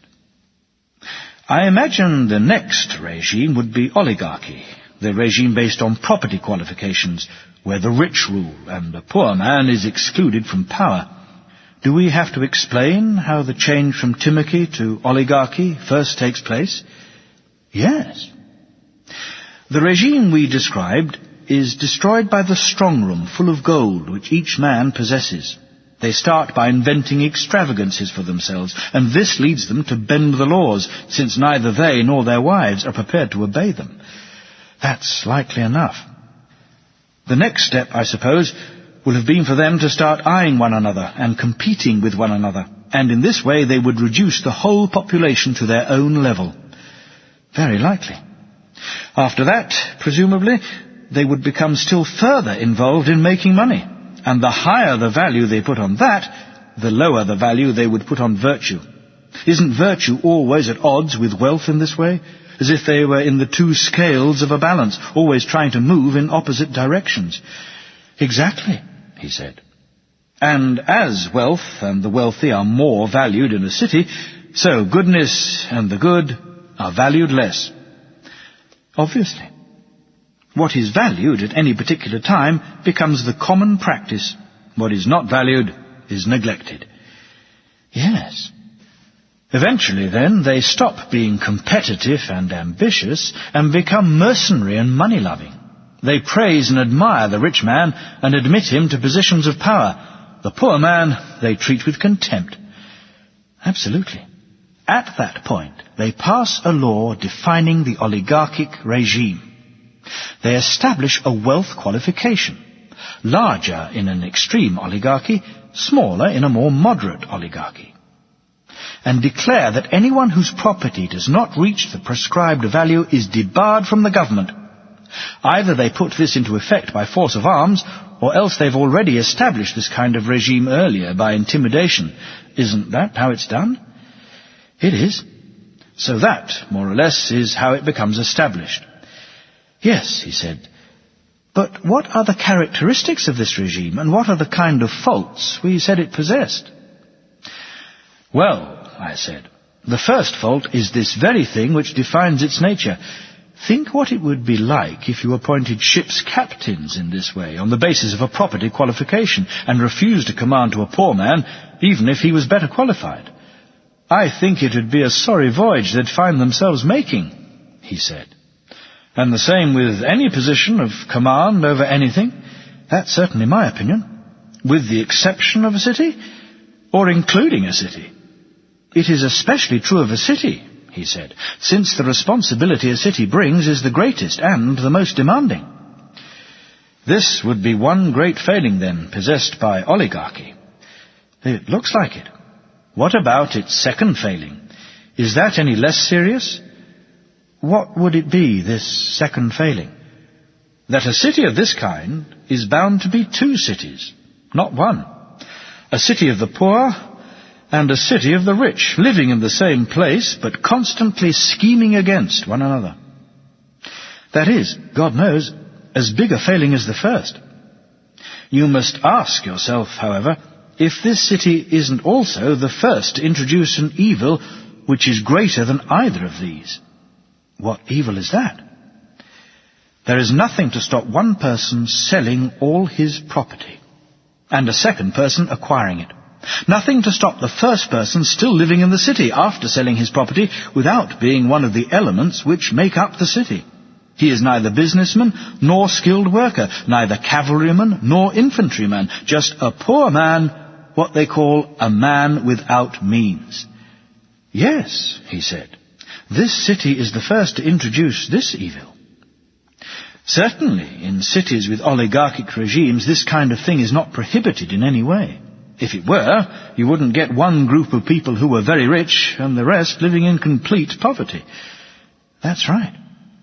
And here's another point to think about. At the point where someone like this was rich and spending all his money, was he even at that time any use to the city for the purposes we've been talking about? Or was it an illusion, his being one of the rulers?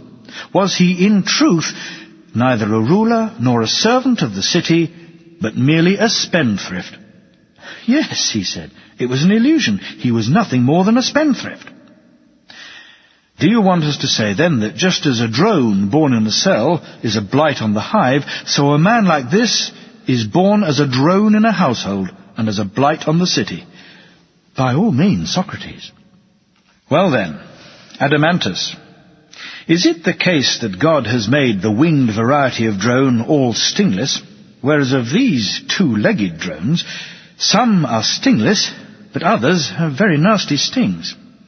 Do those who finish up as beggars in their old age come from the stingless class, and all those who are labelled criminals come from the class with stings? Yes, that's true, he said. It's obvious, then, that anywhere in a city you see beggars, there you can expect to find a secret nest of thieves, pickpockets, robbers of temples, and all these sorts of malefactors. Yes, that's obvious. And don't you find beggars in cities with oligarchic regimes? Yes, practically the whole population apart from the rulers. Can we avoid the conclusion, then, that in these cities there is a large number of criminals with stings, and that the authorities systematically and forcibly keep them under control? No, we can't, he said. And can we not say that the cause of people like this coming into existence there is lack of education, together with poor upbringing and constitutional arrangements? Yes, we can. Well, that's roughly what the oligarchic city would be like, and those are the evils it would contain, plus some others besides, perhaps. Yes, that's about it. Then that's another regime we can regard as dealt with, the one known as oligarchic, whose rulers are chosen on the basis of a property qualification.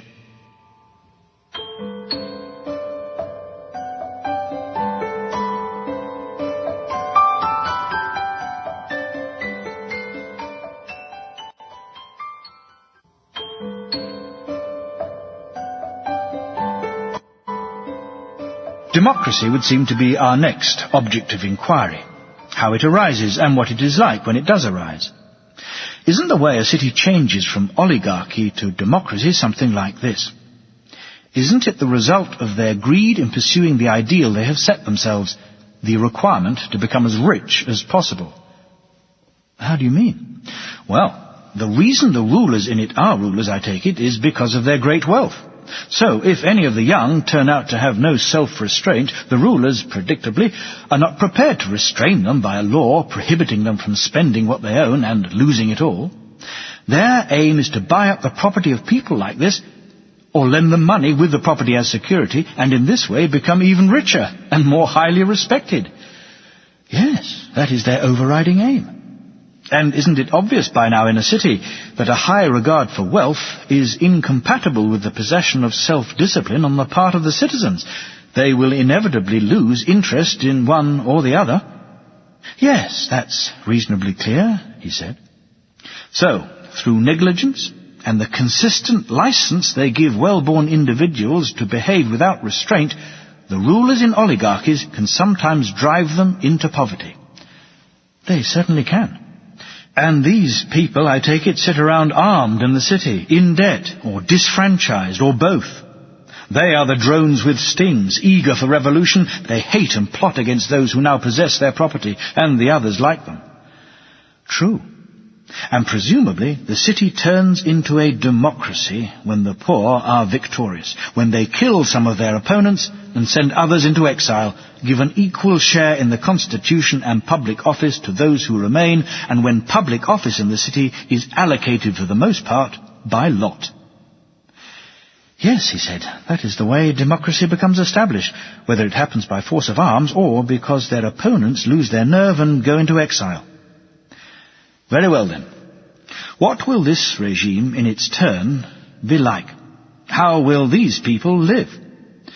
Aren't they free men, for a start?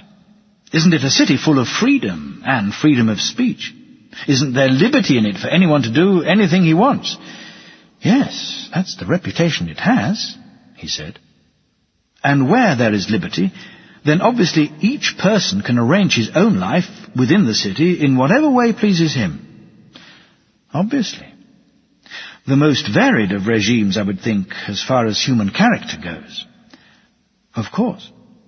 It's probably the most attractive of the regimes, I said. Like a coat of many colours with an infinite variety of floral decoration. So this regime will catch the eye with its infinite variety of moral decoration. Lots of people are likely to judge this regime to be the most attractive, like women or children looking at prettily painted objects. Indeed, they will. There's no compulsion to hold office in this city, I said, even if you're well qualified to hold office, nor to obey those who do hold office if you don't feel like it, nor to go to war when the city is at war, nor to be at peace when everyone else is, unless peace is what you want. Then again, even if there's a law stopping you holding office or being a member of a jury, there's nothing to stop you holding office and being a member of a jury anyway, if that's how the mood takes you. Isn't this, in the short term, a delightful and heaven-sent way of life? It probably is in the short term. And what about the relaxed attitude of those sentenced by the courts? Isn't it civilized? Or have you never seen people who have been condemned to death or exile in a regime of this sort, who nonetheless remain in person, hanging about at the centre of things and haunting the place, like the spirit of a departed hero, without anyone caring or noticing? I've seen plenty, he said. Then there's the tolerance of this city. No pedantic insistence on detail, but an utter contempt for the things we showed such respect for when we were founding our city. Our claim that only someone with an outstanding nature could ever turn out to be a good man, and only if from earliest childhood he played in the best company and the right surroundings and did all the right kinds of things. How magnificently the city tramples all this underfoot, paying no attention to what kind of life someone led before he entered political life. All anyone has to do to win favour is say he is a friend of the people. Ah yes, that's true nobility. These and related qualities will be the ones possessed by democracy.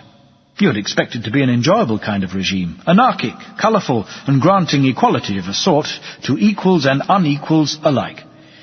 Yes, that's a pretty familiar story, he said. In that case, I said, that leaves us with the task of describing the most delightful of regimes and the most delightful of individuals, tyranny and the tyrant. It certainly does, he said. Does tyranny arise out of democracy in much the same way as democracy arises out of oligarchy? How do you mean? The thing they held up as an ideal, I said, the thing which formed the basis of oligarchy, was wealth, wasn't it? Yes. It was the insatiable longing for wealth and the neglect of everything else in the pursuit of profit which destroyed oligarchy. True, he said. And is it the insatiable longing for what it defines as good which destroys democracy too in its turn? What is it, you say, it defines as good? Freedom, I said. This is the thing, I imagine, which in a democratic state you will hear described as its finest attribute, and what makes it, for any free spirit, the only place worth living in. Yes, that is certainly something you often hear said. Well then, as I was saying just now, is it the insatiable longing for this good and the neglect of everything else which brings about a change in this regime too, and creates the need for tyranny? How does that happen? He asked.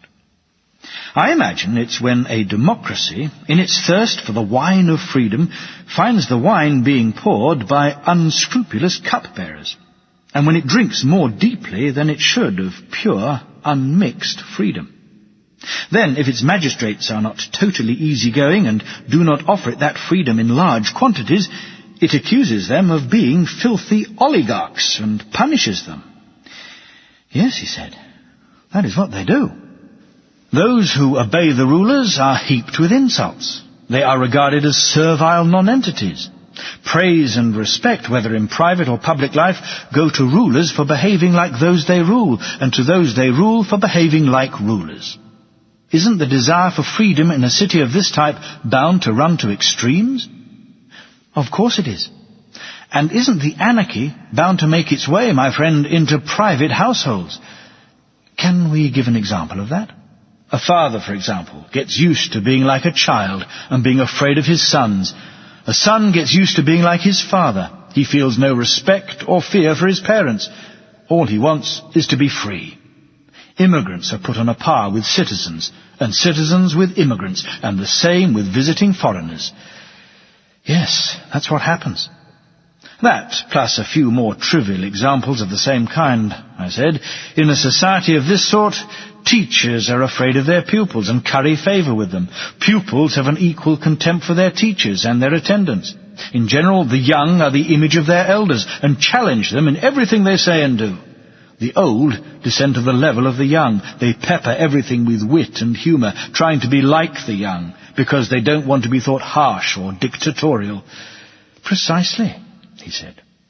But the extreme limit of freedom in a city of this kind comes when those who have been bought as slaves, whether male or female, are every bit as free as those who bought them. As for the relationship of women to men and men to women, I all but forgot to mention the extent of the legal equality and liberty between them. To generalize from all these collected observations, have you noticed how sensitive it makes the souls of the citizens, so that if anyone seeks to impose the slightest degree of slavery, they grow angry and cannot tolerate it? In the end, as I imagine you are aware, they take no notice even of the laws, written or unwritten, in their determination that no one shall be master over them in any way at all. Yes, I'm well aware of that, he said. This is the form of government, my friend, so attractive and so headstrong, from which I believe tyranny is born. Certainly headstrong, he said, but what is the next step? We mentioned a class of idle and extravagant men, the most courageous element leading, the least courageous element following.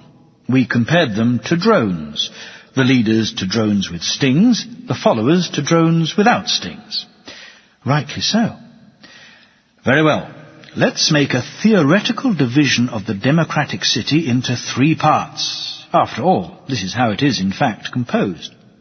This class of drones, I imagine, is one part, and because of the absence of restrictions, it grows at least as freely in a democracy as in an oligarchy. That is so. But it is much fiercer in a democracy than in an oligarchy. In what way? In an oligarchy, it is treated as of no value and excluded from power, so it gets no exercise and does not develop its strength. In a democracy, by contrast, barring a few individuals, it is the dominant influence in the state. The fiercest element in this class does the talking and acting. The remainder sit around the rostrum, buzzing and refusing to allow the expression of any other view. The result is that in a regime of this kind, everything, with very few exceptions, is run by the class of drones. Exactly, he said. Then there's a second class, which always separates itself off from the majority. What class is that? When everyone is engaged in making money, presumably it is those with the most disciplined temperament who generally become the richest. Very likely.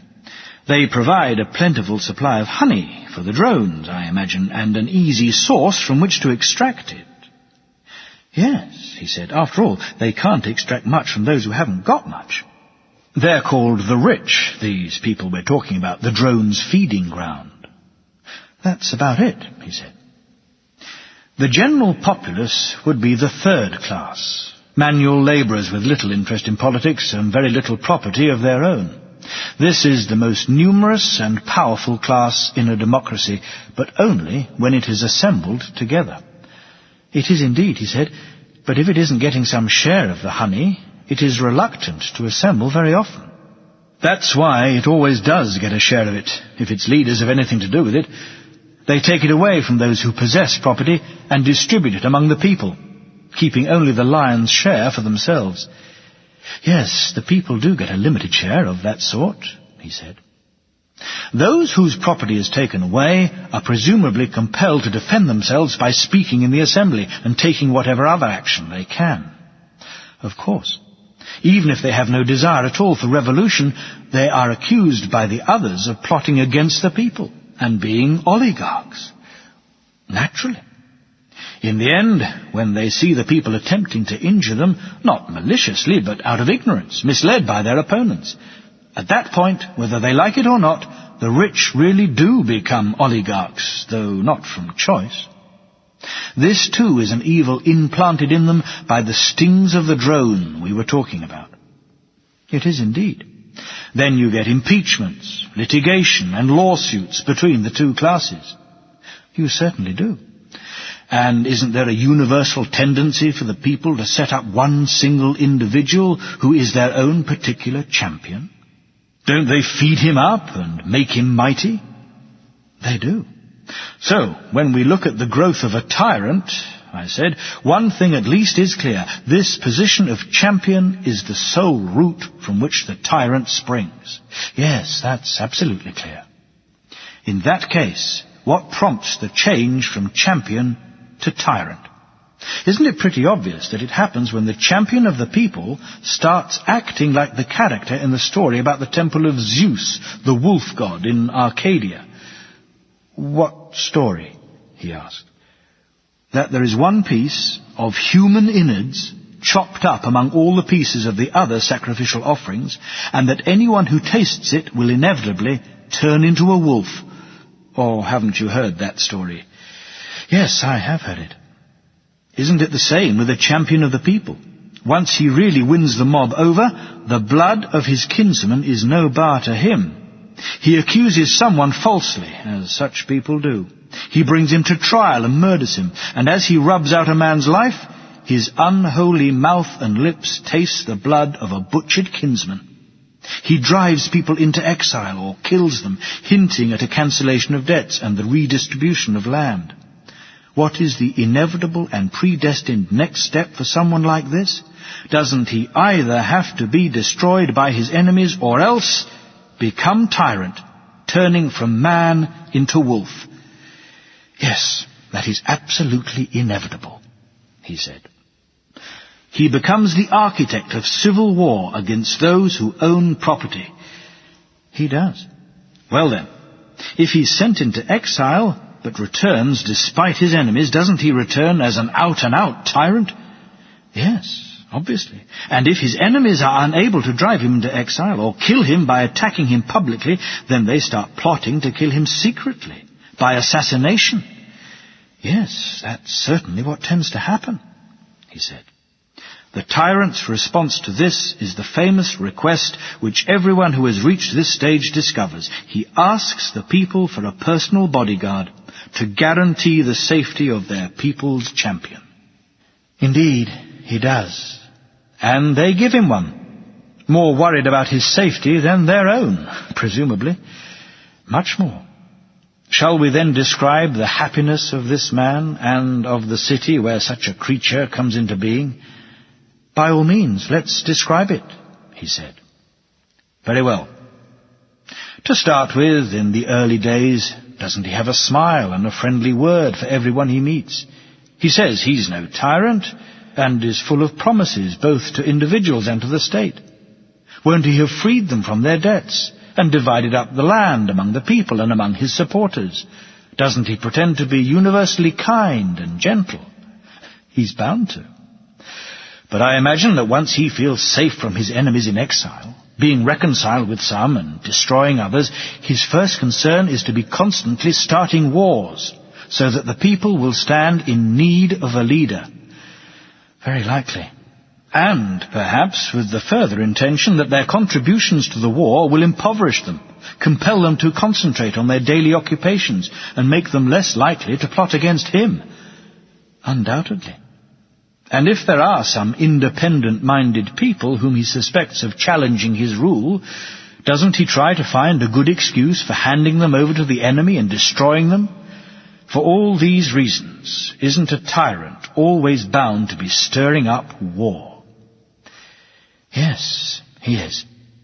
Doesn't this tend to make him increasingly unpopular with the citizens?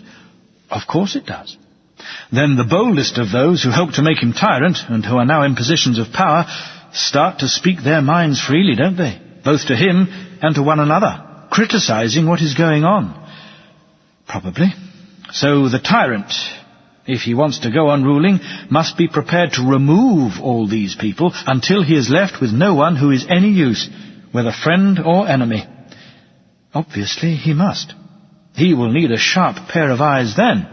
He needs to pick out the brave, the noble, the wise, and the rich, since it is his unavoidable good fortune, whether he likes it or not, to be the enemy of all of them. He must plot their downfall until he has got the city clean. A fine way to clean a city, he said. Yes, the exact opposite of what doctors do to the body. They remove what is worst and leave what is best. With the tyrant, it is the other way round. That's what he has to do, apparently, if he is to go on ruling.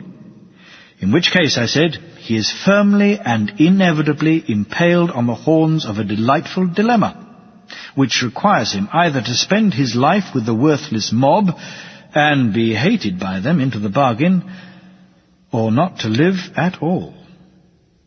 That's about the size of it, he said. And the more hated by the citizens his behavior makes him, the larger and more reliable a bodyguard he will need, won't he? Of course. Who are these reliable people, then? Where can he send to for them? They'll come winging their way of their own accord, he said, any number of them, as long as he pays the going rate. Dog's teeth. Drones again. Foreign ones, all kinds of them, I think you're talking about. Good. I haven't given you the wrong impression, then. And from the city itself, might he not bring himself... To do what? To deprive the citizens of their slaves, set the slaves free, and make them part of his bodyguard? Indeed he might. They are, after all, the most reliable he can find. What a wonderful thing you make a tyrant out to be, I said, if these are the people he has as his friends, the people he can trust, once he has destroyed the friends he started with. Well, these certainly are the kind of friends he has. So, while he enjoys the admiration of these friends and the company of these new citizens, Do decent people hate him and avoid him? How can they help doing so? We have strayed from the point, however, I said. Let's return to that army the tyrant has, that fine, large, varied and ever-changing army, and ask how it is going to be maintained.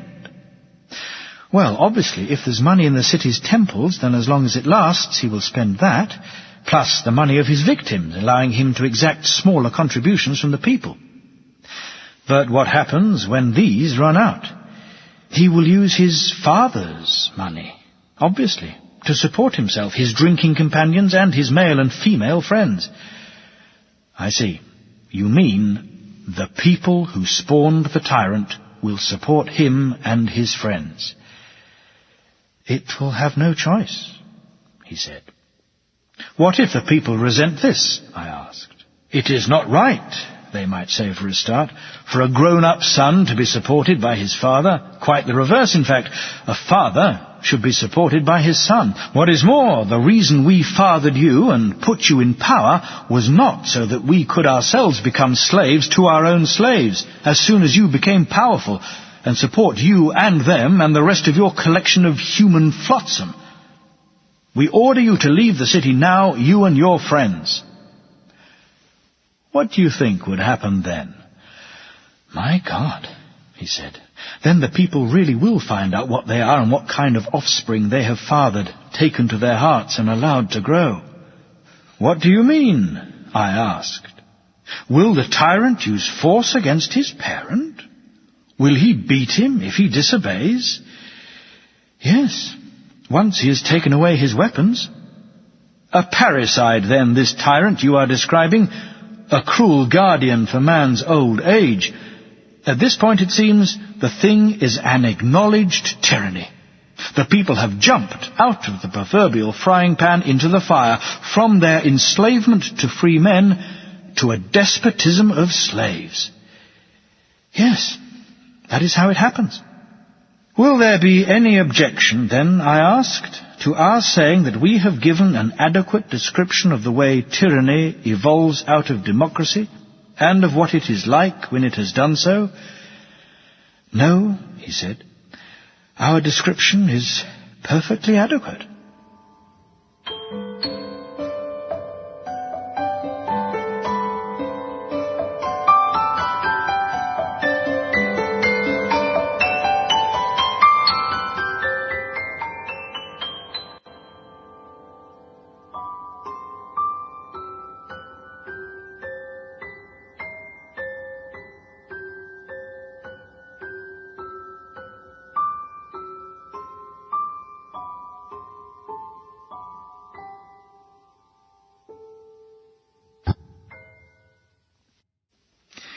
This is your moment, then, I said.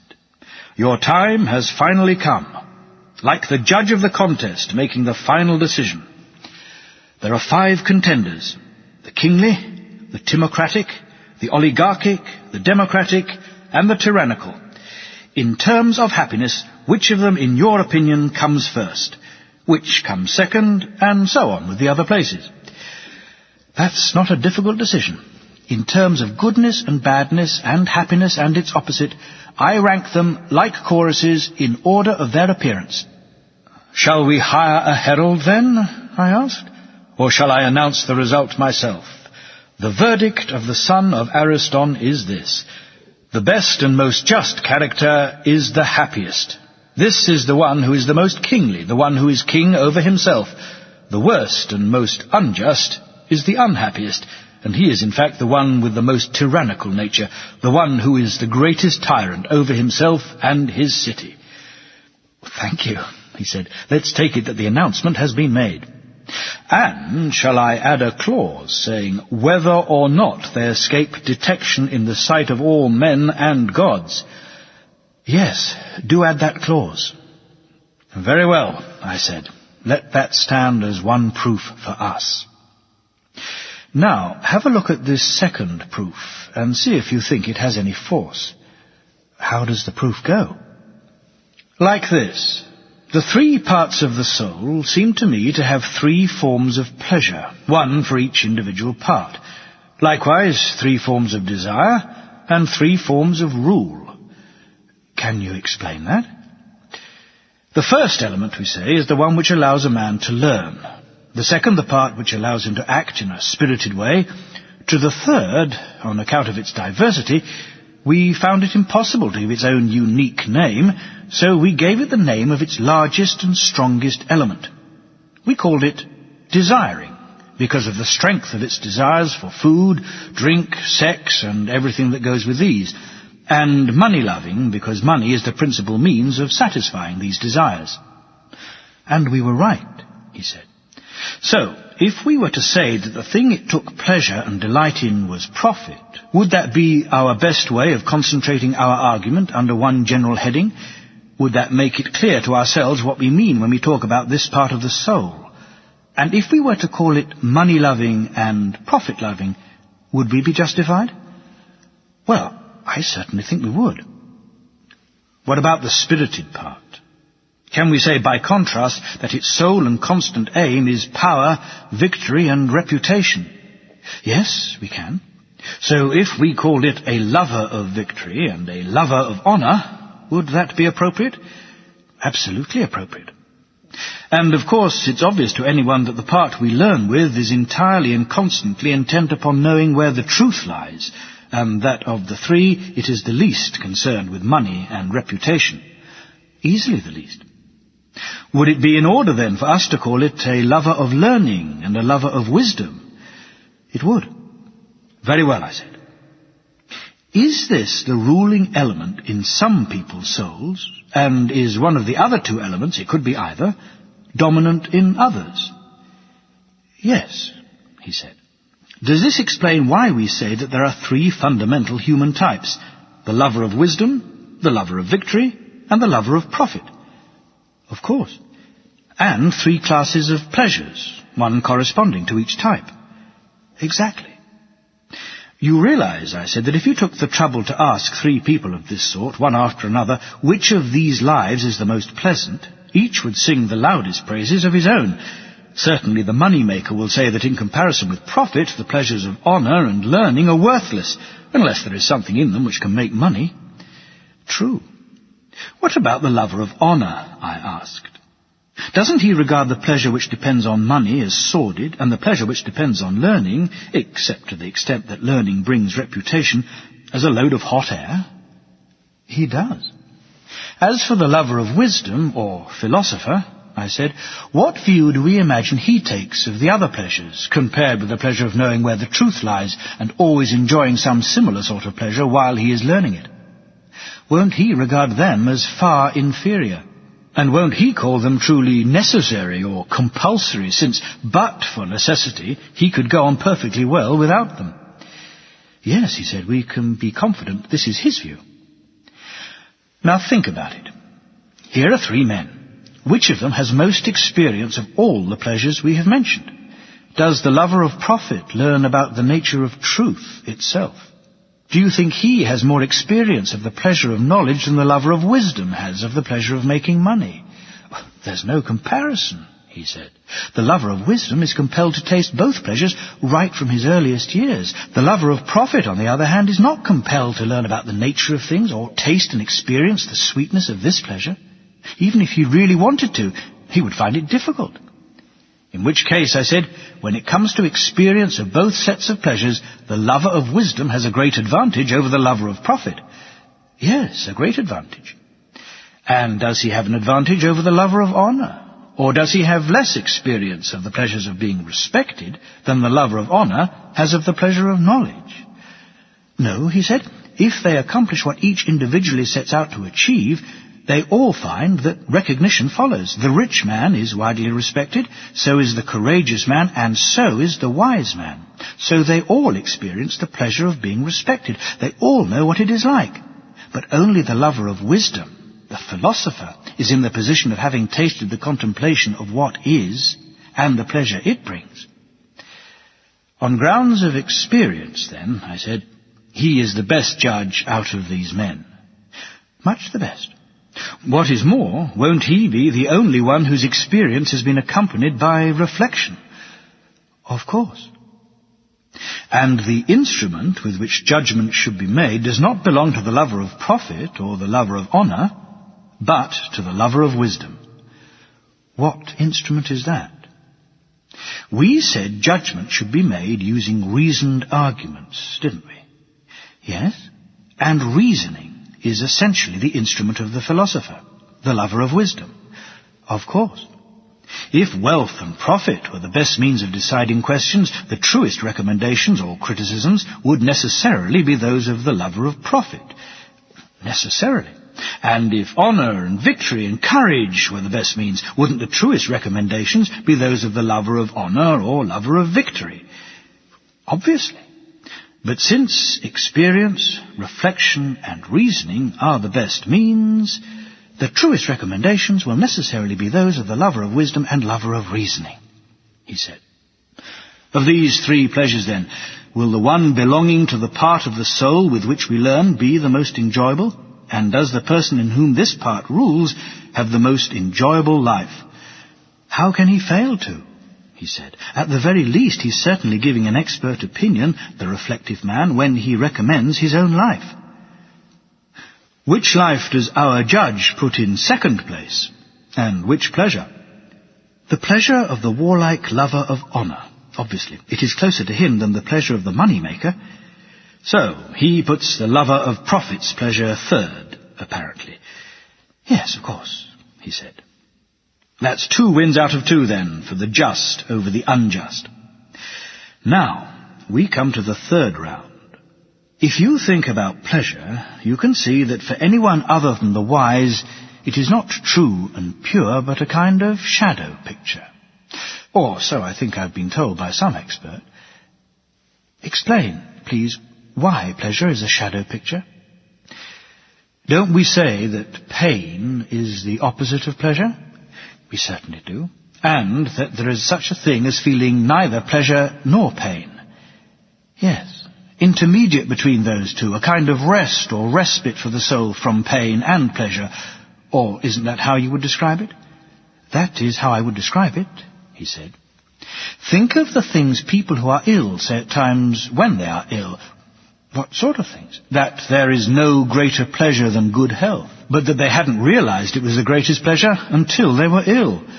Yes, I do remember hearing people say that, he said. And have you heard people in the grip of some agonizing pain saying that there is no pleasure to compare with relief from agony? Yes, I've heard that. I expect you can think of plenty of similar painful situations people find themselves in, where the pleasure they praise most highly is the absence of pain, a rest from pain, rather than any enjoyment. Yes, at times like that, maybe rest becomes something pleasant and delightful. So too, when someone stops feeling enjoyment, the rest from pleasure will be painful. Possibly, he said. In which case, this thing we described just now as intermediate between the two, this rest or respite, will at one time or another be both those things, both pain and pleasure. Apparently. Is it really possible for something which is neither of those things to come to be both of them? I don't think so. So it's not that this rest or respite is pleasant. It seems pleasant beside what is painful, and painful beside what is pleasant. As far as the truth about pleasure goes, there is nothing sound or reliable in these illusions. It's all sorcery. That's what the argument suggests, at any rate, he said. Well, take a look at pleasures which are not preceded by pain, I said. I wouldn't want you to think in this context that it is the nature of pleasure simply to be the cessation of pain, and of pain simply to be the cessation of pleasure. What sort of pleasures do you mean? Where are they? There are any number of them, I said, but you might like to think particularly about the pleasures of smell. You don't have to have felt pain beforehand. They come out of the blue, they are incredibly powerful, and when they are over, they leave no pain behind. Absolutely true. We shouldn't accept, then, that pure pleasure is a release from pain, or pain a release from pleasure. No, we shouldn't. However, of the so-called pleasures which reach the soul through the body, surely the most numerous and powerful are of this type, some sort of relief from pain. Yes, they are. Very well. And are anticipated pleasures and pains caused by the expectation of some future relief from pain or pleasure of the same nature? They are. Do you know what sort of thing these pleasures and pains are, then? I asked, and what they most resemble? What? Do you believe the world contains a top, a bottom, and something in between? Yes, I do. Don't you think if someone were taken from the bottom to the middle, he'd be bound to think he was travelling to the top? And standing in the middle looking back at where he'd come from, wouldn't he be bound to think he was at the top, if he hadn't seen the real top? If you ask me, he said, that's exactly what someone would think in that situation. And if he were taken back again, I asked, would he think, and think rightly, that he was travelling to the bottom? Of course he would. Would the cause of all this be his not having experienced the true range of top, middle, and bottom? Obviously. In which case, would it surprise you to find that people with no knowledge of truth are the same? They have unsound opinions on all sorts of subjects, and their condition, when it comes to pleasure, pain, and what is in between, is such that when they move in the direction of what is painful, their supposition is true. They really are in pain. But when they move from pain to what is in between, they are firmly convinced they have reached fulfillment and pleasure. It's like comparing black and grey when you have no knowledge of white. Lacking any knowledge of pleasure, they compare the absence of pain with pain and come to the wrong conclusion. Would it surprise me? He said. Good heavens, no. It would surprise me much more if it weren't like that. Think of it like this, I said. Aren't hunger and thirst and things like that a kind of emptiness, an empty condition of the body? Yes, of course they are. Aren't ignorance and stupidity likewise an empty condition of the soul? They certainly are. And how are people filled? By taking in food, by gaining understanding. Of course. Which gives the truer fulfillment? That which is more something, or that which is less something? Obviously that which is more something. Which kinds of thing, then, do you think have a greater share in pure being? Things like bread, drink, cooked food, and nourishment in general, or the kind made up of opinion, knowledge, understanding, and in fact the whole of human excellence? The choice you have to make is this. Which do you think is more something? That which is connected with what is always the same, immortal and true, itself possessing these qualities and being found in the context of things with these qualities, or that which is connected with what is never the same and mortal, itself possessing those qualities and being found in the context of things with those qualities? That which is connected with what is always the same is far superior, he said. Well, does anything have a greater share in the being of what is always the same than knowledge does? No. Does anything have a greater share in truth than knowledge does? Again, no. And if anything has a smaller share in truth, doesn't it also have a smaller share in being? Necessarily. As a general rule, then, will the kinds of things involved in care of the body have a smaller share both of truth and of being than the kinds involved in care of the soul? Much smaller. And don't you think the body itself has a smaller share than the soul has? Yes, I do. Very well. Is what is filled with things which have more being, and itself has more being, more genuinely filled than what is filled with things which have less being, and itself has less being? Of course. So, if being filled with things appropriate to our nature is pleasurable, then that which is more genuinely filled and filled with things which have more being would make people more truly and genuinely happy, giving them true pleasure. Whereas that which takes in things which have less being would be less truly and lastingly filled, and get hold of a pleasure which was less trustworthy and less true. That inescapably follows, he said. If the entire soul, then, follows without rebellion the part which loves wisdom, the result is that each part can in general carry out its own functions, can be just, in other words. and in particular each is able to enjoy pleasures which are its own, the best, and as far as possible, the truest. Absolutely. When one of the other parts takes control, there are two results. It fails to discover its own proper pleasure, and it compels the other parts to pursue a pleasure which is not their own and not true. That's right, he said. Would this result be most noticeable with those elements which are furthest removed from philosophy and reason? Yes, easily the most. And isn't the element furthest removed from reason the one which is furthest removed from law and order? Obviously. Wasn't it the lustful and tyrannical desires which were clearly revealed to be the furthest removed? Much the furthest. And the kingly and orderly desires which were the least far removed. Yes? In which case, I imagine, the tyrant will be furthest removed from true pleasure, his own proper pleasure, while the king will be least far removed. Bound to be.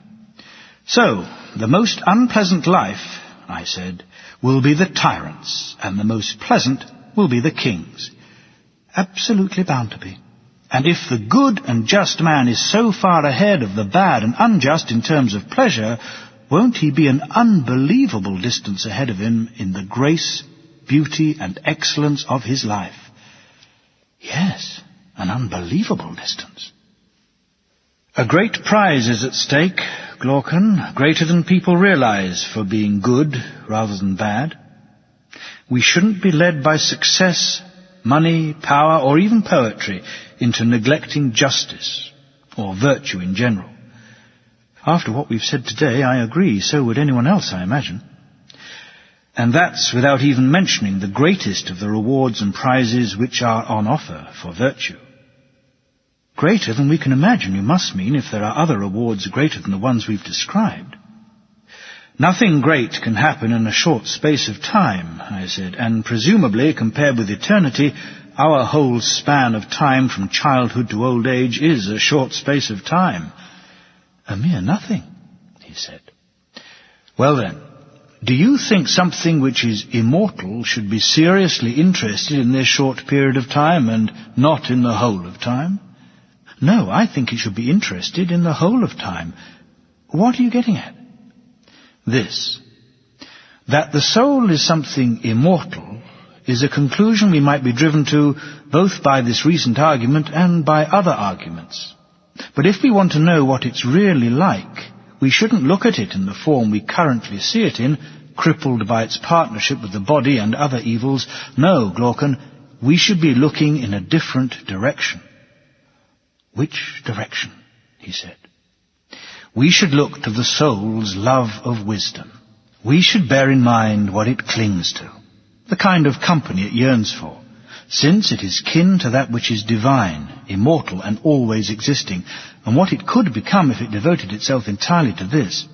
Then you would see the soul's true nature, whether it is complex or simple, or however exactly it is.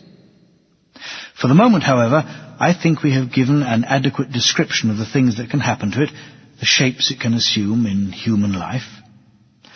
We certainly have, he said. There you are then, I said. In the course of our discussion, we have removed the various objections to our claim. We haven't had to resort to the rewards and reputation of justice, as you were saying Homer and Hesiod did. Haven't we found that the thing itself, justice, is best for the soul itself, and that the soul should do what is just, whether or not it possesses the ring of Gyges, or even the ring of Gyges and the cap of Hades? Very true, we have. In which case, Glaucon, can there still be any objection to our going further, and restoring to justice and the rest of virtue the great rewards which they characteristically bring to the soul during a man's lifetime? No, no objection, he said. But these are nothing, I said, in number or magnitude when compared with the rewards and punishments which await the just and the unjust after death. You ought to hear those too, if each is to receive in full the payment the argument owes him. Please tell us, he said. I can think of few things I'd rather hear about.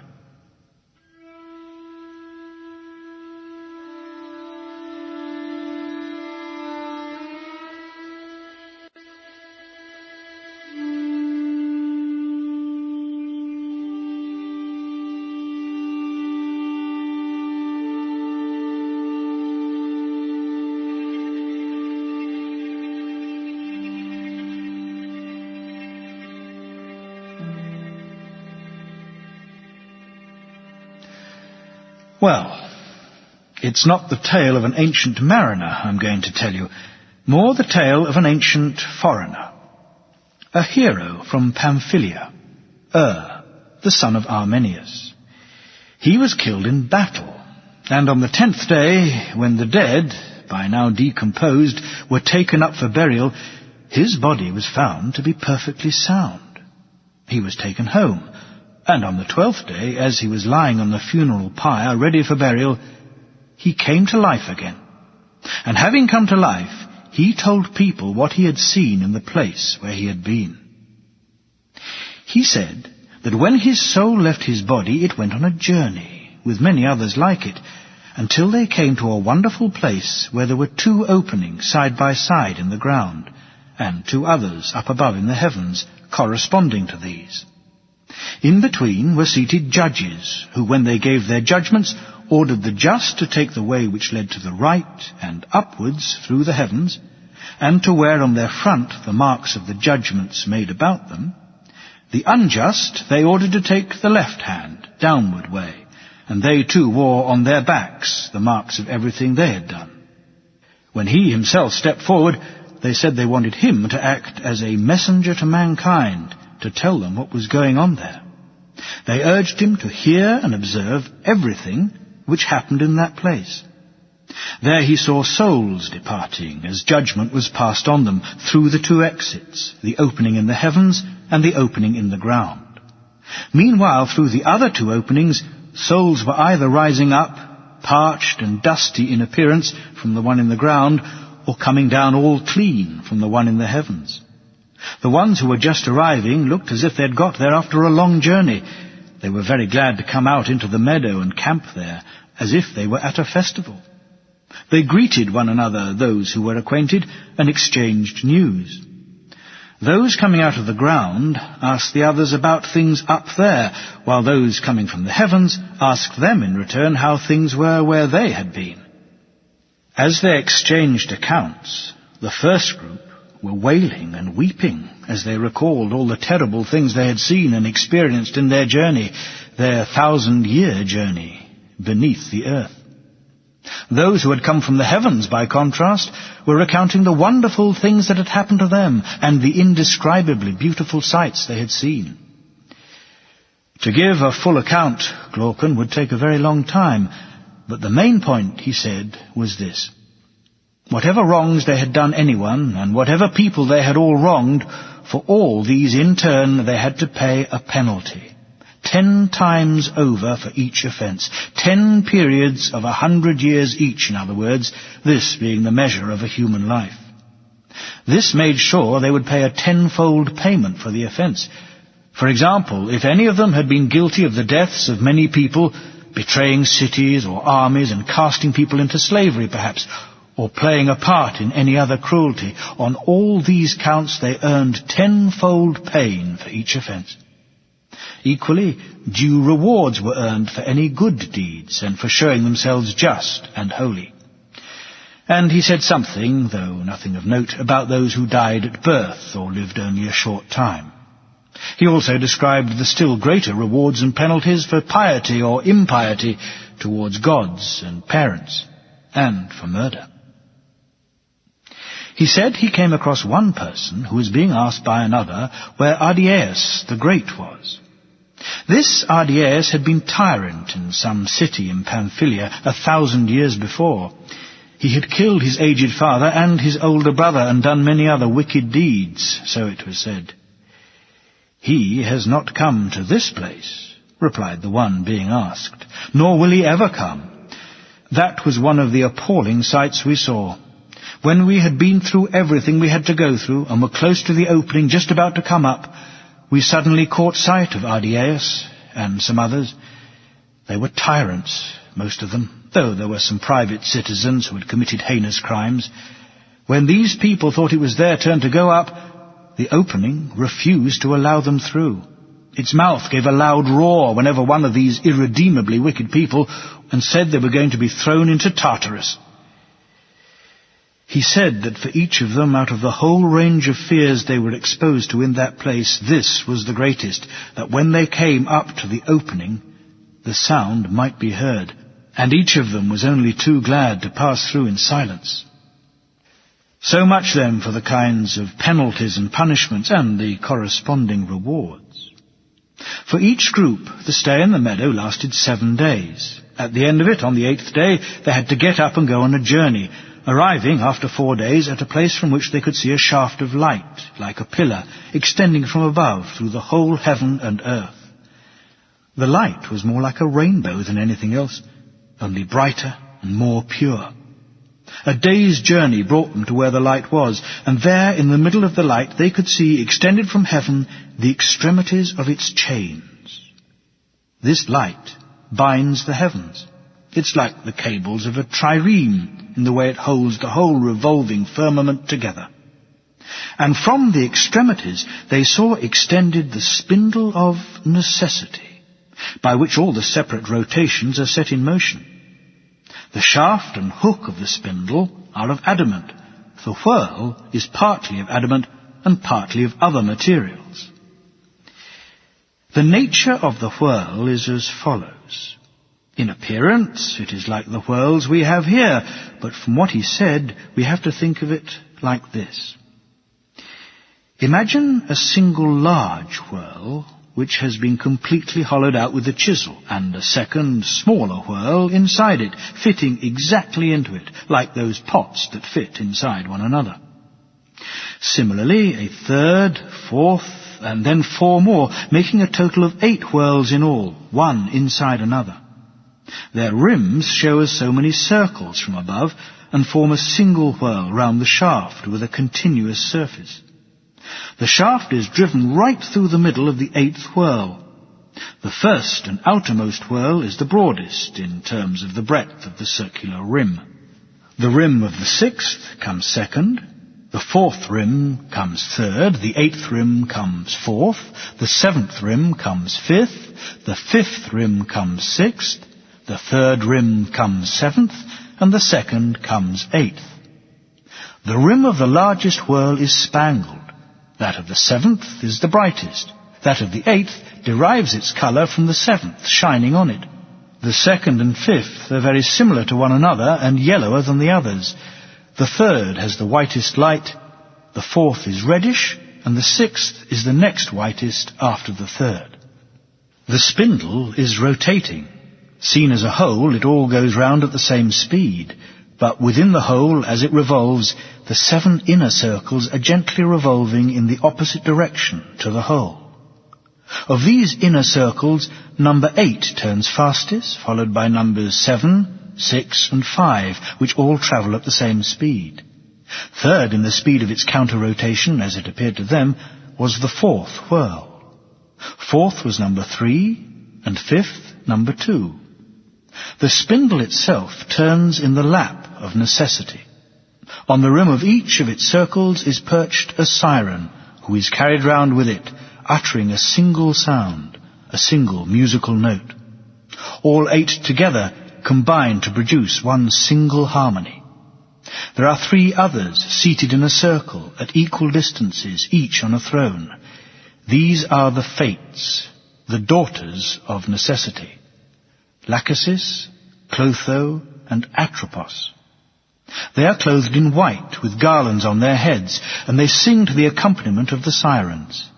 Lachesis sings of the past, Clotho of the present, and Atropos of the future. Clotho has her right hand on the outer circumference of the spindle, turning it at intervals. Atropos with her left hand does the same for the inner rims. Lachesis touches both inner and outer in turn, one with each hand. They, themselves, when they arrived, had immediately to go before Lachesis. A kind of prophet or speaker started off by lining them up. Then from the lap of Lachesis he took numbers for drawing lots and patterns of lives. Ascending a high platform, he began to speak. The word of the maiden Lachesis, daughter of necessity. Souls, creatures of a day, here begins another cycle of mortal life and the death it brings. Your guardian spirit will not be given to you by lot. You will choose a guardian spirit for yourselves. Let the one who draws the first lot be the first to choose a life. He will then be joined to it by necessity.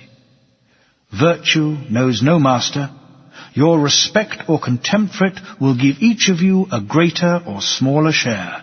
The choice makes you responsible. God is not responsible. With these words he threw the lots among them all, and each picked up the lot which fell closest to him. All except He was not allowed to pick one up, but anyone who did pick one up could see clearly what number lot he had drawn. Next he spread the patterns of lives before them on the ground. There were many more of them than there were people present, and they were of every possible kind, lives of all the animals in addition to all the human lives.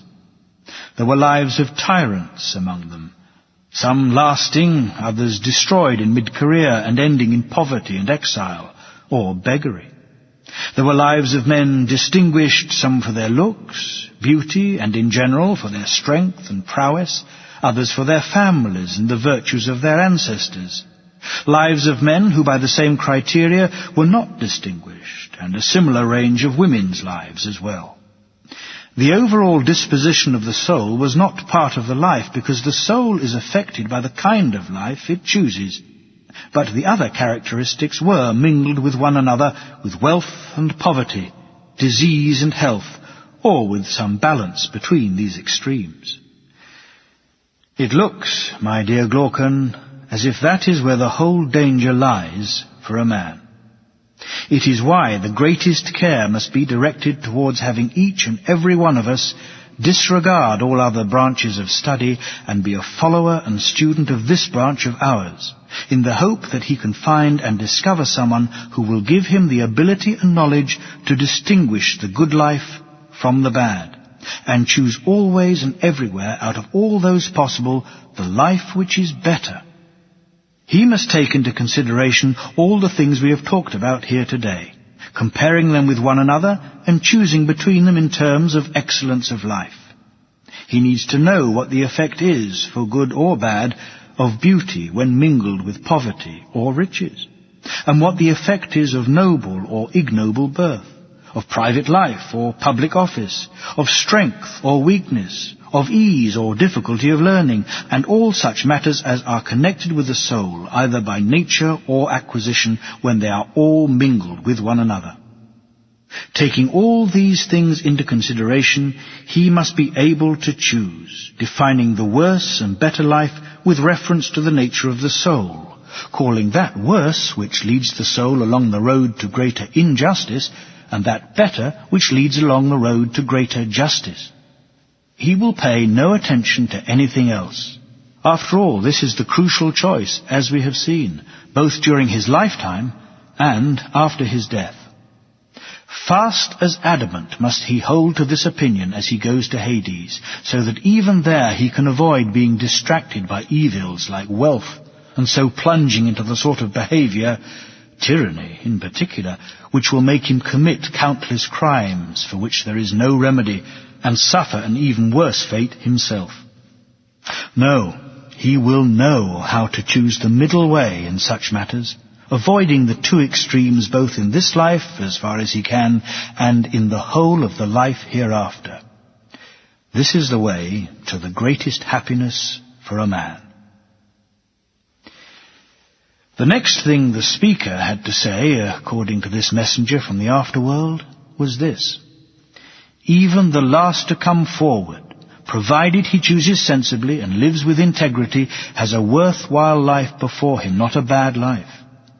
There is no cause for carelessness if you choose first, no cause for despair if you choose last. When he finished speaking, the person who had drawn the first lot came straight up and chose the greatest tyranny. In his folly and greed, he did not look hard enough at what he was choosing. He had not seen that within its fate was included, among other evils, the devouring of his own children. When he did have time to look at it, he beat his breast and lamented his choice, in defiance of the instructions the speaker had issued earlier. He didn't blame himself for his misfortunes. He blamed fate, the gods, anything rather than himself. He was one of those who had come from the heavens, and in his previous life he had lived in a well-ordered society. He had had his share of virtue, but it had been a matter of habit rather than philosophy. Generally speaking, the bulk of those caught in this kind of predicament were those who had come from heaven, since they were without the experience of hardship. Most of those who came from the earth, having both suffered themselves and seen others suffer, were in no hurry to make their choice. For this reason, and because of the way the lot fell out, for the majority of the souls there was an alternation between good and evil.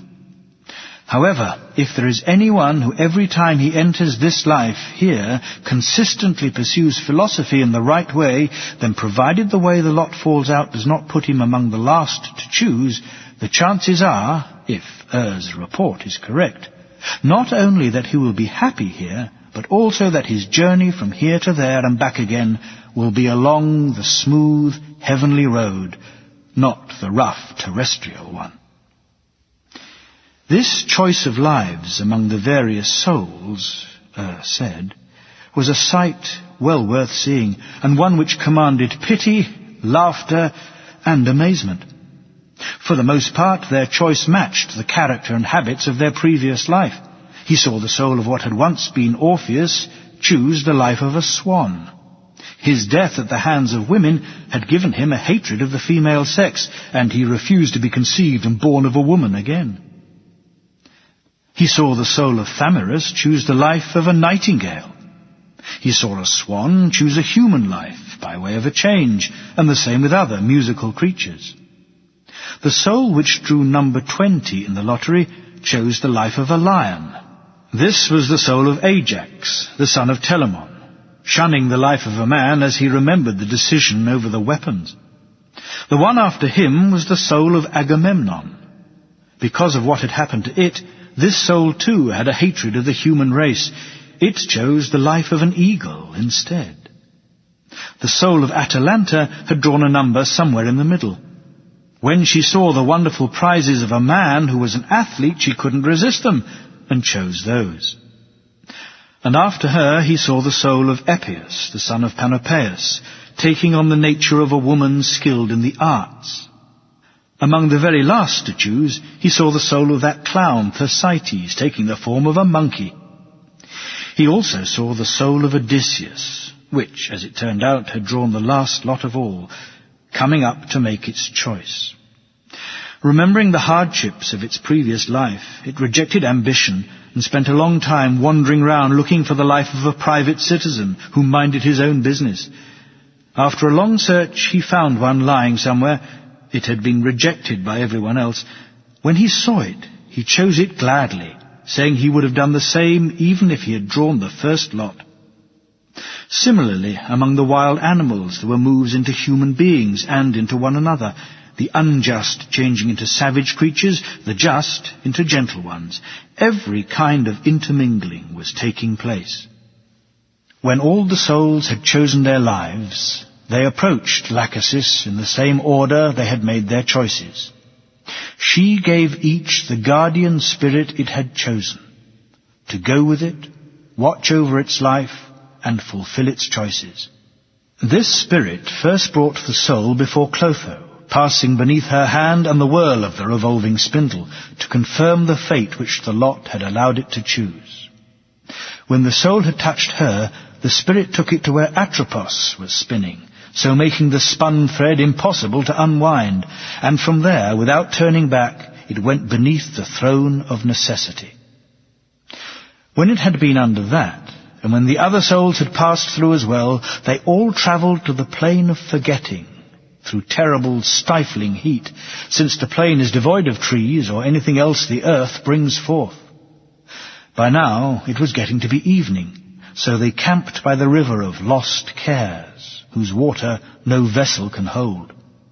Drinking a limited amount of the water was compulsory for all of them, but those who were not saved by reason drank more than a limited amount, and as each drank, he forgot everything he had seen.